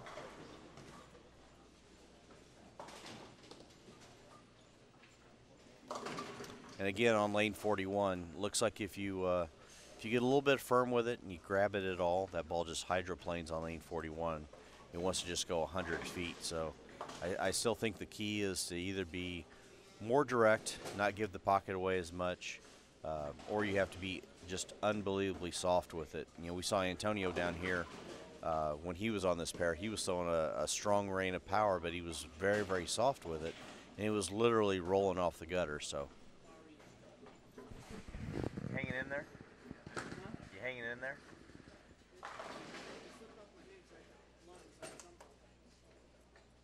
Antonio was just commenting that he had one fall off his hand because he had blood inside his thumb hole. So Delmas down there with a trip 4. Little veteran savvy on that one.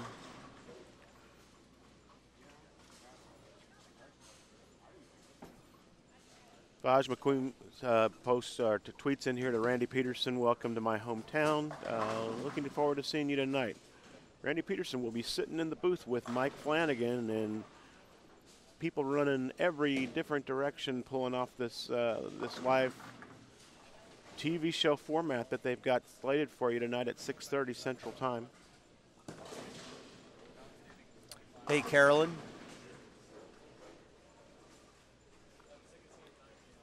We have a question. I was talking to Roger.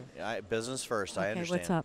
We had somebody asking what ball Dell is throwing, and I can't tell from this angle. He's throwing a solid IQ. A solid IQ yeah. tour now? And or an IQ? not a lot of surface. Not a lot of surface. I believe the pin is up on it. I'm not sure. I can double check on that one. This is the ball. Reason he went to it, he thought the gold ball, the gold IQ was the ball, changes direction too much. It's forcing him a little bit further left than he needed to be. He went to the solid IQ, which allows him to still get up the back of it and not get that direction change on the back. So he thinks he can create a little bit more hold. That's pretty much the theme of what we've seen all weekend, is just trying to control the motion down lane at the back of the pattern. And I believe I'm sorry, and it's a pin above the finger, ring finger. Thank sorry. you. Bet.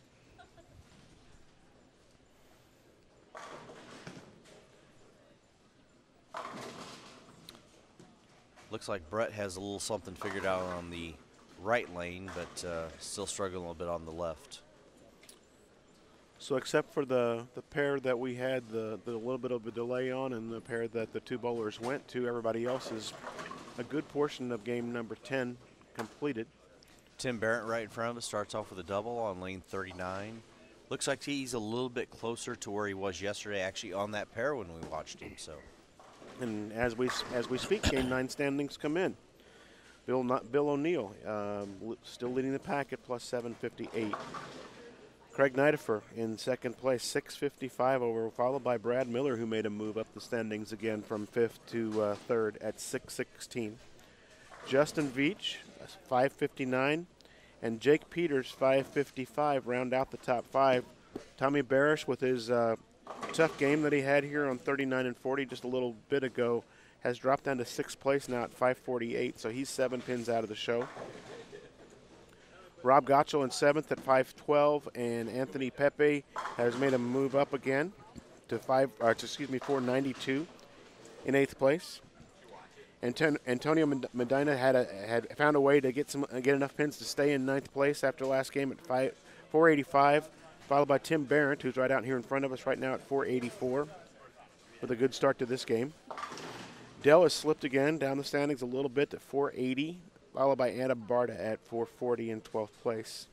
David O'Sullivan plus 425, Brett Cunningham plus 377, and Dallas Baldridge plus 363 are in the positions 13 through 15, and Ronnie Fajita actually had a decent game that time and gained back about 41 pins or so. He's plus 68 in the 16th spot. So once again, Bill O'Neill plus 758 to lead, and in 5th place is last year's 2nd place, first-year champion Jake Peters, going for 3 chances in a row, going for the trifecta, I guess, or three-peat. We have the makings of a good match already on 39 and 40 with both bowlers starting off with strings. Tim Barrett continues, so Both bowlers on 39 and 40, Tim Barrett and Antonio Medina, have both started off with triples in that game. So Interesting, Jeff, what you just said. It looks like he's trying to go back to what he had yesterday. That was that pair that we watched him throw, and where he had the really, really good look, and we were watching him do things that nobody else was able to do that day. So.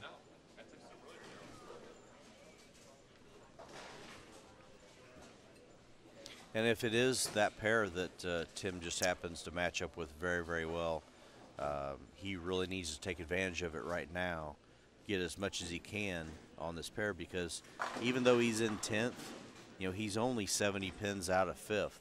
So one big gain puts you right back in it, and then you never know what happens. Your confidence level goes up, swing loosens up, and all of a sudden you can maybe catch a few breaks on an iffy pair, win a game, and you never know. Okay, down on 27 and 28, we have Dallas going at 260 pace. Matches well in hand against Jake. So looks like Jake may fall a few spots after this game. He's going at a on what everybody else is doing. Yeah, he's going on about a 180 pace. Yeah, he's going to have to pick that up in the last few games to have a chance to get into the stepladder to repeat his previous couple years' performance. And Antonio, 2 pins on that lane, just didn't look like he was quite as soft as he was on the previous few shots.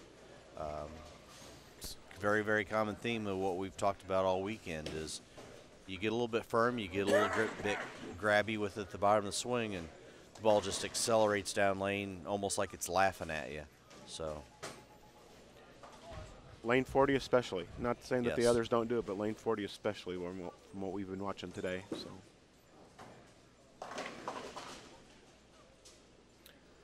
But he picks that up. Even with his troubles, like I said, he also had moved up to 9th position, and he is ahead of Tim Barrett by a pin, so this game is just as important to him. Mm-hmm. Brad moving in a little bit with the stronger ball, a little more surface, has his match well in hand against Anthony Pepe. Brad Miller currently in 3rd place, 39 pins out of 2nd, and about 142 out of 1st. So Billy O'Neill with his multiple 270s and 260 in the last 3 or 4 games has put a little bit of space in between him and 2nd and 3rd place right now. Him and his opponent going at about a 180 pace, 33 and 34. Doesn't seem like they can strike. I think that Bill O'Neill kid's got a chance to be something someday. If he keeps working at it, I think he can make it. Tough break for Delmas with a 4-6 on what looked like a pretty good shot. I think that David was on the fill O'Sullivan ball, needs though. a double and good count. That was on the fill ball, though, Yes. correct? Okay. Yes, David O'Sullivan needs a double and good count. Looks like Justin Veach has got some fans in the chat. We'll keep you informed on what he's doing, but he has made a nice little move up the standings and currently in 4th place. He actually needs a double and 7 to win by a pin. And that 7's not a gimme on this pattern. Nothing's a give me on this pattern. Peels the rack open for the first hit.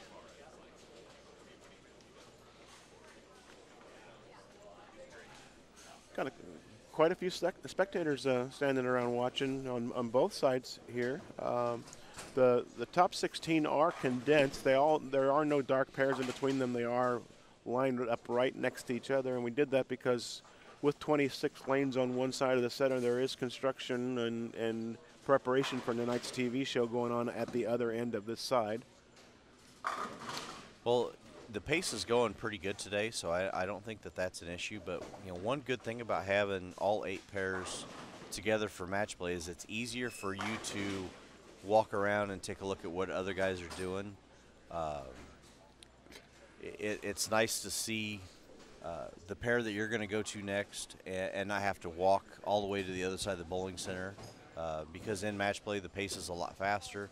You don't want to have to be away from your pair. David, tough break to lose that game. Justin Justin did strike in the 10th to beat Bill O'Neill. David threw a great shot, left a blower 7. We do not have an answer to the alternate question yet. I haven't. I mean, Mike's talking right now, and he'll make his way back over here to the booth, and we'll grab that question from him, the answer from him when he gets over. Well, why don't I just mosey on back to him and ask him that question? You could do that. He's got a back channel, I believe, right now.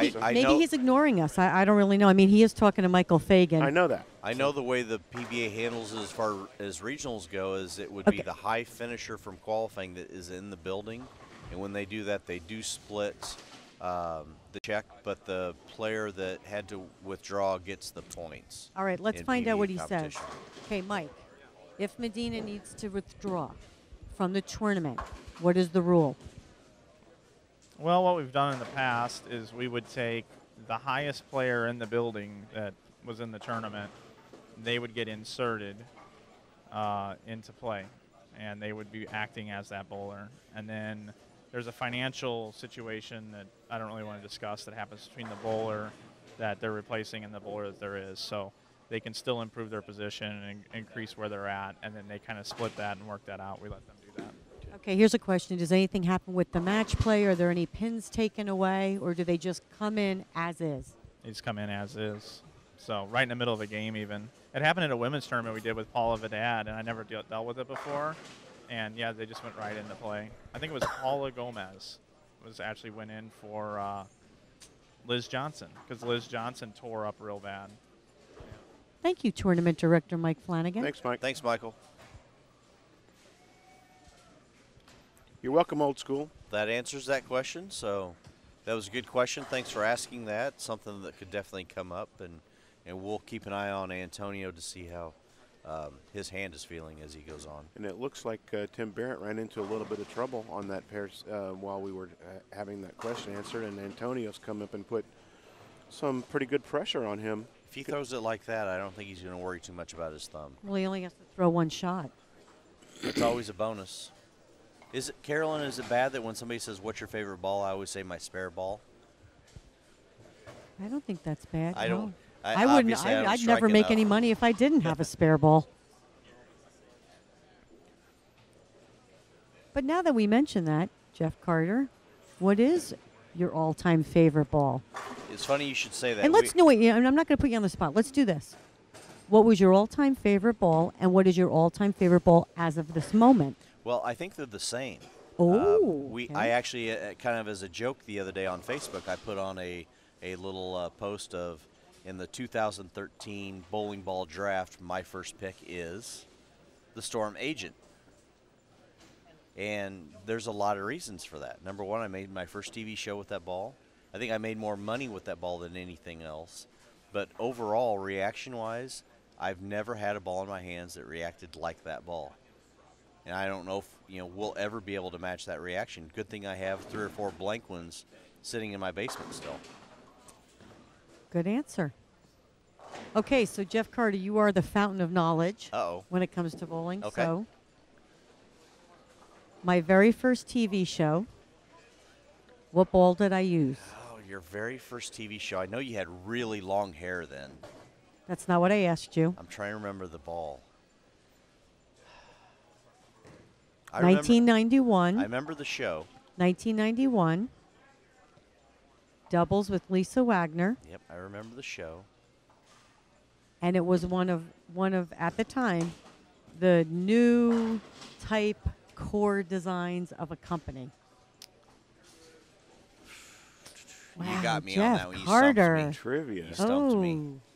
Okay, let's see if anybody in the chat room knows it. We'll see. Let's see. Let's see if we get an answer on that one. Stumblefox in the chat wants to know if we're on cable TV at all, and it would be nice if we could be on cable TV, but right now the only place you can get us is on the interweb. I think we need to go to the Dallas-Fort Worth market because Southwest Sports is always looking for something on TV. We have a guess of a Turbo X. Close, but the Turbo X was after this ball, 1991. A ball that had a different core design and had to be drilled a specific way. An Omega? That's a giveaway. Oh, God, no, that was after. 1991, go back. Go back, just as black and white was going out and color was coming in. You're showing. I'm going to your give you age. I'm going to give you a hint. It started with a P. So they're guessing Phantom. There you go. Oh, in the chat, and it did have to be drilled a certain way. Timmy Barron's training wheels fell off out here. Missed single pin in the 8th frame after a strike in the 7th, and Antonio. 4-pin, wasn't it? I didn't see what he left. And Antonio keeps putting the pressure on, so it looks like Antonio is going to move up in the standings from his 9th place, even with that bum thumb. And I had to say that again, slowly. very, very soft at the bottom of the swing, trying not to touch the finger holes at all, and that or the thumb. Yeah, good call, Brett. But he's throwing a rain of power right now, and that ball just looks like it's just rolling very, very heavy. It's really reading the mid lane strong without a lot of direction change, so it's definitely a good option for him. And he's definitely playing a little bit farther left than what I've seen this weekend yet. So whatever he's doing is definitely working. Jay Adams in the chat is asking if someone dropped out during match play, and if so, why? So far, no, they have not. There have been a couple of injuries during the day today, and we've asked the question on what would happen if is the only reason we were discussing that. So Dallas Baldridge right now is in 15th place after 9 games. He is about 190 pins out of 5th place.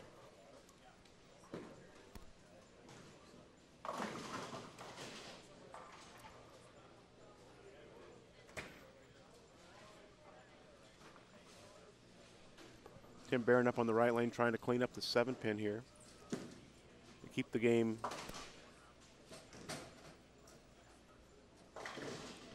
can double in the 10th for 2-teen and maybe not lose too much in position here, but Antonio's definitely going to go up in the standings based on this game. That's a lot of guts as far as I'm concerned. I mean, he's got to be thinking about it. He's acting like he's not, but he's got to be thinking about it when he's on the approach. And there's so much other stuff out there to think about besides that right now. You don't want to add that into the mix. So I just got an offer for a donation to the team tournament for one of my agents. As much as I would appreciate that, I'm going to have to pass. If there was a way that I could somehow replace the agents, boy, I'd take you up on it. But those things are rare and hard to come by, and never know when I may need to pull one of those back out. Pepe is not currently in the top 5. He's in 8th place after 9 games. We have a lot of finishing of Game 10 around right now, so it won't be long until we're able to give you Game 10 standings. That would leave us only 6 left until we determine who the top 5 is tonight.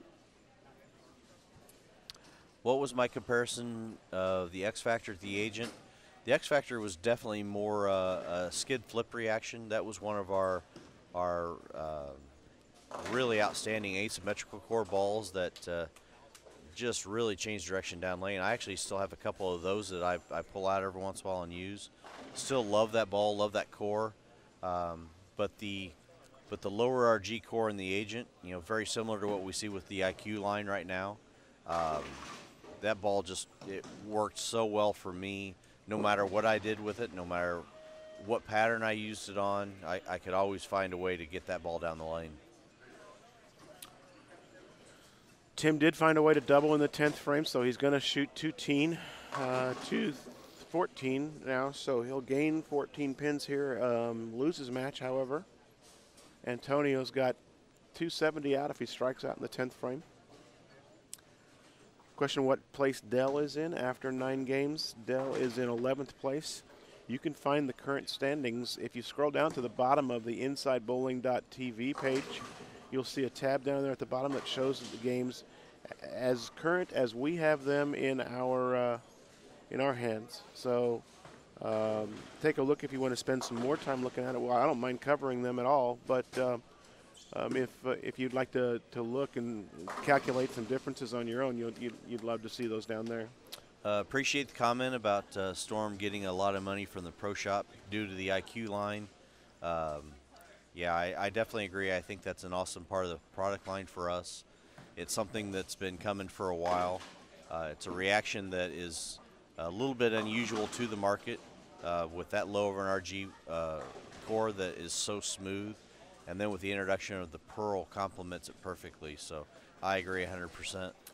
So Beckelman in the chat says, be aware that some people are viewing the form livestream.com due to the compatibility issues with their devices. And I understand that.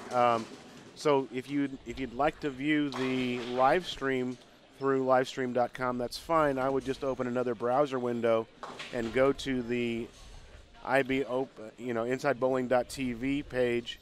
And even if you can't see the stream there, you'll be able to scroll down to the bottom and see the standings printed there. Yeah, I also want to say, I don't know if you can chat on the live stream page either. So if you're chatting, you're with us on Inside Bowling. I know you can't chat on the live stream page. So yeah, so the only way you can chat with us and view the standings is if you're on the InsideBowling.tv page. But you can watch the stream on live stream, so just wanted to throw that in there. Antonio with a big finish for 278. I know the first one in the 10th, he did get a little bit firm with, but he kept it on line, so the ball never got right at the 3-pin. The second one in the 10th, he did go back and get softer with it, and then he rang a 10 on the fill ball for 278. So huge game to pick up 108 pins right there.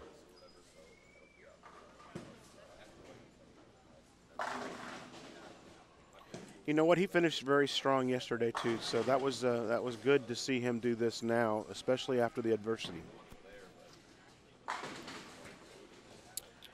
Let's see, what is a good ball for an older guy with above revs and medium ball speed? Really depends on the conditions that you're bowling on, the lane surface that you're bowling on. A lot of different options as far as that goes. I would say anything in our middle product lines, the IQ line, the road line, or the fire line, so to speak, with the fire road, the high road. The balls in that line generally tend to work the best. And how long before we see the sink pearl? That would be a good question to ask the guys in the office. I don't know if that's on the agenda yet or not, but we'll see what happens.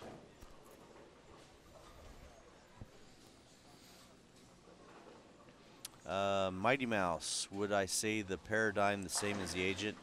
Actually, I had the paradigm way different than the agent. Any of the asymmetrical core balls for me reacted totally different than any of the symmetrical core balls. So I'm a big fan of symmetrical cores. I love the dependability and the controllability of those. So you'll see me use symmetrical cores much more often than asymmetrical cores. But that's just how it matches up to my particular game. Matt, RFM in the chat says the pattern that you posted the link for a minute ago looks quite intimidating, makes our sport patterns look like house shots back home. I appreciate the fact that that you recognize that, RFM.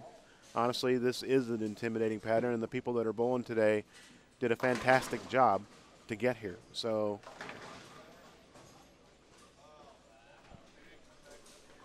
you know, shot making is definitely at a premium on a pattern like this, and more importantly, we've talked about it routinely, so is spare making.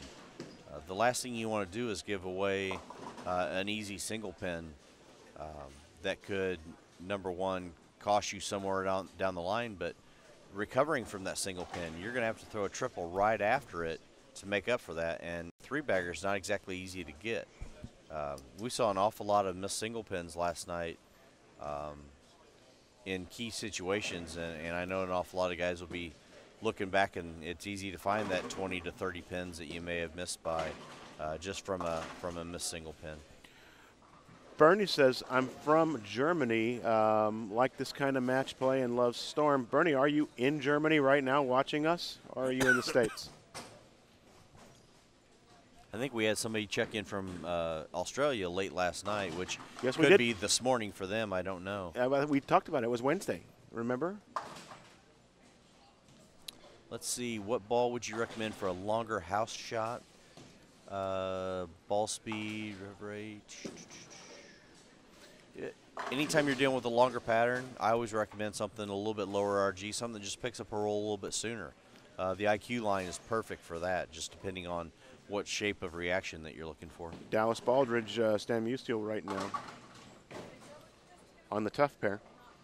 I see the Colonel's checked into the chat. That would be Colonel Jim Pickering. So nice to have you with us, Colonel. Very nice shot, Dallas. Trying to climb up out of 15th place. Got standings after 10. Got to put on the glasses so I can read them to you easily. A question about the video real quick about some advice. That is something that I do.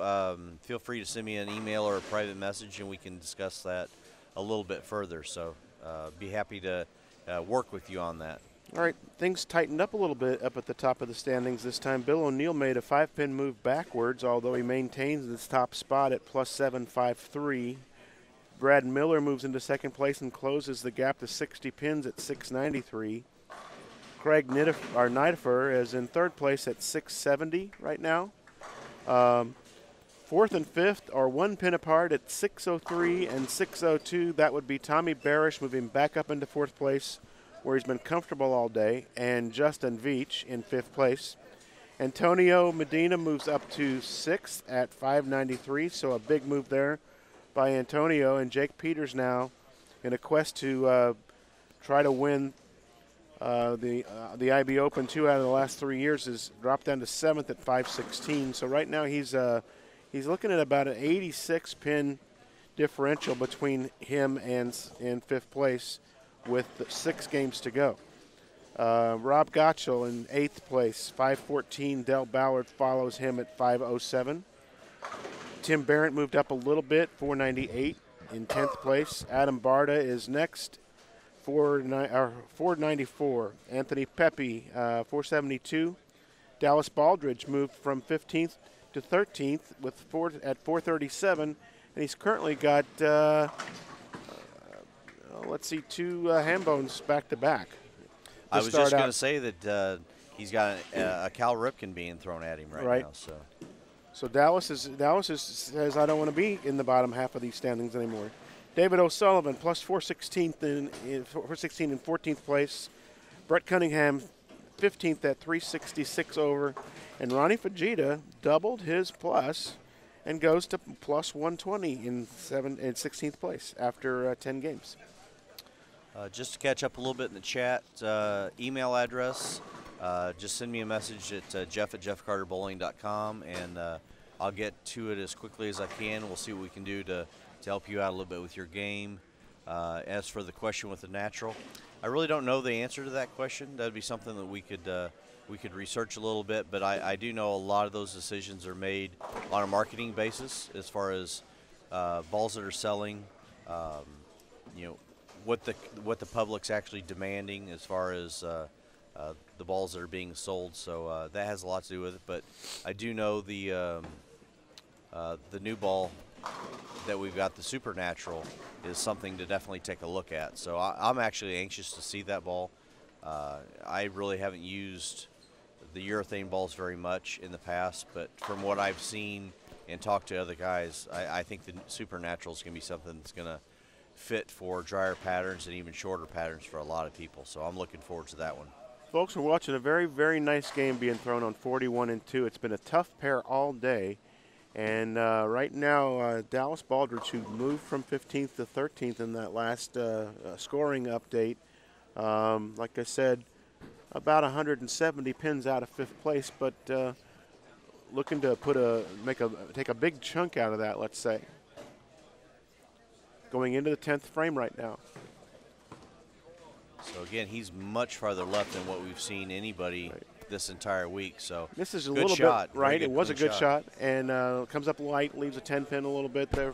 Looking at still 270 with cleaning this up, and that's a big move. That's like almost 110 pins difference in the standings from where he was. 547 puts him, based on the standings right now, in the 7th and 8th position, somewhere like that. So, I had a question a minute ago about the average record in the 300s and 800s. As far as I know, the average record still stands. That's not something I really pay much attention to anymore. As far as the 300s and 800s, I probably haven't turned in a piece of paperwork for an honor score in 10 years. So as of right now, I'm not even sure how many they have me on record for. So it's something that I kind of kept keeping track of. Or quit keeping track of, I should so to speak. We have Bill O'Neill going into the 5th frame is up by about 50 on David O'Sullivan. Wow. David seems like he's struggling a little bit on 29 and 30. Mostly on the right lane. He has opened I want to say, I apologize, not the right lane, left lane. He He has opened each time on the left lane, struck and spared on the right lane. So Bill's got a spare, triple spare. Looks like right in front of us, Brad is still having a little bit of trouble getting a reaction that he likes. I know he's moved in a little bit farther left than what he had been all weekend, so I think he's just searching for the right ball to get the right angle to get it to go through the pins the right way. Still, the important thing is to fill frames and get as much as you can out of each game. So.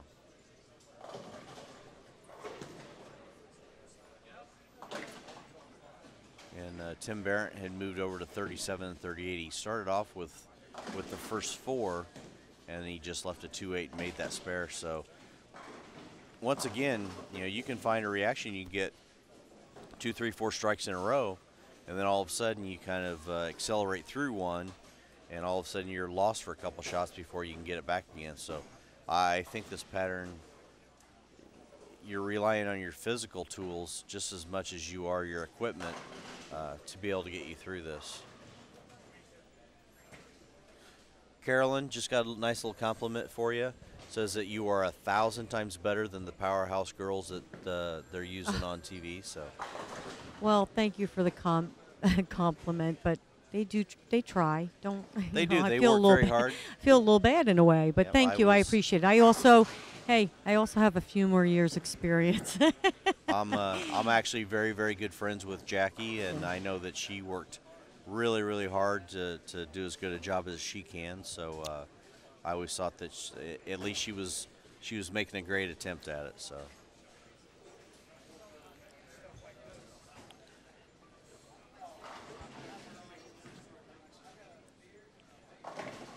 We didn't see specifically whether Veach got the spare that you might be talking about. I just saw Del Ballard leave another 7-10. Yeah, blower 7-10. I see a couple different balls get pulled out here on this lower end. A couple of wreckers, people who were using Defiant Souls, now throwing a couple wreckers out there. So they're transitioning yet again. Again, so, yeah. Yes. And you see a lot more now around that track area, even closer to that 13-14, with a little bit more speed and a little bit more up the back of it, not trying to come around it. Once again, the ball itself will change direction, but really just trying to roll through it. Nobody's really trying to come around it.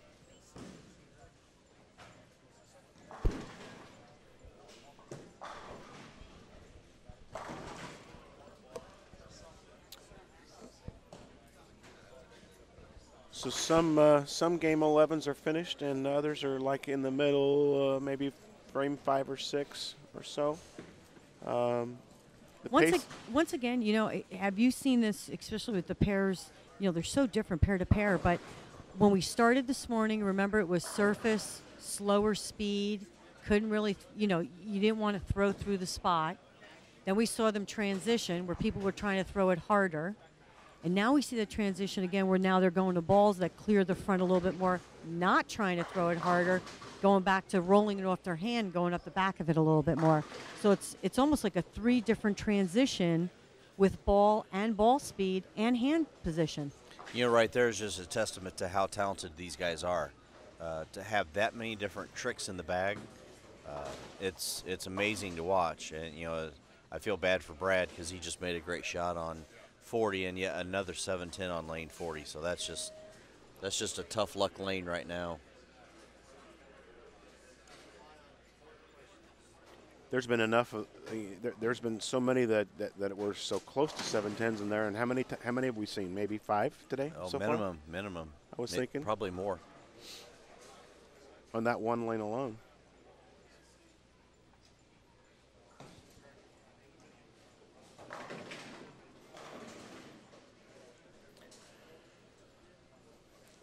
Little lull in the action here on 39 and 40.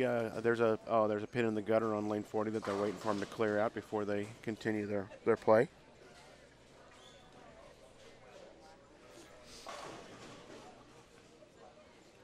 And once again, we'll take a little break here and pay the bills, and a little shout out to the event sponsor, Storm Bowling Products. not only sponsor the event as far as the sponsorship side of it, but also providing bowling balls to everyone that entered their tournament this weekend. Got their choice of a Storm bowling ball. Sync was the hottest one flying out of the office, along with the IQ Tour Pearl. The event is also being presented by Budweiser.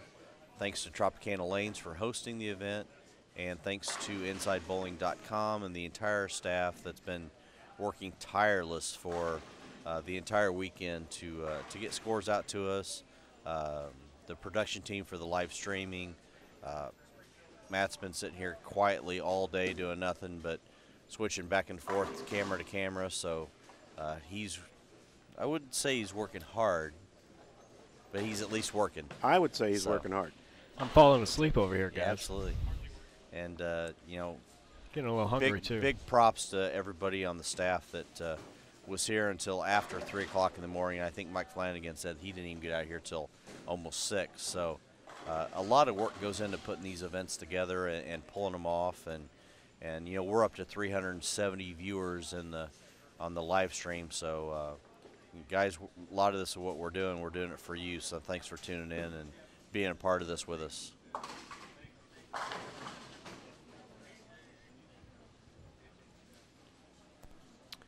Question about my grip as far as the offset thumb. Technically, you're correct. It's just which way you want to look at it, really. All I know is the way we're doing it feels very, very comfortable. I've been doing it for about 6-7 years now. So whatever the trick or gimmick is, it works for me, and I stay with it. Justin, 248. Ballard, 220.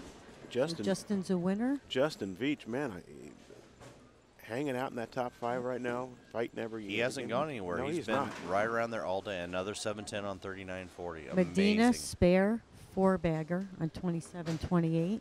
CDB, can you see, is he still throwing that that rain of power? Does it look like it? For who? I'm sorry. Antonio. Mr. Thumb Yes. Chunk. Yes, he is. We got Raina Powers in front of me. We got Wreckers in front of me. We got Disturbs. Awesome. Glad to hear it.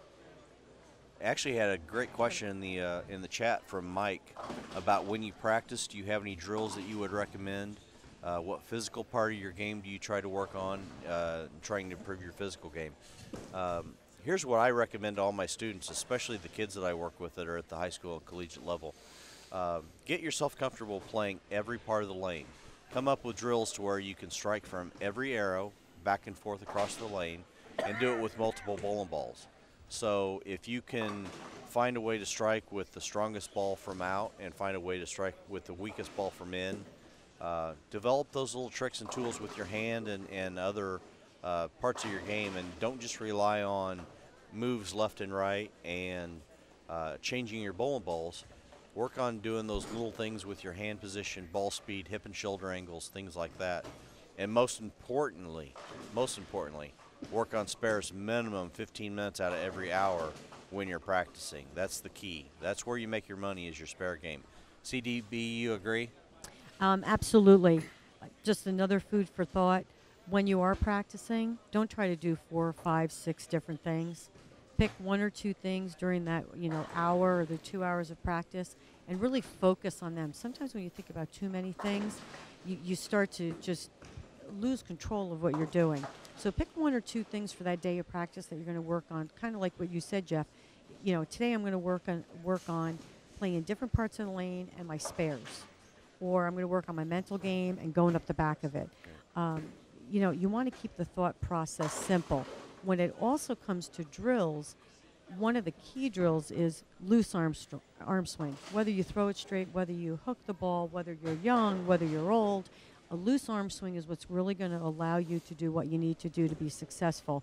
And one of the drills for that is just in your stance, swing it once by your side, bring it on back up to your starting position, and then go. It really does loosen the muscles up in your swing, and it'll help you be a little bit more fluid throughout your approach.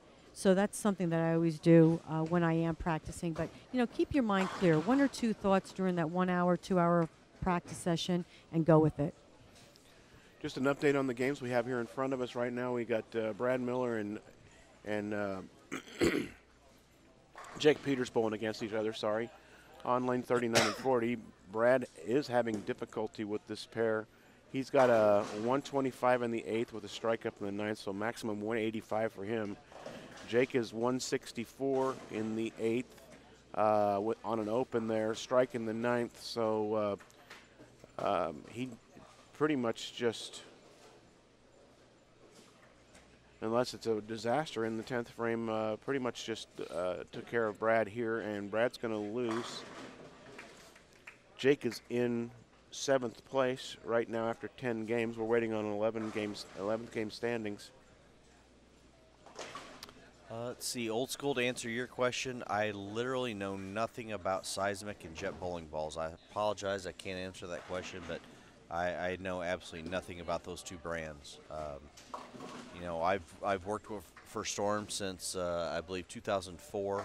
I haven't thrown a non-Storm or rotogrip bowling ball since then. When I was on tour, I tried to keep up on what the other brands were doing just because I was competing against them on a daily basis. Now I really don't pay too much attention other than in a setting like this where I'm kind of watching. I kind of have an idea what some of the guys are using, but I really don't know much about those.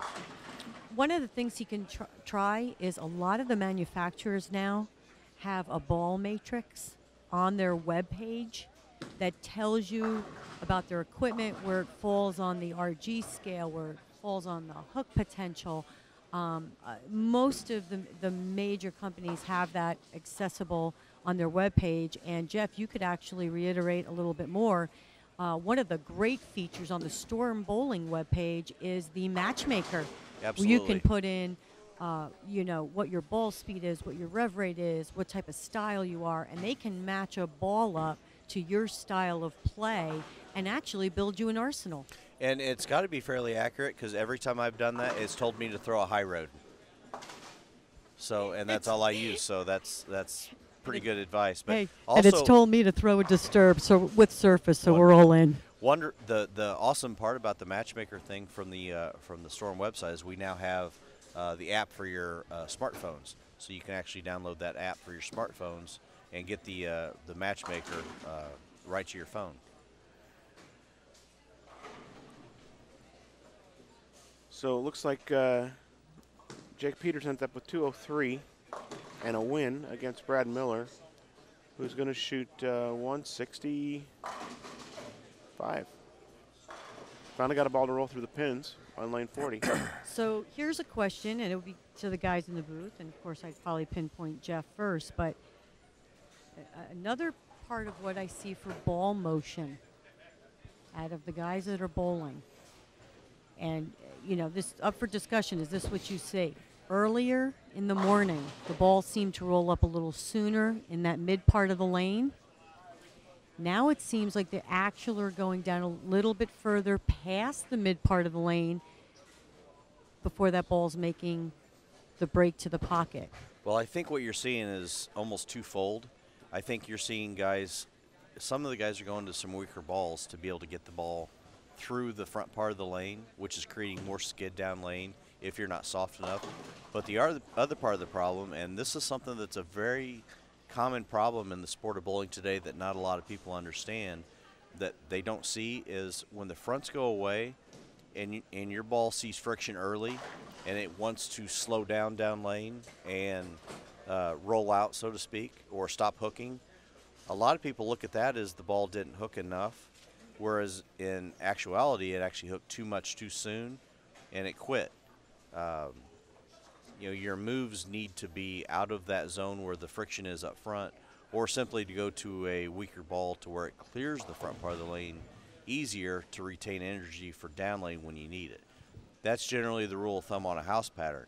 On something like this, in some cases you use that friction up front to your advantage to be able to slow the reaction down to where it just doesn't, you know, change direction so abruptly down lane.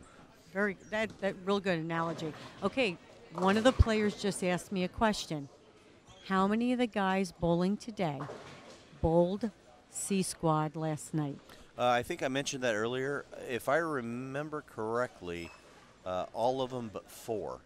If I read that right, I think all of them but 4 bowled last night. Okay, thank you.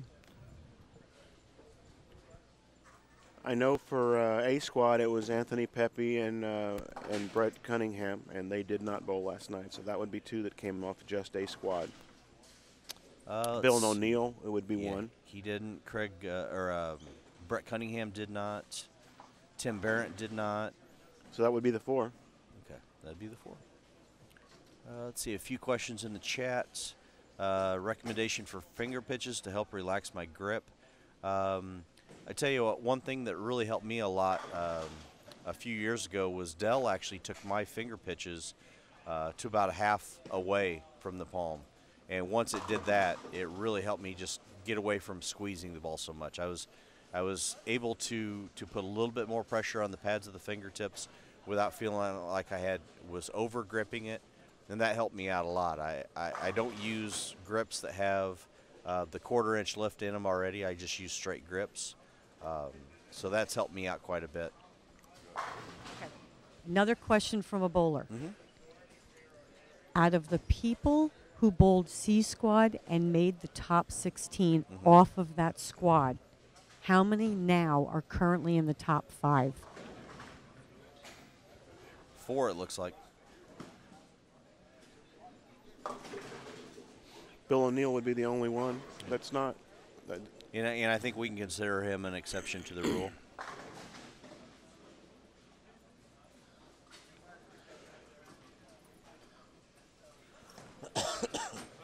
But Bill is doing pretty much exactly what he did yesterday afternoon.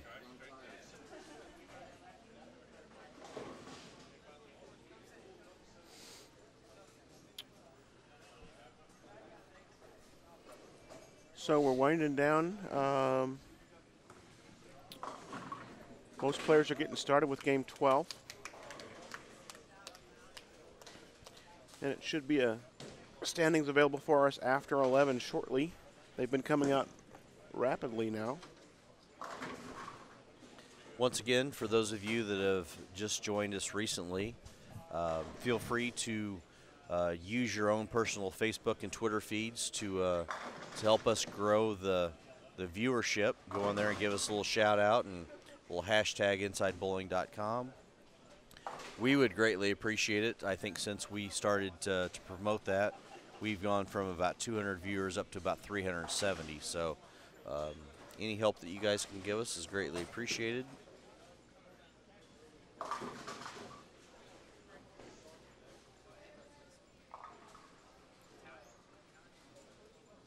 Adam Barta up on lane 42 with another 710 and brings it back out of the pit, but stays on that side of the lane, so no pick, but a nice effort. I think that's Rob Gaucho. I'm sorry. That is Rob. It is. Same color shirt. I'm getting punchy now, I think. It was me asking how many people are in C squad.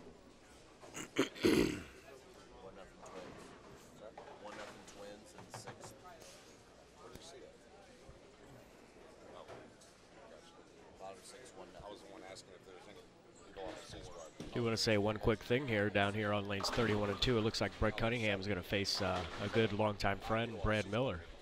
They went to Lindenwood together. Looks like they're talking right here. That should be an interesting match to watch. So right now it's cordial, it looks like, at least. Yeah, at this point anyway.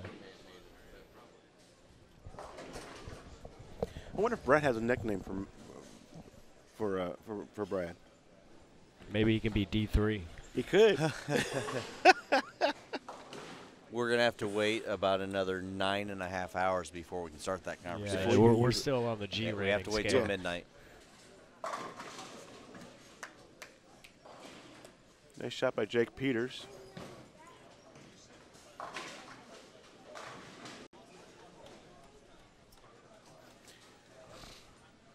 Italian Job says, I would sleep for days after bowling 16 games straight.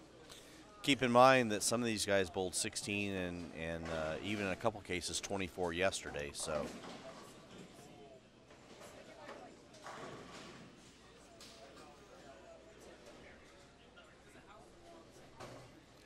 Dill Ballard up on lane 40. sounds great. Appreciate it. And he runs through and leaves a solid 9. Could have been a 4-9, crumbled the 4 out. But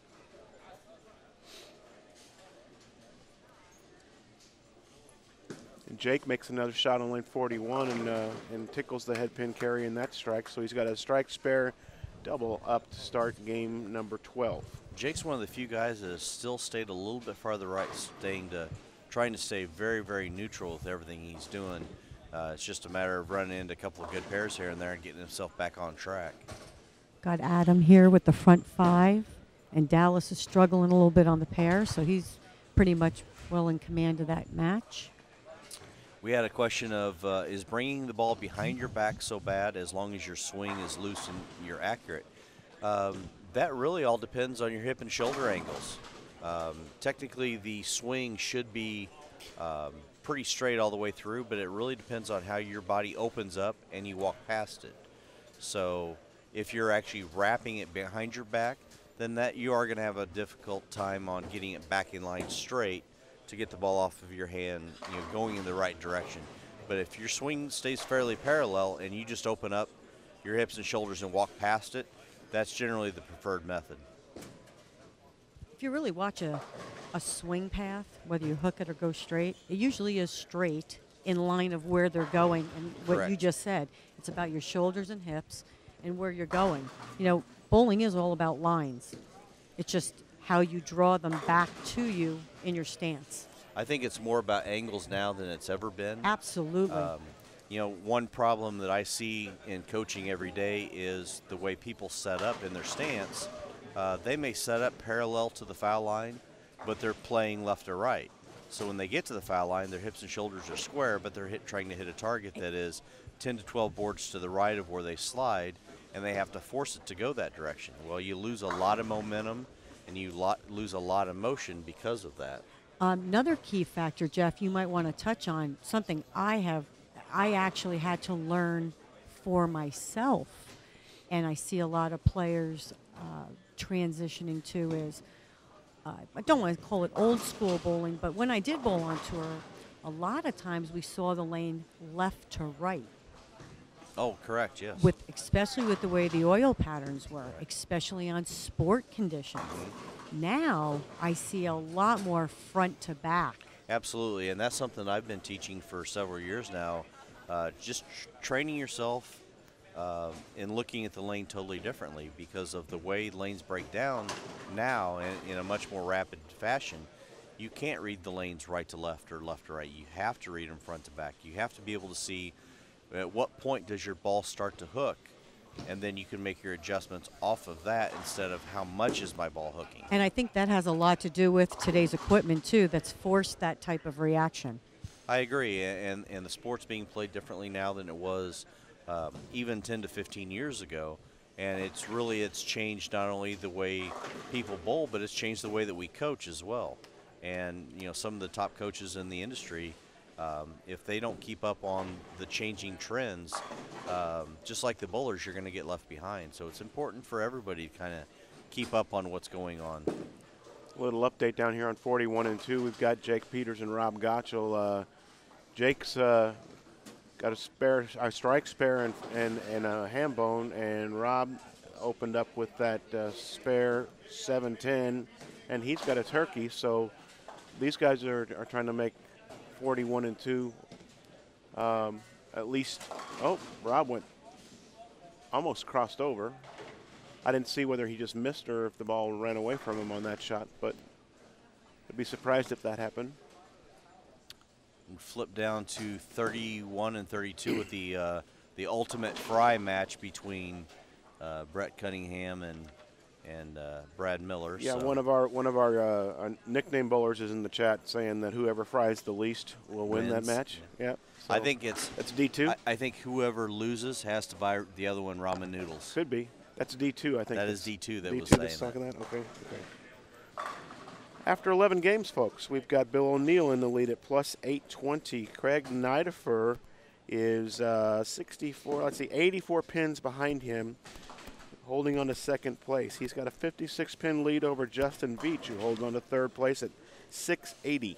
Brad Miller currently in fourth, 658. And Antonio Medina's moved up into 5th place at 619 with a chunk out of his thumb. Tommy Barish in 6th at plus 595. Rob Gottschall in 7th, right here in front of us in a tight match, 568. Tim Barrington, 8th place, 558. Jake Peters also bowling against Rob Gottschall right now, 549. He's in 9th, followed by Adam Barda, who moved up 1 spot into the 10th position at 546. Dallas Baldridge, that big game that he shot a little while ago, even though he opened in the 10th, plus 534. Dell's fallen down now to 12th place at plus 527. Dell did have the lead for, I believe, 1 game today at least. Anthony Pepe at 480 at 13th position. In 14th is David O'Sullivan at plus 386. Brett Cunningham in 5th at plus 380. And Ronnie Fajita plus 100 in the 16th position. Just a quick recap there. Leading the tournament plus 820 is Bill O'Neill. And it takes plus 619 right now to hold on to the 5th position for tonight. Speaking of Jake Peters, he was working on a ham bone, for those of you that have commented on that.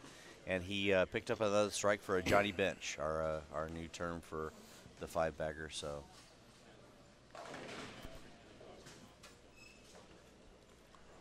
he's going for a Stan Musial right now. Not a very good shot off his hand. No love on the Tommy Jones rolled 2-pin on that one. And the 8 is still standing behind it, I believe. That is true. I'm at a bad angle, dude. It's all right.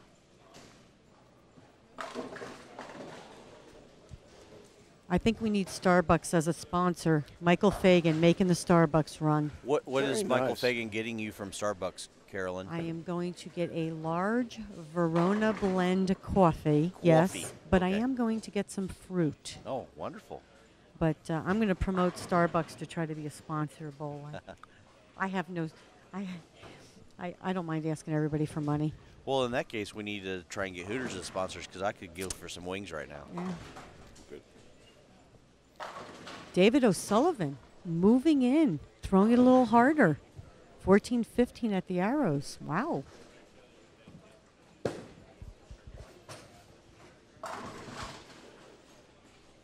We have a question in the chat if Adam still has all strikes, and I'm looking down and I don't see that to be the case right now. If he did, and we mentioned it, he would no longer have all strikes. That is for sure. I am the human black cloud. For those of you at home that need help winning your league or just bad luck for somebody, let me know, and I can black cloud them instantly for you. How is Veach bowling game 12? Who is he bowling? Let's see if I can find him. He is bowling Medina on 29 and 30. That's an important match. And yes, and Medina is down quite a bit. Matt Connor wants to know how many hours of sleep you got last night. I don't know. I guess I went to bed about 4. Woke up about 8:45. 8:45? Yeah, I was a little late this morning, but Hey, you know what? I got about 3 hours of sleep last night, too, or the night before, too. Sorry, Carol. Nope, that's okay. That's my bad. Sorry. I thought you were done. Okay, hey, we got some spectators here. Okay, Hold cool. on. Okay. Hi, Mike. Mike competed in the tournament this week, right? Yeah. Okay. Yeah, I did. And Mike's one of our left-handers that were in the field. Okay. So let me ask him a question first before I go to the person next to him. So how do you see, Anthony Pepe, only left-hander in the field? Do you see anything different of what he's doing today that you had a bowl on, yesterday? I mean, it looks a little bit tighter. The lanes aren't hooking as much, but I mean, he throws it good and he's going to compete. But it seems like it's about spares, and he'll stay in it. But it seems a little tighter than throughout the week. So Awesome. Okay, who are you here watching today? Bill O'Neill. Oh, come on, for crying out loud. Pick somebody else in the field. Everybody's always watching Bill. I mean, come on. Yeah, Tommy Barish. I like it. And I was only kidding about Bill O'Neill. That's all right. No big deal. Okay, so what do you like about their game? Tommy Barish is controlled, but he has a lot of power. He gets around on the ball really nicely. Yeah. And Bill? And, well, Bill's just he's so simple, but it's just like effortless power. The word you're looking for is pathetically good. Okay, good. Thanks. And you come over here. Don't sneak away. Don't be shy. Who are you here watching today? I got to watch Dell. Oh, I love you. And your name is? Enrique. We all like Enrique. Let's give Ricky a high five there. Like Enrique. That's cool. And what do you like about Dell's game? Just want to see him make a comeback. You know, he's just so good. He's always been so good. It's just nice to see him back and competing, being able to compete with all these guys. Thanks very much. You guys were great, and I didn't mean to put you on the spot, but you participated very well. And Mike, it was nice crossing with you this week. You're a great guy. Thanks, guys. Pete Barta's in the chat asking how Adam's doing. Right now, Adam moved up one spot. He's in 10th place, 546 over. Currently, 5th place is 619, so he's got 73 pins difference between him and 5th place right now, and that is after 11. They are getting close to finishing game 12 right now. Had a question of how many PBA members bowled in the tournament. Very difficult to say. There's an awful lot of guys that are PBA regional players.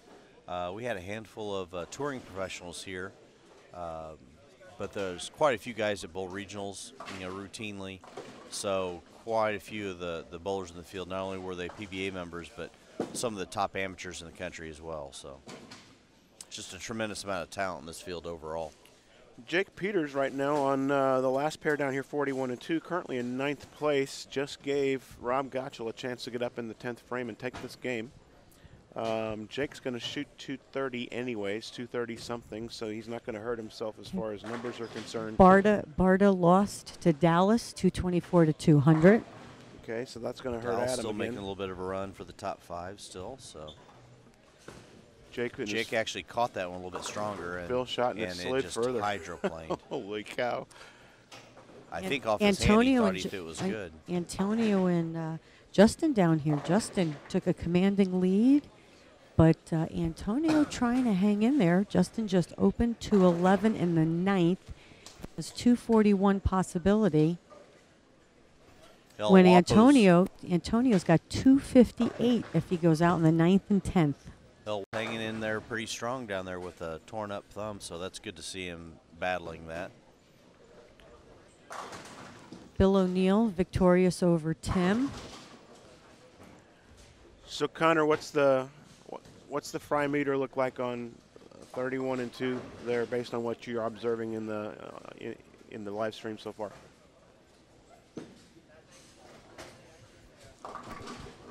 We got Kurt Pilon. I got Kurt Pilon right here. Mr. Pilon? Mr. Pilon, who participated in the Second Chance tournament. Where'd you finish, Kurt? I think I finished 7th or 8th. Okay. So you made a little money. How'd you throw it today? I threw it decent for feeling like my hand was a little muddy and underwater, but they were a little easier over there, so it was okay to get loose. And it's always a pleasure to see Mr. Pilon. Looks like Anthony Pepe is starting to strike a little bit more, so my early morning prediction of him making a run at this thing could come true, but he's going to need a little bit of help to get there. I was right about Rob Gottschall. He got up in the 10th and threw a double, and he's going to put up a 250 right now with a 30-pin bonus. Rob's currently in 7th place. He was, let's see here, he was 32.51 pins out of 5th, so that's a big move. Antonio got the first hit in the 10th. The second one locks out his opponent. High flush, wow. 258 with one more You can winner. almost see that in the way, watching him bowl from the side, you can tell when he gets out of that pin, he's actually turning his hand on top of the shot at the top two right now. I think Brett Cunningham just left the ever-popular 1-8 spare. Yeah, it looked like he switched to 2 hands there, actually. And now they're talking about cooking bacon-wrapped bacon on his forehead. Oh, man, I'm really hungry over here, Might guys. even be able to keep some bread next to his ears to make some toast. Oh, it's so nice you guys like each other so much up here.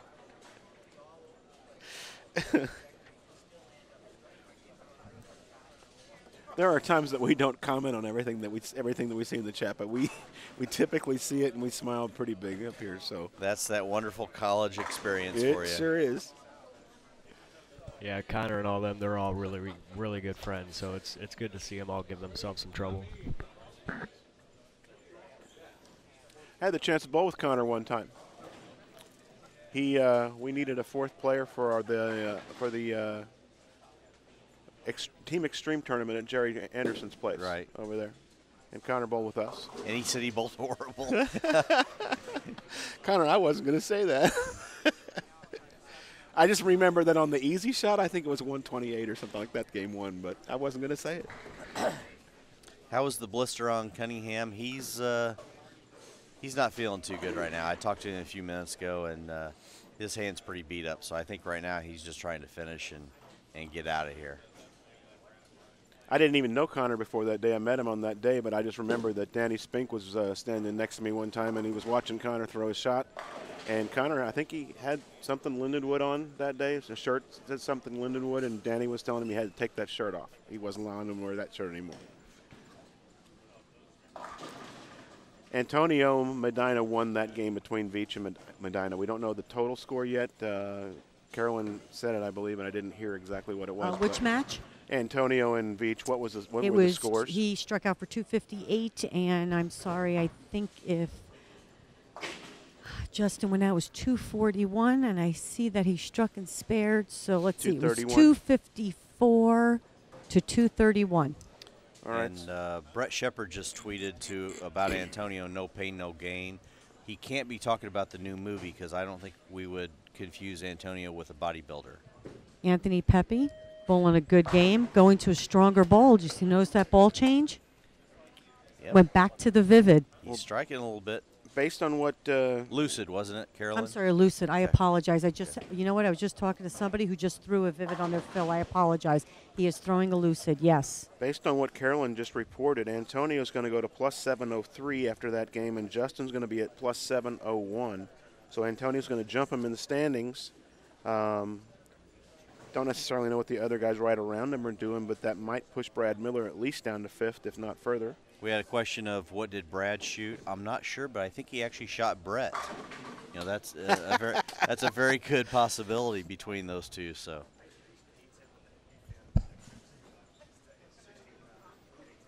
I'm pretty impressed with Antonio right now.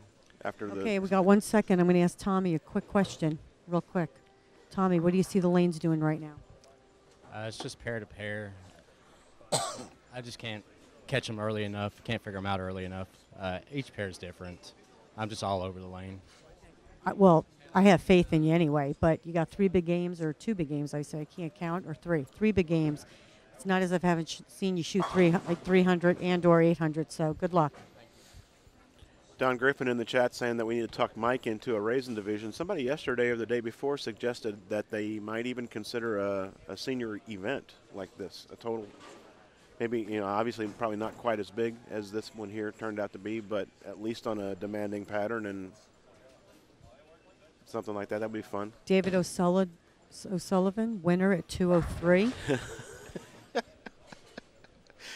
Connor, you're wasting this stuff, man. Go right ahead, Connor. We're all kind of hungry. Brett can't see it. I mean, that's the worst. That's the worst part about it. I'm sure he'll see it on the archive, but yeah, go ahead and cook some of that up. Bring it up here. I'm starving. I'm hungry too, but I'm going to Maggiano's. By the way, another sponsor, especially in this area. Anybody ask Maggiano's? Because I will.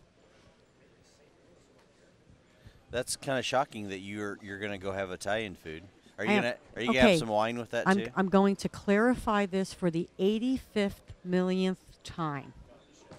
I am not Italian. But that's all you guys eat is Italian food. It doesn't matter. I am Czechoslovakian and Irish. In New York. Yes, and I am part Ukrainian. I am Eastern Europe and Irish. No Italian whatsoever in my family. Although I do talk with my hands. I do talk fast, and yes, I have the Italian look. But, you know, other than that, not Italian. Well, I'm not Mexican, and I love Mexican food, so I don't think it really matters. Don't hate. Starting game 13, pretty much across the house. At least all the 12s are done, it looks like. Some players haven't made it to their pairs for start of game 13, but others have already begun. Quite the pace today. We are looking here at right at 3 o'clock this afternoon. I think you're going to be close in that 2-hour prediction there, Jeff. Even though that's what they scheduled, that's a good thing that they were able to predict the time today. Yeah, the pace is definitely going on much quicker than it was last night. So.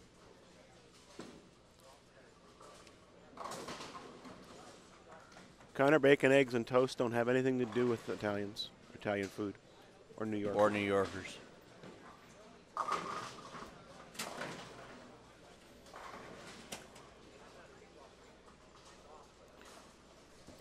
We got Bill O'Neill down here on 41-2 for his second time today. Remember last time on this pair he shot 279, so let's see if he remembers or sees anything similar in his ball reaction.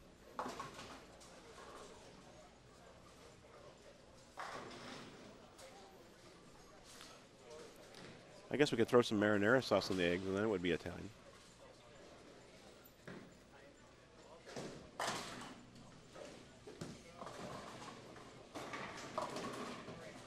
Well, the trend continues on 41. We've seen an awful lot of people do that so far today. So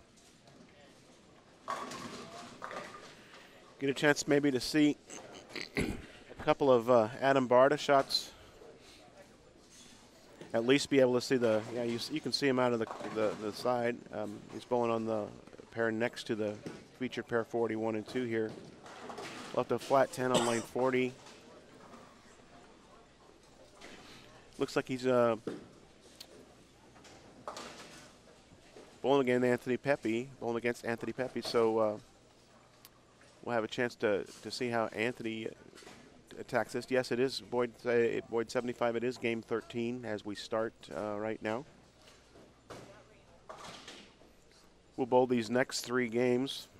Take a short break while the Cracker staff back there in the office gets us a standing so that we will know how the position round goes. And I'm not sure what Mike's going to do as far as putting people on the lanes, but hopefully we'll have strategic placement of the matches that matter on the pairs that we can monitor so we can show it all to you.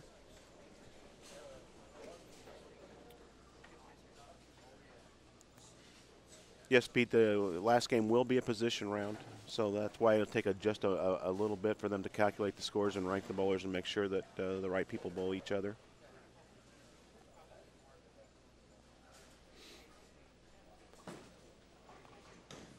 I think that reaction surprised Anthony a little bit. He definitely didn't peel off the gutter quite as much as what the previous pair did. But he was going a little bit more direct the last couple games from what I can see from the side. And that one went a little bit more up the lane. So it's possible he missed. I mean, just missed what he wanted to do on that shot, too, the way very possible. The way he acted at the line. So.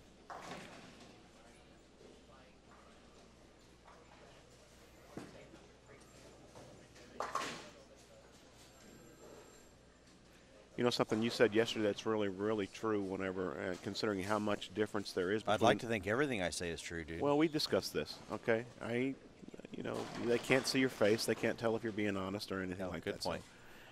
But anyways, way to derail my thought. I'm good at that. I think I was going to say something important here, and maybe not. How important it was going between pairs. If they don't make a good shot the first time that they get to the pair, especially if they're trying to make sure that they don't waste the first half of the game when they get there. Let's say he missed there and didn't learn about lane 40 the way he wanted to. Now he still doesn't know anything. So right, that's why the most important shot you can throw each game is the very first one, especially when you're moving from pair to pair. So you move to a fresh pair, and maybe you got an opportunity to see who was on that pair before you, what they were doing. How they were playing the lanes compared to maybe what you saw them do earlier. Then all of a sudden you move over there and you just absolutely make a horrible shot. Now, number one, you've got to recover and make that spare. But number two, you didn't learn anything from it. So you got to go to the next frame and try and make a good shot again. Now there's even twice as much pressure to try and get lined up on that shot. Because now you're already in the second frame. And you don't want to, possibly be staring 2 opens in the face moving forward. So it's difficult, something that really keeps you sharp, and that's why the guys on the PBA Tour are the best players in the world. They're really, really good at making those kinds of adjustments and changes and seeing the lane the right way. Is that a Nebraska compression sleeve that Timmy's got on his arm down there? It might be. I still want to know if Fajita has, those are actually Argyle compression socks. I swear that that's what those are. He's right here. We could ask him. We could, but I'd rather you ask him instead of me. Way to set me up on that one. Not a problem. So wherever we find the bus, we're going to find you under it.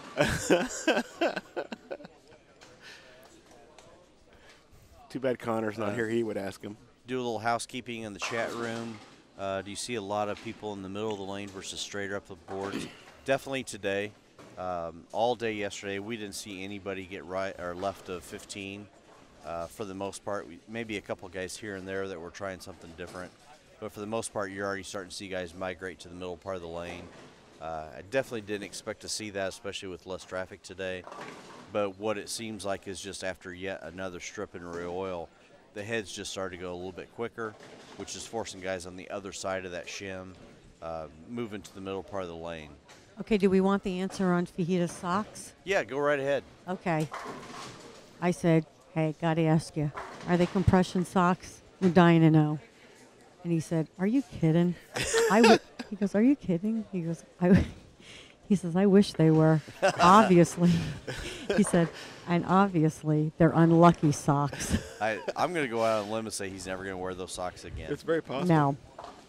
Thanks, Carolyn, for that. Connor texted or told us back in the chat that he was going to text him and ask him the same things, and now he's going to know that something was going on. And I got to tell you, I give him a little credit on wearing it because although I think they're kind of cute, it doesn't quite match the outfit. I think I said that earlier this morning. You know, to each his own. You know, times have changed, and as we can see with the style today, anything kind of goes. We had another question about the dress code. You know, we talked about that a little bit earlier today. There is no dress code in this event. You know, it's something that a lot of us as tournament hosts take a look at, is to weighing the positives and the negatives. You want the guys to be comfortable. You want them to bowl. You also want them to be happy. And if you put too strict of a dress code on an event and you lose some bowlers, it didn't exactly accomplish what you wanted to do. You would hope that for an event like this, guys are going to do their best to be presentable. You know, we don't have any torn jeans and backwards hat and things like that going on right now. And I don't personally have any problem with shorts or anything like that, or even bowling in jeans. Me personally, I'm more comfortable when I can bowl in shorts or jeans. You see a lot of guys still in collared shirts, the jerseys, things like that. So I still think the field's very presentable for an event like this. Got David O'Sullivan on 31 and 32, front six. Another question, do they dress the lanes before the position round? No, they don't. They'll go right into that game.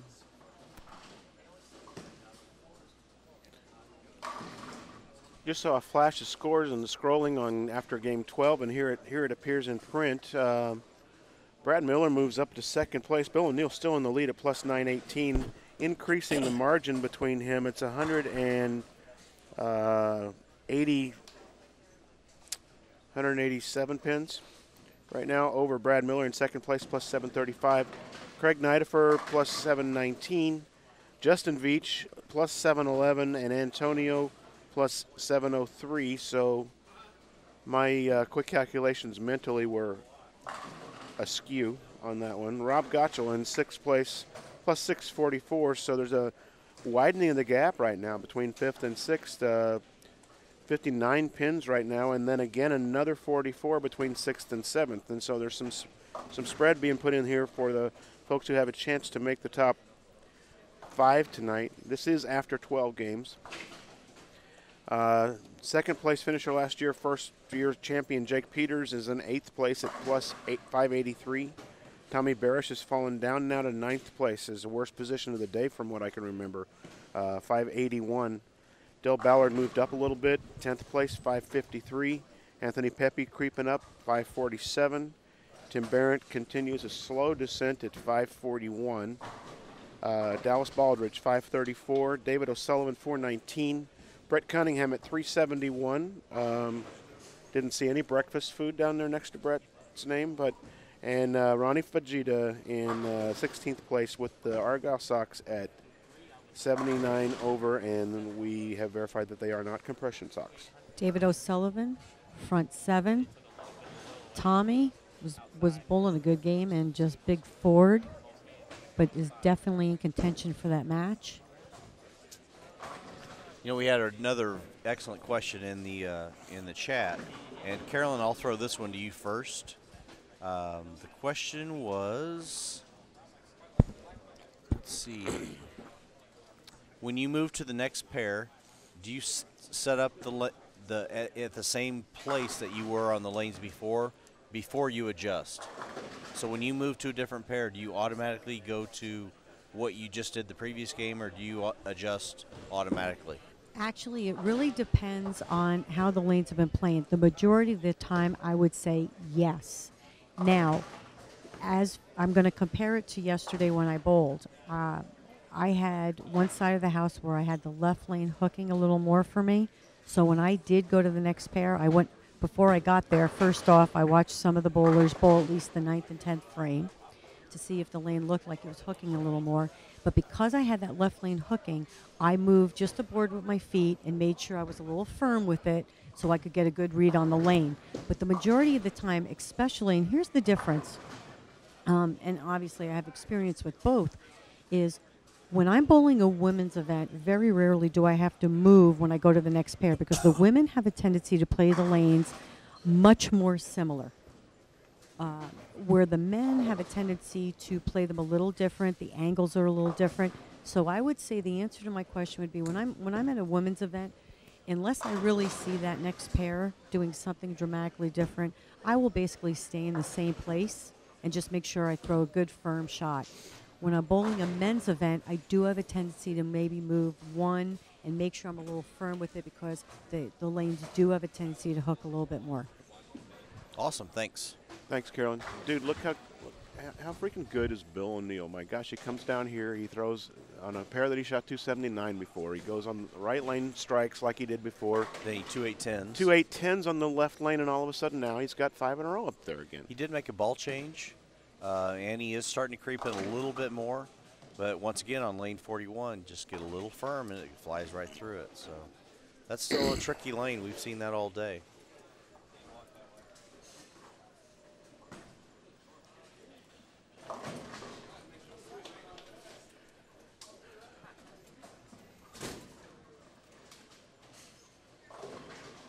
Very nice. David O'Sullivan. David O'Sullivan, front 9. And that's when you know you're doing something right. He has a little hole to the left. He missed that one. He even made a little shake there at the foul line, missed it way down lane, a little bit further right than he had been getting it, and kind of collapsed in the 2-4, sorry, 2-4-5-8. Carolyn, maybe whenever the game is over, you could find out from him why he doesn't like the first half of the tournament for some reason. He just decides he's going to bowl in the last few games. Let me think about that a minute. Didn't he string the last 10 the last game last night in order to make to actually 260 game or something like that, and got in by about less than 10, right? I believe.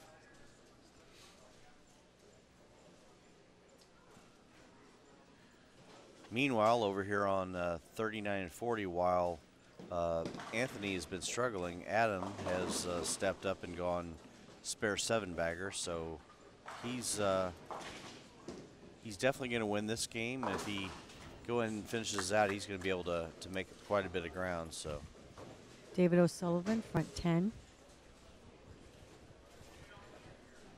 We're watching him right now. This is lanes 31 and 2. Up on the left lane.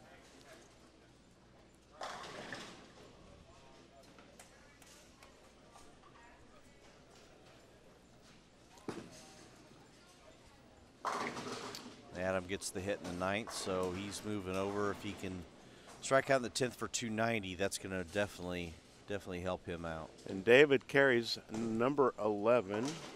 Little high the way the ball went through the pocket, but it was a decent pocket hit.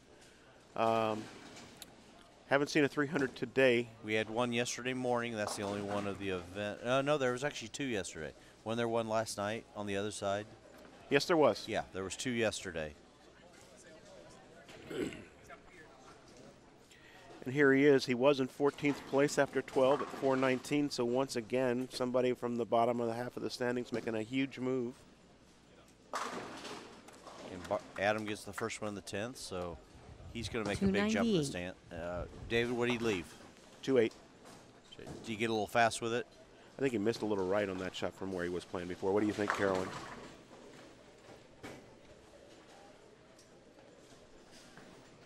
I think Carolyn's ignoring you, dude. I think so too. I'm sorry. What did you say? It's okay. I don't have a title, so it's not a big. You know what? I'm sorry. You know what? I was watching Del Bowl. I'm sorry. I apologize. Didn't you win the Bowler's Journal or something one year, dude? Did I? Did you? I think so. I think there's a title. All right. So what did that have to do with me? Did you ask me a question? Yes, we did. You? What yeah, did I you ask? ignored us. We asked what did David do on the 12th ball? And do you think someone besides myself said he left the 2-8. So so the question was answered. But by the way, just to reiterate, he left the 2-8. That's no. I asked, did he get a little fast with that? Yeah, and then we followed it up. So you missed the follow-up. Drink your coffee. Yeah. I don't know. Let me ask David. Did you get fast with it? Let's see. When he gets over here, I'll ask him.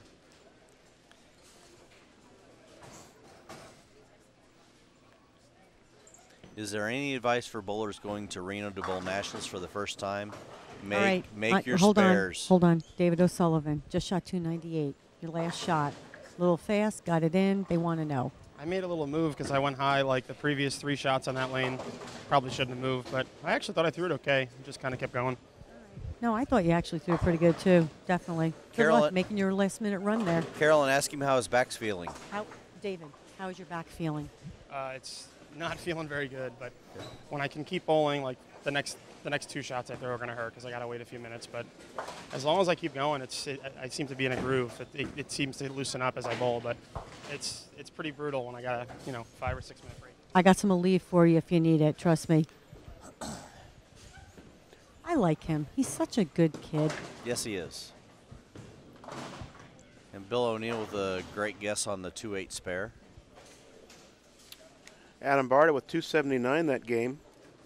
Easily win the game, so that's a plus 109 from where he's at right now, and he was in 7th place. That's going to give him 709, and depending on what some of these other folks up there do, Adam's in the thick of things right now after 13 games.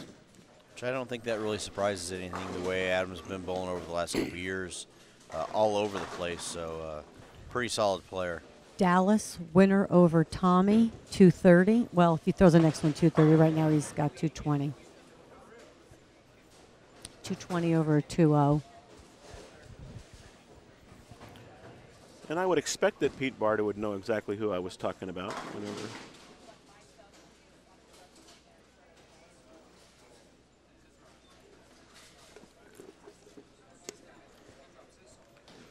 You know, actually, it was kind of a surprise whenever I saw Adam's name, hanging around down in the bottom 5 people on the list all day. That was the surprise, if anything. It was early.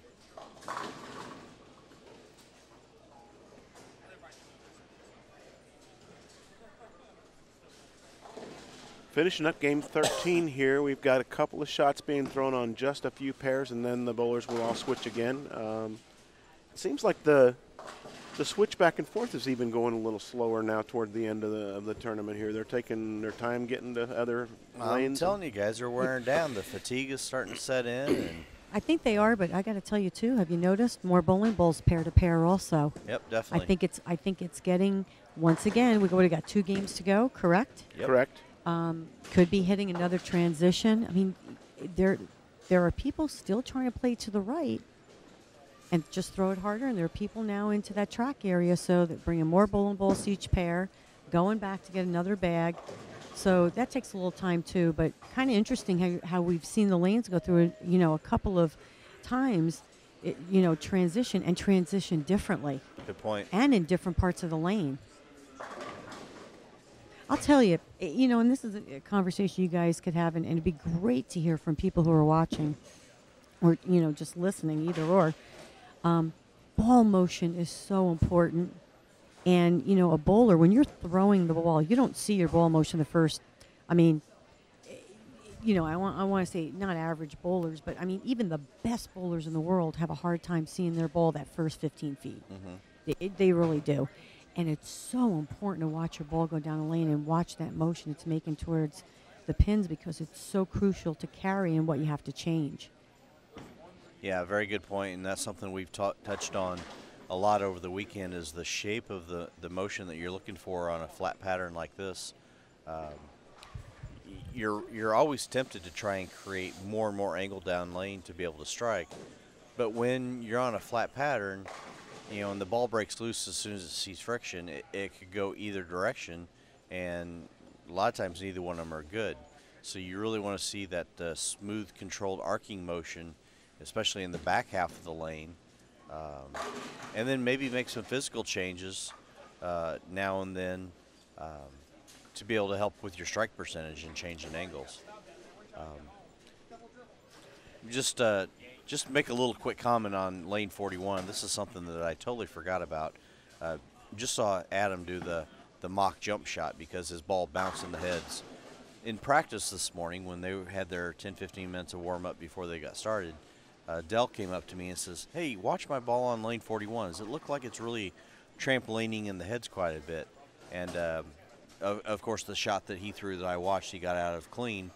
But that could be part of the reason why lane 41 looks like it wants to hydroplane so much. Is, if that ball bounces, it's going to delay the reaction, and that may be part of the problem of what these guys are seeing on that particular lane. Had a question about do I always target the same spot down lane, arrows, dots, pins, or do I adjust based on conditions? I always look at the arrows. To me, when you try and look farther down the lane, there's not a fixed spot to look at. So I always look at the arrows, and I'll make other physical adjustments based off of how I'm trying to play the lanes, but I always keep my eyes in the same area. Brad Miller and Adam Barta against each other on lanes 41 and 2 now in game number 14. As Jeff said, Adam did strike on his first ball on 41, and he's the first one to come down here and figure out 41 real quick, or hopefully he did anyways. Mr. Flanagan is back in the booth with us. Michael, how are things going? Great. I actually went home, believe it or not. Did you take a nap? No nap. Just grabbed another flat panel LCD that we're going to use for the finals that I forgot to just grab this morning. I hate to ask, but have you taken a shower yet? Oh, yeah. Okay. Yeah, just we're good there. Yeah, we're in good shape right there. All right. Because if not, we're going to have to ask you to leave. Is the honey badger still out there? The honey badger's still reporting? rolling around. I see her. There she is. She's waving. Speaking of which, I don't think we talked about honey this. Badger or at least never leaves. Or at least I haven't. CDB, I would have liked to seen you in this finals. What happened this week? Weekend. Actually, you know what? I had a really, really good look, and I am the first to beat myself up. Trust me, especially for people who know me. But I really felt I bowled really, really well this week. I just obviously did not do the right thing to get a couple more strikes. My first round, I shot 147 over. Shot a good 180 game. My last game, just the carry wasn't there. I really hit the pocket probably 97% of the time. I cannot complain about the condition or what I did. You can if you want, because I designed it. It's not a problem. No, we can air that out right now. Well, first off, you're talking to somebody who never blames it on the condition. It's the bowler. So. Did you hear that, everybody? Yeah, it's about me. I just didn't figure out exactly what I needed to do to strike a little bit more. My sparing was great. I've really been working. Now that you asked me, hats off to Dell and Brian O'Keefe down at the ITRC. I'm very blessed in that I get to practice in one of the greatest bowling centers in the world at the International Training Facility, and they've really worked diligently with me on getting my bowling to the swing a little sooner. getting me to do a little different hand releases to change my motion on the lane, and it's really, really made a difference. So, you know, I could have made a few adjustments here and there that I think I was a little slow to do, but no, I think the condition was fine. I think you needed to just play a certain part of the lane, especially, you know, if you were going to score, depending on how you threw it. But I'll be back next year. Don't worry. I'll be back. God love you. Thank you for that. Absolutely. No, it was an extremely fair tournament. And I got to tell you, the people I crossed with could not have been nicer. Real good crosses. Everybody was really friendly and helpful. And just a real enjoyable weekend. So, no, I'm not disappointed, of course. You always want to be in the top 16, but I cashed, made some money in the brackets. And you know what?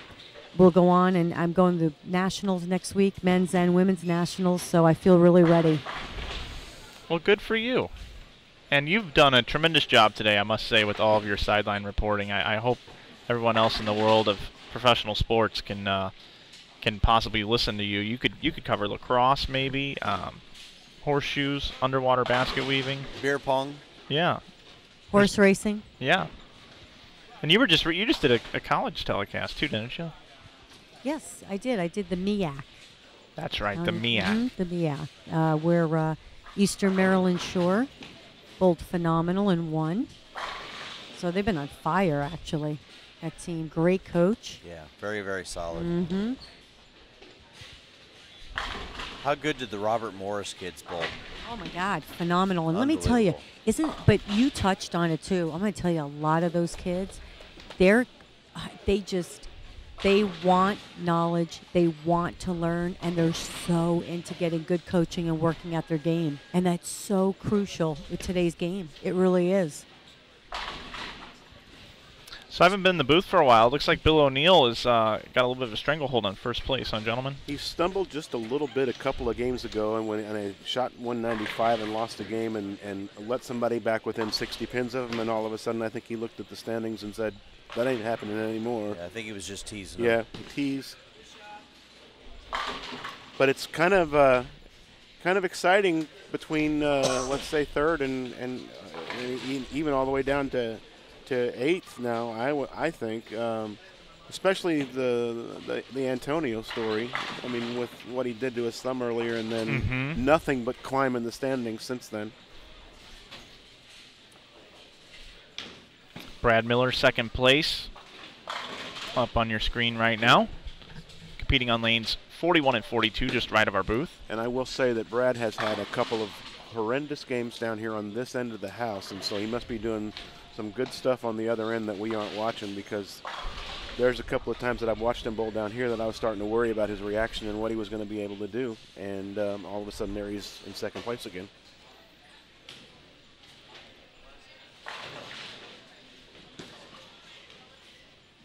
Tim Barrett was doing pretty good earlier when I was here. It looks like he's gone in the wrong direction here, but still 160 pins out right now of fifth place. It's still within reach. Bowling game 14 out there right now.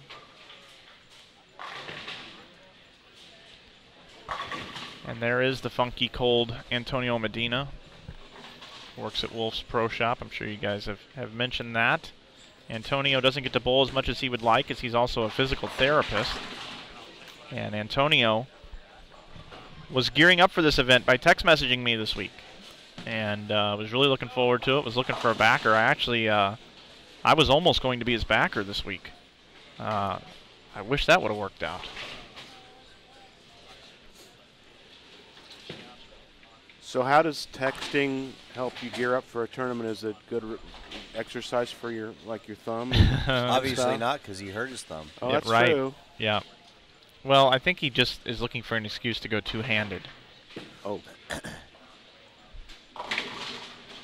But no, Antonio just he was just really looking forward to it. You know, he was texting me like 2 weeks in advance before the event, asking me questions, and all the guys down in Louisville, they put the shot out, and Hester and Wolf and Shepard and Medina all bowled on the pattern ahead of time. And I did talk to Chris Hester. I think that was on the webcast the other night, and he said that it played nothing like what it did in his home house. So just goes to show you the difference in when you lay down patterns across the country with different milliliters per board and different lane surface. Yeah, surfaces, topography, humidity. It makes such a huge difference. So that's one of the biggest mistakes I think somebody can make going to USBC Nationals is to get an idea in your mind how the pattern plays at home and go out there with that exact game plan. It's just supposed to be a gauge. Exactly. Well, I've said that for years. Do not get a preconceived notion on how you think the pattern's going to play. You can practice on it to maybe get sharper on something that's a little bit flatter or just kind of work on your physical game, but you definitely don't want to try and set up an arsenal or a game plan strictly based on what you would see not only USBCs, but practicing for a PBA event or even an event like this. For team, though, I think it might be. It can also be useful to teach 5 guys how to work together on a pattern, regardless of what if you can get them to leave their mind open enough and not get that preconceived notion. Right. If guys aren't used to playing in the same part of the lane and using your B or C game, maybe even getting good enough at it so you don't have to worry so much about brackets when you get out there and all that kind of stuff. Right. We had a practice session last Saturday night for our Turbo Tech team. Blower 8 by Peters. Yep, I saw that. Man. And basically, we knew going in that we weren't going to be anywhere close based on the surface, but we just worked on a strategy on how we would work together doing the strategy. So I think we kind of have a basic idea of what we'd like to do. Now it's a matter of, once we do it, what are we going to see after that as to how we react going forward. So. Did you guys see the 298 down there by David O'Sullivan? Yes, we did. People are tweeting about it right now, as a matter of fact. That's awesome. Don't forget, you can actually have your tweet displayed on the screen. All you got to do is do hashtag InsideBowling. It'll come through to me here as I am driving the ship, as Matt Turek and Louis Wimett from Storm Bowling Products are actually both back in the office with Brian right now, going over some production things for tonight's big show. Don't forget, 6:30, about 6:15, we'll kick it off with a little pre-show countdown, and at 6:30 we'll have our finals tonight. I was actually thinking in the car on the way to my house, you guys have done such a good job. I was thinking about kicking Randy and I out and just letting you guys take over for the rest of the night, because obviously you guys know a lot more that's going on in the tournament than us. We are definitely having a good time. You are, and I know I've said it every single time, but just having you guys here has been such a joy to have as part of the webcast. We appreciate it. And it's to be reflected with the amount of viewers we have right now, which is over 370, and we thank you for watching bowling this Sunday afternoon throughout the country and overseas even. Yes, we had somebody chime in this morning from Australia, and then somebody else from Germany. Yep. A little earlier. So Stuttgart, as a matter of fact, I believe. Forfordnugen? No. Connor's saying that you forgot to bring the frying pan and the eggs and bacon to cook off of Brett's head. Brett may be frying a little bit. Yes, Connor. Take a look at this Medina match.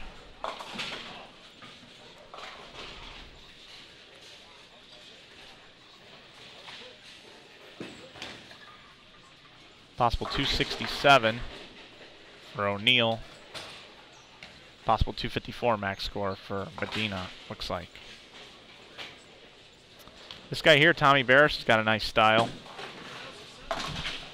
Very quiet, too. Let me tell you, he had some of the worst luck on 39 and 40 a while ago that I've ever seen. 2 7-10s, a 210 in a matter of 4 frames on that pair. And at the time, he was in second place. So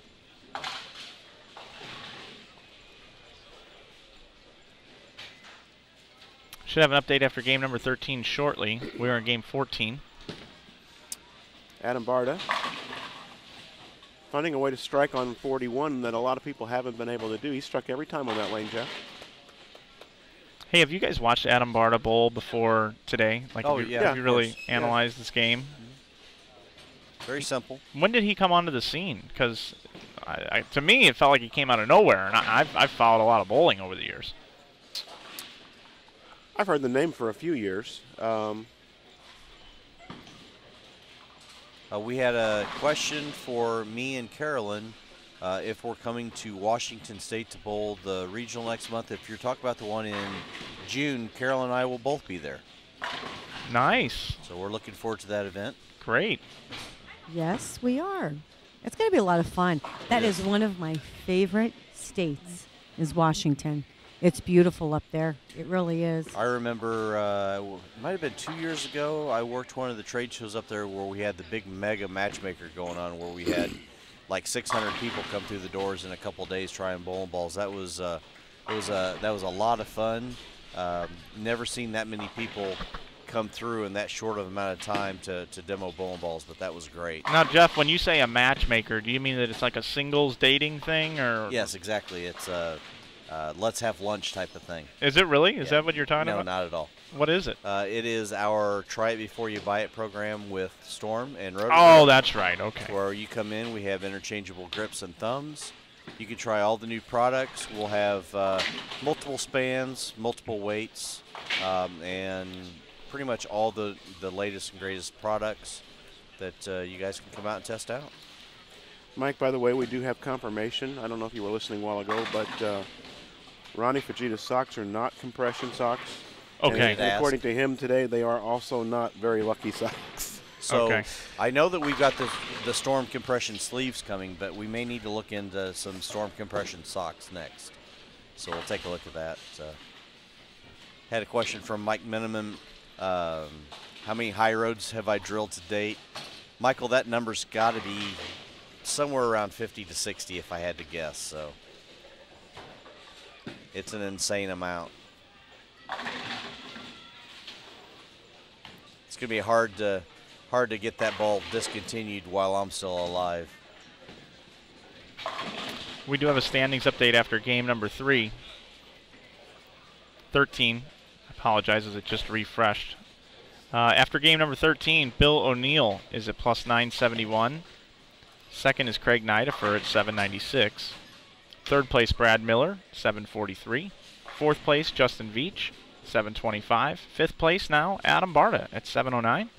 And just 21 pins behind him, just off the show, Rob Gottschall. Still bunched up quite a bit. Yep, 47 back is Medina. Pepe's 8 back of Medina. And Dallas Baldridge would have to do some work here, but last night we saw him do that. Last night he shot 520 to make the cut. So realistically, even as far down as Tim Barron, if he were to fire off 800 or something the last three, there's really 14 players that could get on the show, mathematically. Stranger things have happened. But Brett Cunningham and Ronnie Fujita will live to see another day. But great week for both of those guys.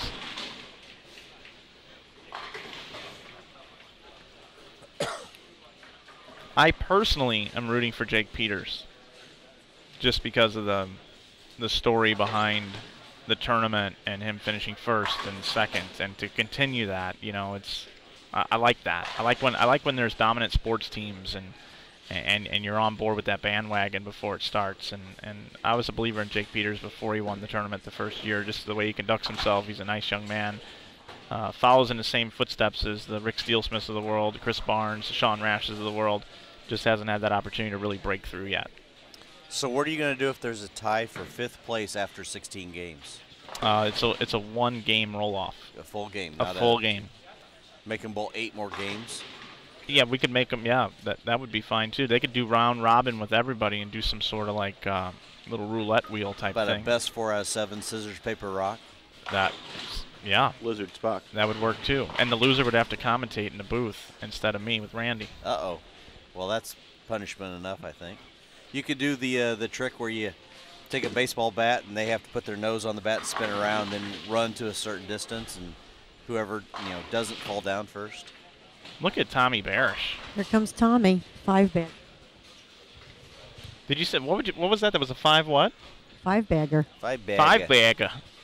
Hello there. The bagger. It's not quite that bad, but I love the way CDB talks. I've been listening to it in the car the whole way too. Yeah, can we get a tournament from you? A tournament. Back down in the booth, please. I just got told. Yeah. I do have to say it, and I mentioned it last night. It's probably been 8 to 10 years. I always said tournament. And she flat out yelled at me one day. She just looked at me and said, listen, it's pronounced tournament. You don't go out on tour, you go down tour. So it's a tournament. And ever since then, I catch myself and I stop and I go, tournament. Now, did I really yell at you? Why are you giving me a bad rap? Did I really yell at you, or did I just point something out? It was kind of more of a scolding, I think, more so than a yell. You are so exaggerating. But in all seriousness, I deserved it. Yes. So that's fine. I get too comfortable sometimes in my own chair. Well, you do have the big chair. It is, which, by the way, next time, seat cushions for the weekend. I apologize, guys. These are probably the most uncomfortable seats we've had at any live broadcast. Jerry Anderson normally brings out couches for us to sit on. Or something close to it, anyway. When we go to Redbird for the holiday doubles every year, which is a great sold-out event. Exactly. And Jeff Carter will bowl that because it does involve more than one bowler. That's one of my favorite events of the year. I love that tournament. You said it correctly that time. I did. Especially when I can find a doubles partner to carry me.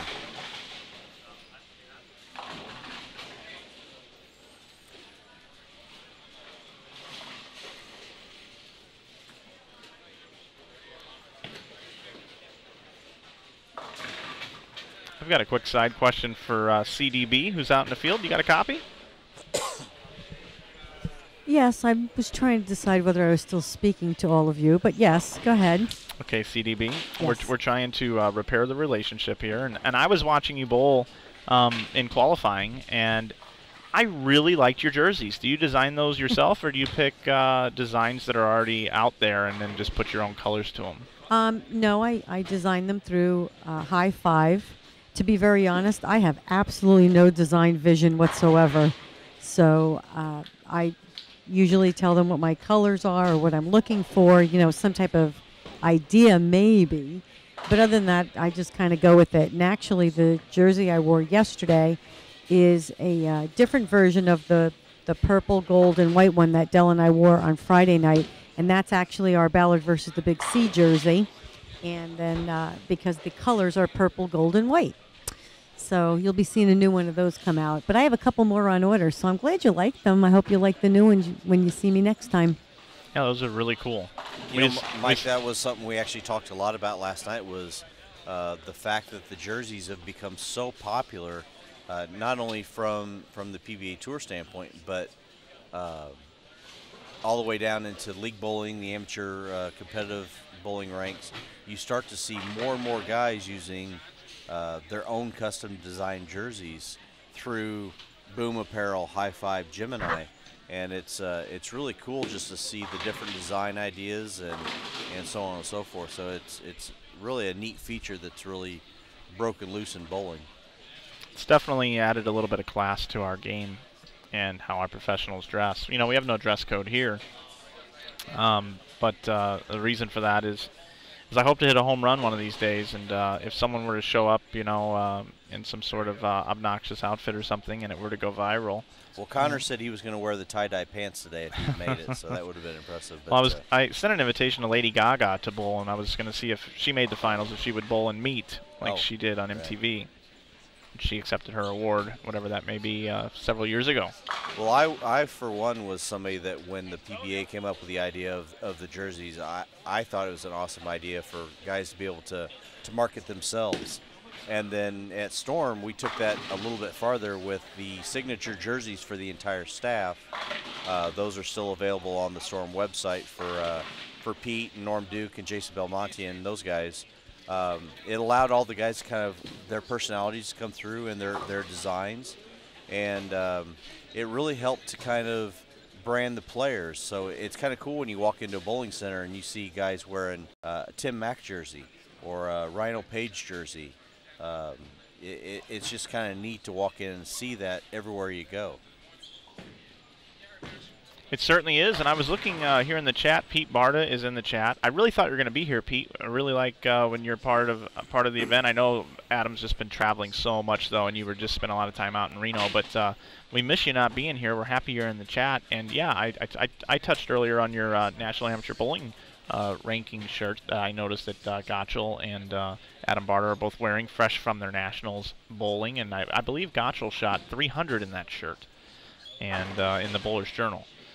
But Pete, you do great work with your National Amateur Bowling rankings, and we actually we got to get together and talk about this women's tournament that you and I talked about at the Reed Hawthorne Classic that we worked on a broadcast together with just a few short months ago. And if you missed that TMBA event, you can watch it on our YouTube channel. And hey, give us a follow also on Twitter and like us on Facebook. Inside Bowling, you can find us. So O'Neill here is going to shoot 209 if he can fill it up here in the 10th. He's got 2 more shots left. And Tommy won his game, 237. And O'Neill's going to get past Antonio Medina here and pick up the 30 bonus to extend or at least contain his lead.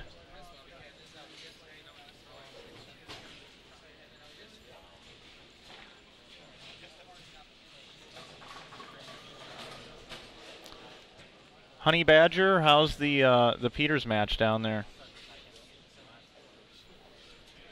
I just said Tommy won 237. Oh, Tommy. Okay, got it. Yep, Okay. it's a little far No problem. away. Yep, 237.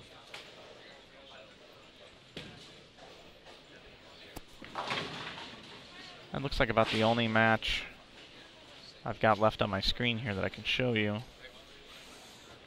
as the players are getting ready to head into game number 15. Then we'll have a short break. Then we'll have the all-important position round. We'll position some cameras so we can cover as much action as possible, and then we'll cut away after that. We'll come back at 6:15 for a countdown to the show, and then it will be a live TV finals. Are you guys sticking around for the TV set finals here, guys? That's possible. Are you I going might to hit do the that. road? Yeah. I know it's going to be getting late. It's very possible. You guys have donated a lot of time. What time we got out of here? What, 2 last night? It was about 3 when we left the bowl. Yeah, you're right. Yeah, that's right. A little bit after that, yeah. I'm still up in the air on it. I don't know for sure. My daughter is actually going on vacation tomorrow, and I think I'm going to be puppy sitting all week, and I might have to be home to retrieve that. Nice. It's not a puppy anymore. It's pretty much a full-grown chocolate lab. So I haven't dealt with a dog that size in my life. So it's going to be quite the week around my house. So take you around the horn here. Nobody bowling. I'll take you over to this pair. Adam Barta's moving in. And it looks like Bill O'Neill and Antonio Medina are moving out. And our other pair, nothing going on there either. So this is a great opportunity to thank our sponsors, Storm, the Bowlers Company, and Budweiser, the King of Beers, who are our 2 major sponsors for this event. Storm added a substantial amount of money to the prize fund for us, and we packaged the bowling ball. Everybody that bowled this event paid $260, and were able to take home any Storm product, any of the new releases that have been coming out recently. So we thank them. I know they got a couple of new balls coming out. The Lights Out, the Those will be Freaking coming Frantic, May 14th, I believe. and the Supernatural. Which to me, that Supernatural, you know, I'm kind of like Dell, I guess. I'm lower ball speed and rev it up a little bit. You're absolutely nothing like Dell, by the way. Thanks, Jeff. That was nice. But Yeah, that was a scary comparison, but you know, nice guy, Mike. But I do slow roll it. I mean, I don't have a lot of ball speed. And anyway, so I have the Natural Pearl, and I really like that ball. And I was reading about the Supernatural, not being a technical guru on the bowling balls, but it looks like that's probably going to be a ball. It's going to have to be in my arsenal. I'm looking forward to that one. Honestly, it's something that, number one, a lot of shelf appeal on that ball. It's a very, very good-looking ball. So we'll see how well received it is. Yeah, it's I bowl in a lot of wood houses in St. Louis. There's a lot of wood conditions, and I need a lot of push through the fronts because they just burn up too quick.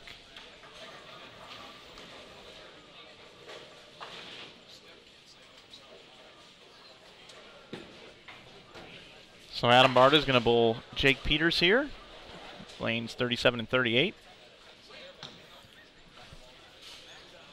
We've got a William O'Neill sighting down on lanes 31 and 32. Looks like he's going to face Craig Nidifer. That's already a position round right now, based on the last game. Yeah, it's a good catch.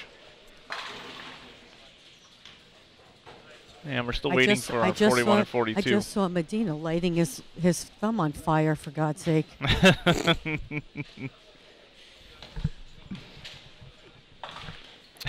See, I have a question. Do I prefer wood lanes or synthetic lanes, and why? I guess technically it doesn't really matter. It's just, you know, whatever you're faced with, you make those proper adjustments. But I would say that the majority of what we see nowadays is synthetic, but I did grow up on wood. I actually grew up on bowling on a lot of Guardian, which is by far the softest lane surface that you could possibly bowl on. So that's where I spent a good 14, 15 years of my early part of my career bowling on. So I bowled on a good variety of just about everything. And as I say that, we have another 710 on lane 40. I bet you that's at least 10 today, Dennis, on that lane. I think you're right. Got a question here in the chat. Wanted to know if we could have this on cable TV channel next year. So like the fourth person that's asked that today in the chat as well too. They want it on television. Well, you know, actually, if everybody just sits tight for a little bit, before long, many of you, and you don't even know it yet, you will eventually be getting rid of cable television, and it won't even be available to you. I don't know how soon that's going to be, but most of you eventually are just going to be having nothing but some sort of little computer attached to your TV, and it will all be streamed. So we are ahead of the game. We are futuristic. This is the Jetson Mobile. Carolyn, we just got a question come through for you that I'm almost afraid to ask you. Are you still with us? Oh yeah, she's right over here. She's waving. She's waiting for it before she corresponds. This is not me asking. It says, ask CDB, what is it like being the sexiest almost 50-year-old ever? I would say slightly over 30, not almost 50.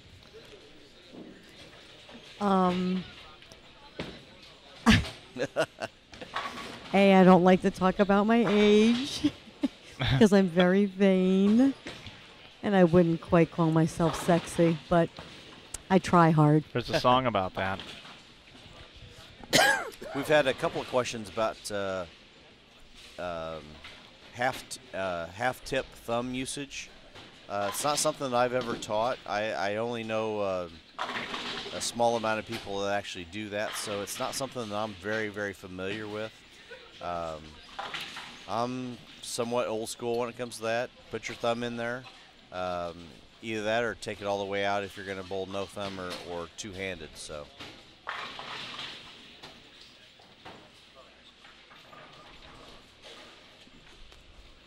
We've got an update after game 14, guys. Right now, Bill O'Neill is plus 1,000, even on the mark. Second place, Nidifer, 884. Brad Miller's third at 798.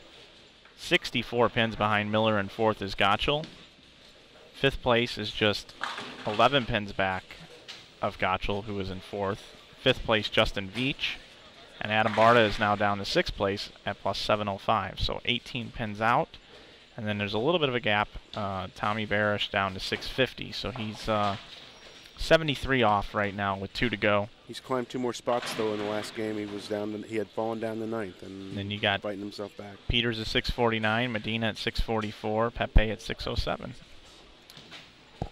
So we continue to watch things evolve here in St. Louis. And another 710 on lane 40. Wow. That's got to be at least 100.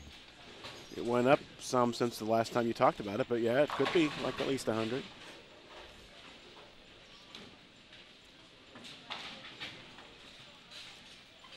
Whoops, I guess that's not how I'm supposed to do that. Here we go. That's what I get for not sitting in the booth much this week.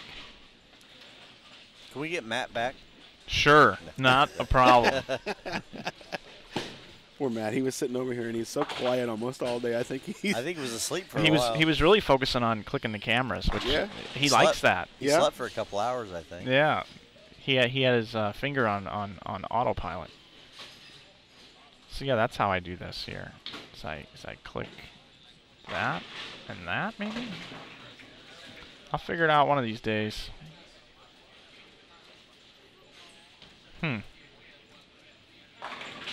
Oh, Mike, you're getting a question again about. There we go. Look at me.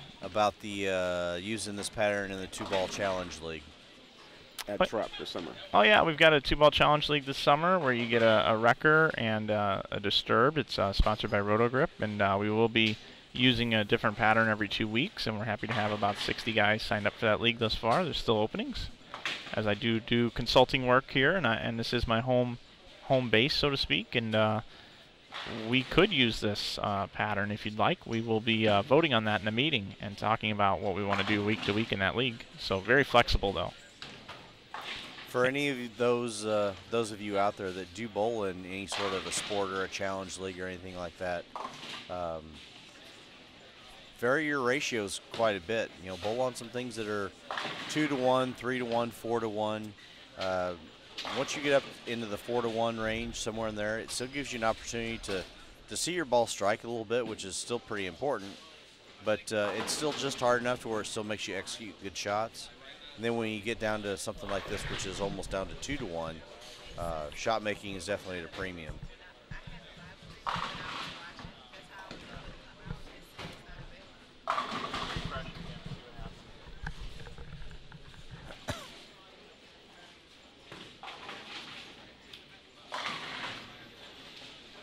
Bard is at that point where he's gonna need to shoot 240s probably, or 2 teens and win. We are halfway through game 15 of the 2013 Storm IB Open presented by Budweiser. There's still a couple of guys that are within striking distance of the top 5, and the position round is going to exacerbate that in a little bit when we come in. There will be a short break after this game so that they can calculate the scores and decide who bowls who in the position round. I'm sure Mike's already got a plan on who's going to bowl in what lanes, like I said earlier, so that we can make sure that we can show you the important matches and show you what's happening. And obviously, if something else happens out there that that catches our attention, we'll make sure that we let you know what's happening in that game too, if it's important. But enough people have stayed in play that it's going to make the last game an exciting one today. And while we are away, Dallas Baldridge almost left yet another 7-10 on lane 40, just barely kicking the 10 out at the last second.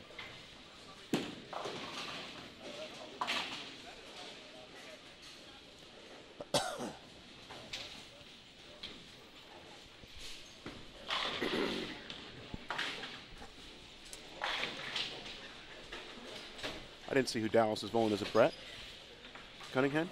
Is that who's down here? Yeah, Cunningham just came over to me and just wanted to know what Bill O'Neill is averaging for the day, because he wants to know if the leader is averaging more than what his opponents are bowling against him.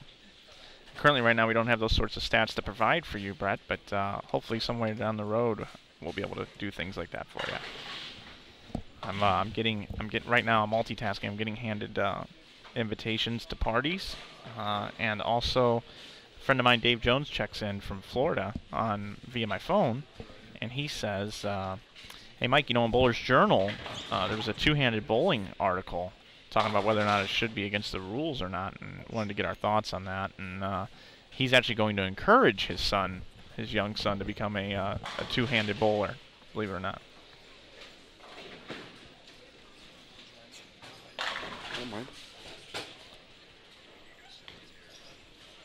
So as far as I'm concerned, two-handed bowling is A-okay with me. You still got to repeat what you're doing.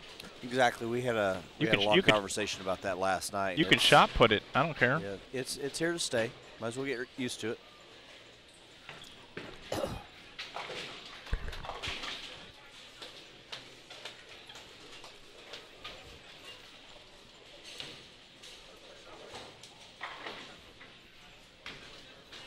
So Brett's up on lane 40. He's obviously figured it out the last 2 times he shot on that lane, and not having the same problems as Dallas. Staying away from that 7-10 zone on that lane. That's exactly what I'm talking about, yeah. So if O'Neill indeed is the top seed, which it looks like that's going to happen, what are the chances of Bill O'Neill winning this tournament? Is it 50% or greater? I would say greater. I think that his game plan all weekend has been as good as anybody else's. So I would tend to say that he's got to be the favorite to win this thing. Mikey makes such quick adjustments. We were talking about that a while ago. I don't think you were down here at the time, but he shot 279 earlier on 41 and 2. 41's been pretty troublesome for some other folks, and he came down here. He struck the first time on 42, 2-8-10 on 41. Then he strung the next 5 after changing balls, and so it's just like, I see this. I'm changing right now. That's why I think it's just they see things so quickly and make the right adjustment, and a good shot to boot. So.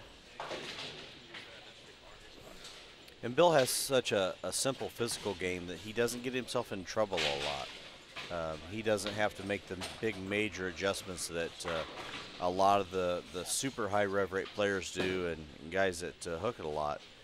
He's able to keep it in play a lot straighter, and use his strengths as a positive.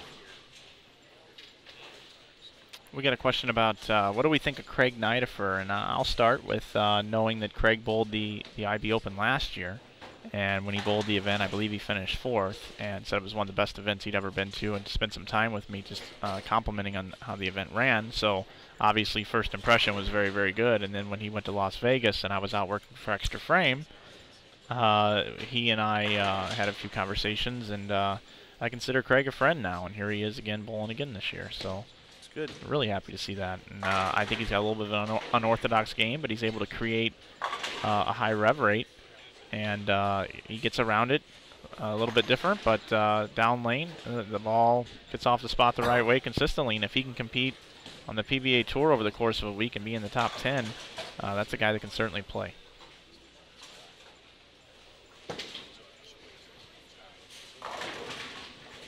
Got another tweet coming in here. Barda Nation is going to run this one down. Very possible. We'll see what happens when we move over to the TV pair for tonight, and watch the guys kind of come out of the gate from the get-go.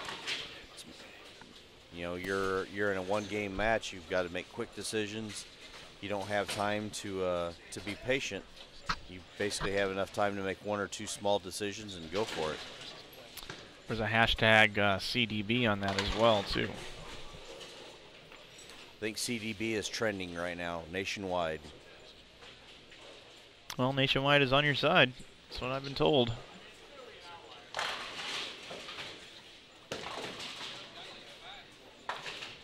Jeff, you're using that trending word an awful lot right now, and you haven't been tweeting a whole lot longer than me, so I really don't get this part. A trend is your friend. I pay attention, dude. I know you pay attention. Just because I haven't been tweetering very long, I pay attention. Tweetering. I'll tell you what, these two guys, if people don't know it, these two guys are about the best of friends. They do a lot of work together with running events and things like that, and Dennis and Jeff, they are 2 peas in a pod. Or as Forrest Gump would say, they was like peas and carrots. That's my boat. Got 7 Gen A's. That's my Mary Tubner tournament. Come bowl it. Absolutely. September this year. Yep. We're live streaming it. Yes, you are. All weekend. Mike, I was doing your schedule from memory from the little flyer I saw back in the office, and I can't remember the name of the week-long thing that you're doing in Las Vegas. What is that? It's the TAT. It's the True Amateur Tournament. Okay. And while we're there, we're also going to be streaming from the Storm booth at Bowl Expo. We will be there for a couple of days, and we will be having a cast of characters and lined up interviews and fun things live from Bowl Expo. So if you're a pro shop looking to go to Bowl Expo, you should definitely go. We have plenty of room on our broadcast. Come by. You can give a shout out. Have you been to Bowl Expo yet, Mike? No, it'll be my first visit. Very fun event. It may not be quite as big as what it used to be years ago, but a lot of fun. You've got all the vendors in the industry there. You've got a lot of great seminars going on. Some of the industry leaders, for proprietors and pro shops, they're trying to help you with your business models and just trying to help the sport grow in general. So it's a great week-long event. If you've got the opportunity to go, I highly recommend it. And come by the Storm and Rotor Group booth and see everybody and check out the trade show specials. Mike Flanagan, I'll be at Bowl Expo. I'd love to come by the booth and say hello. Well, hello. That is a date. Okay. We have a date. I actually was considering bringing like roses, like the Bachelor show, you know, and basically I would just walk up to people and say, "Would you accept this rose?" And then that means come over to the booth and we have an interview. You know, sometimes you have outstanding ideas. And I'm not easily bought, by the way. Thanks. And sometimes you don't. It's just the way it is.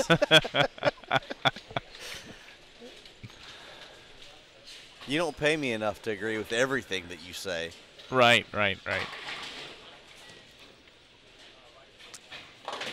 But if Sammy Hagar would have come up with it, then it would be a different story. Yes, or Ed.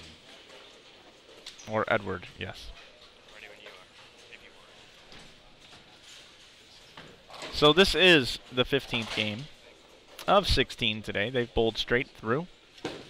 We will have a position round shortly. The position round is going to start on lanes 35 and 36 and work their way to the right. We're watching split screen. We've got David O'Sullivan against Antonio Medina. They're both wearing purple today. And also Jake Peters versus Adam Barta.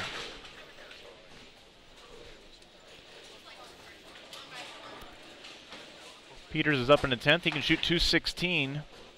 Barta can shoot 234.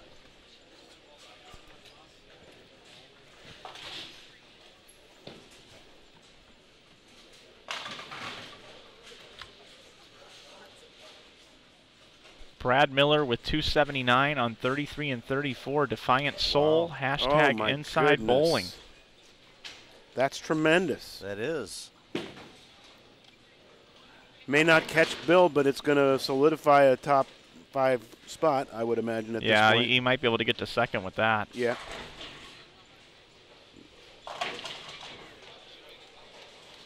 Notice we're calling him by his preferred name now. Who's that, Bill? Bill. Yeah, he's just Bill. I kind of like it.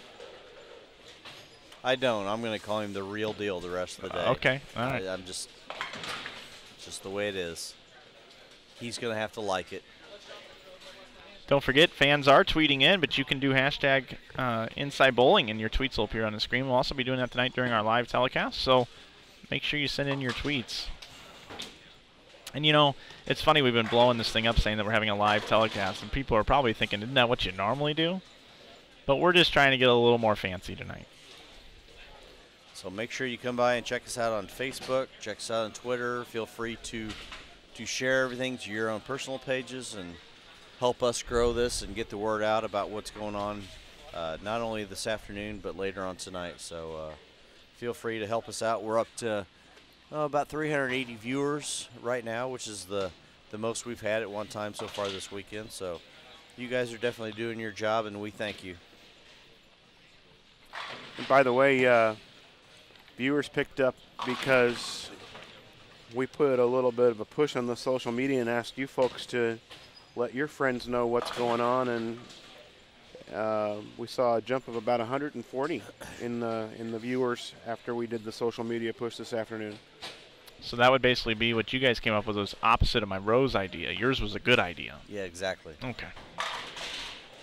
Plus the fact that Lucas Wiseman's got 19 million followers, and so, you know, that's true. When he tweeted it, it sure helped out a bit too. Yep. Man, he's got his own following too. I think that actually people like plan to watch his webcasts. Like, it's like set up as like part of their week. It's appointment television. Yeah, it is. It's you know, the new YouTube with Bowl TV also, it's kind of cool. Almost instantaneously it's archived. I'm kind of jealous of that. We have actually been approved for a YouTube partner live streaming, but I saw it go down during the ITCs and got a little spooked before we converted over, and Brian agreed. So we are still with live stream right now, but YouTube, here we come. And I want to thank the USBC because they shared their contact with me and worked together with us. And we have a great relationship with our friends over at YouTube, thanks to the USBC. So thank you for that. It's kind of amazing when people in the industry actually work together. So. Yep. Once in a while, you know, there's some things that come up here and there that you know, we don't get, and they probably don't get either. But we, for the most part, working together is the thing that everybody should do, and that's really how we've, for the most part, been treated. So thank you for that too.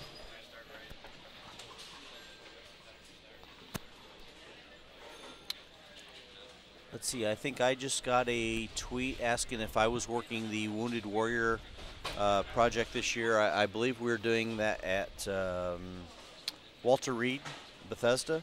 Yes, I will be there. Looking forward to it. That's one of the best events that we do throughout the year. So, like I said, I'm definitely looking forward to that. Wow, Kurt Thompson is in the building. I haven't seen him in months.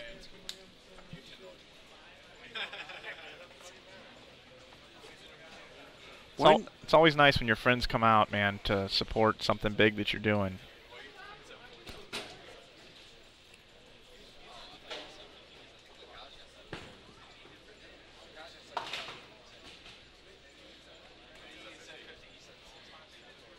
So this is the last pair. Antonio Medina has taken longer to bowl every game, obviously, because of the thumb issue. But David O'Sullivan, 205 in the books. And Medina can only strike out for 197. So Medina is going to lose first shot in the 10th.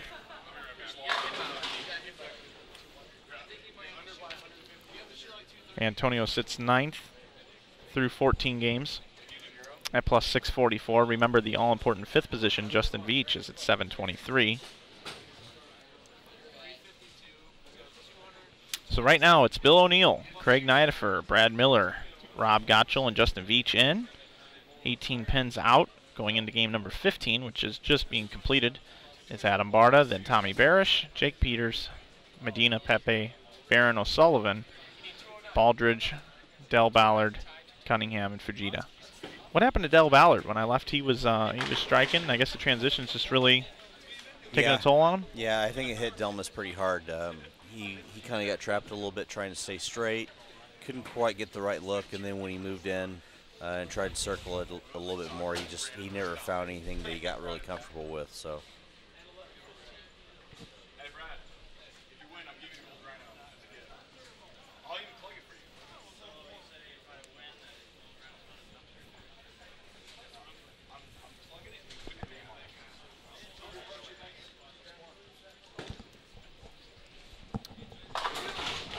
We've got Antonio Medina finishing up with 197.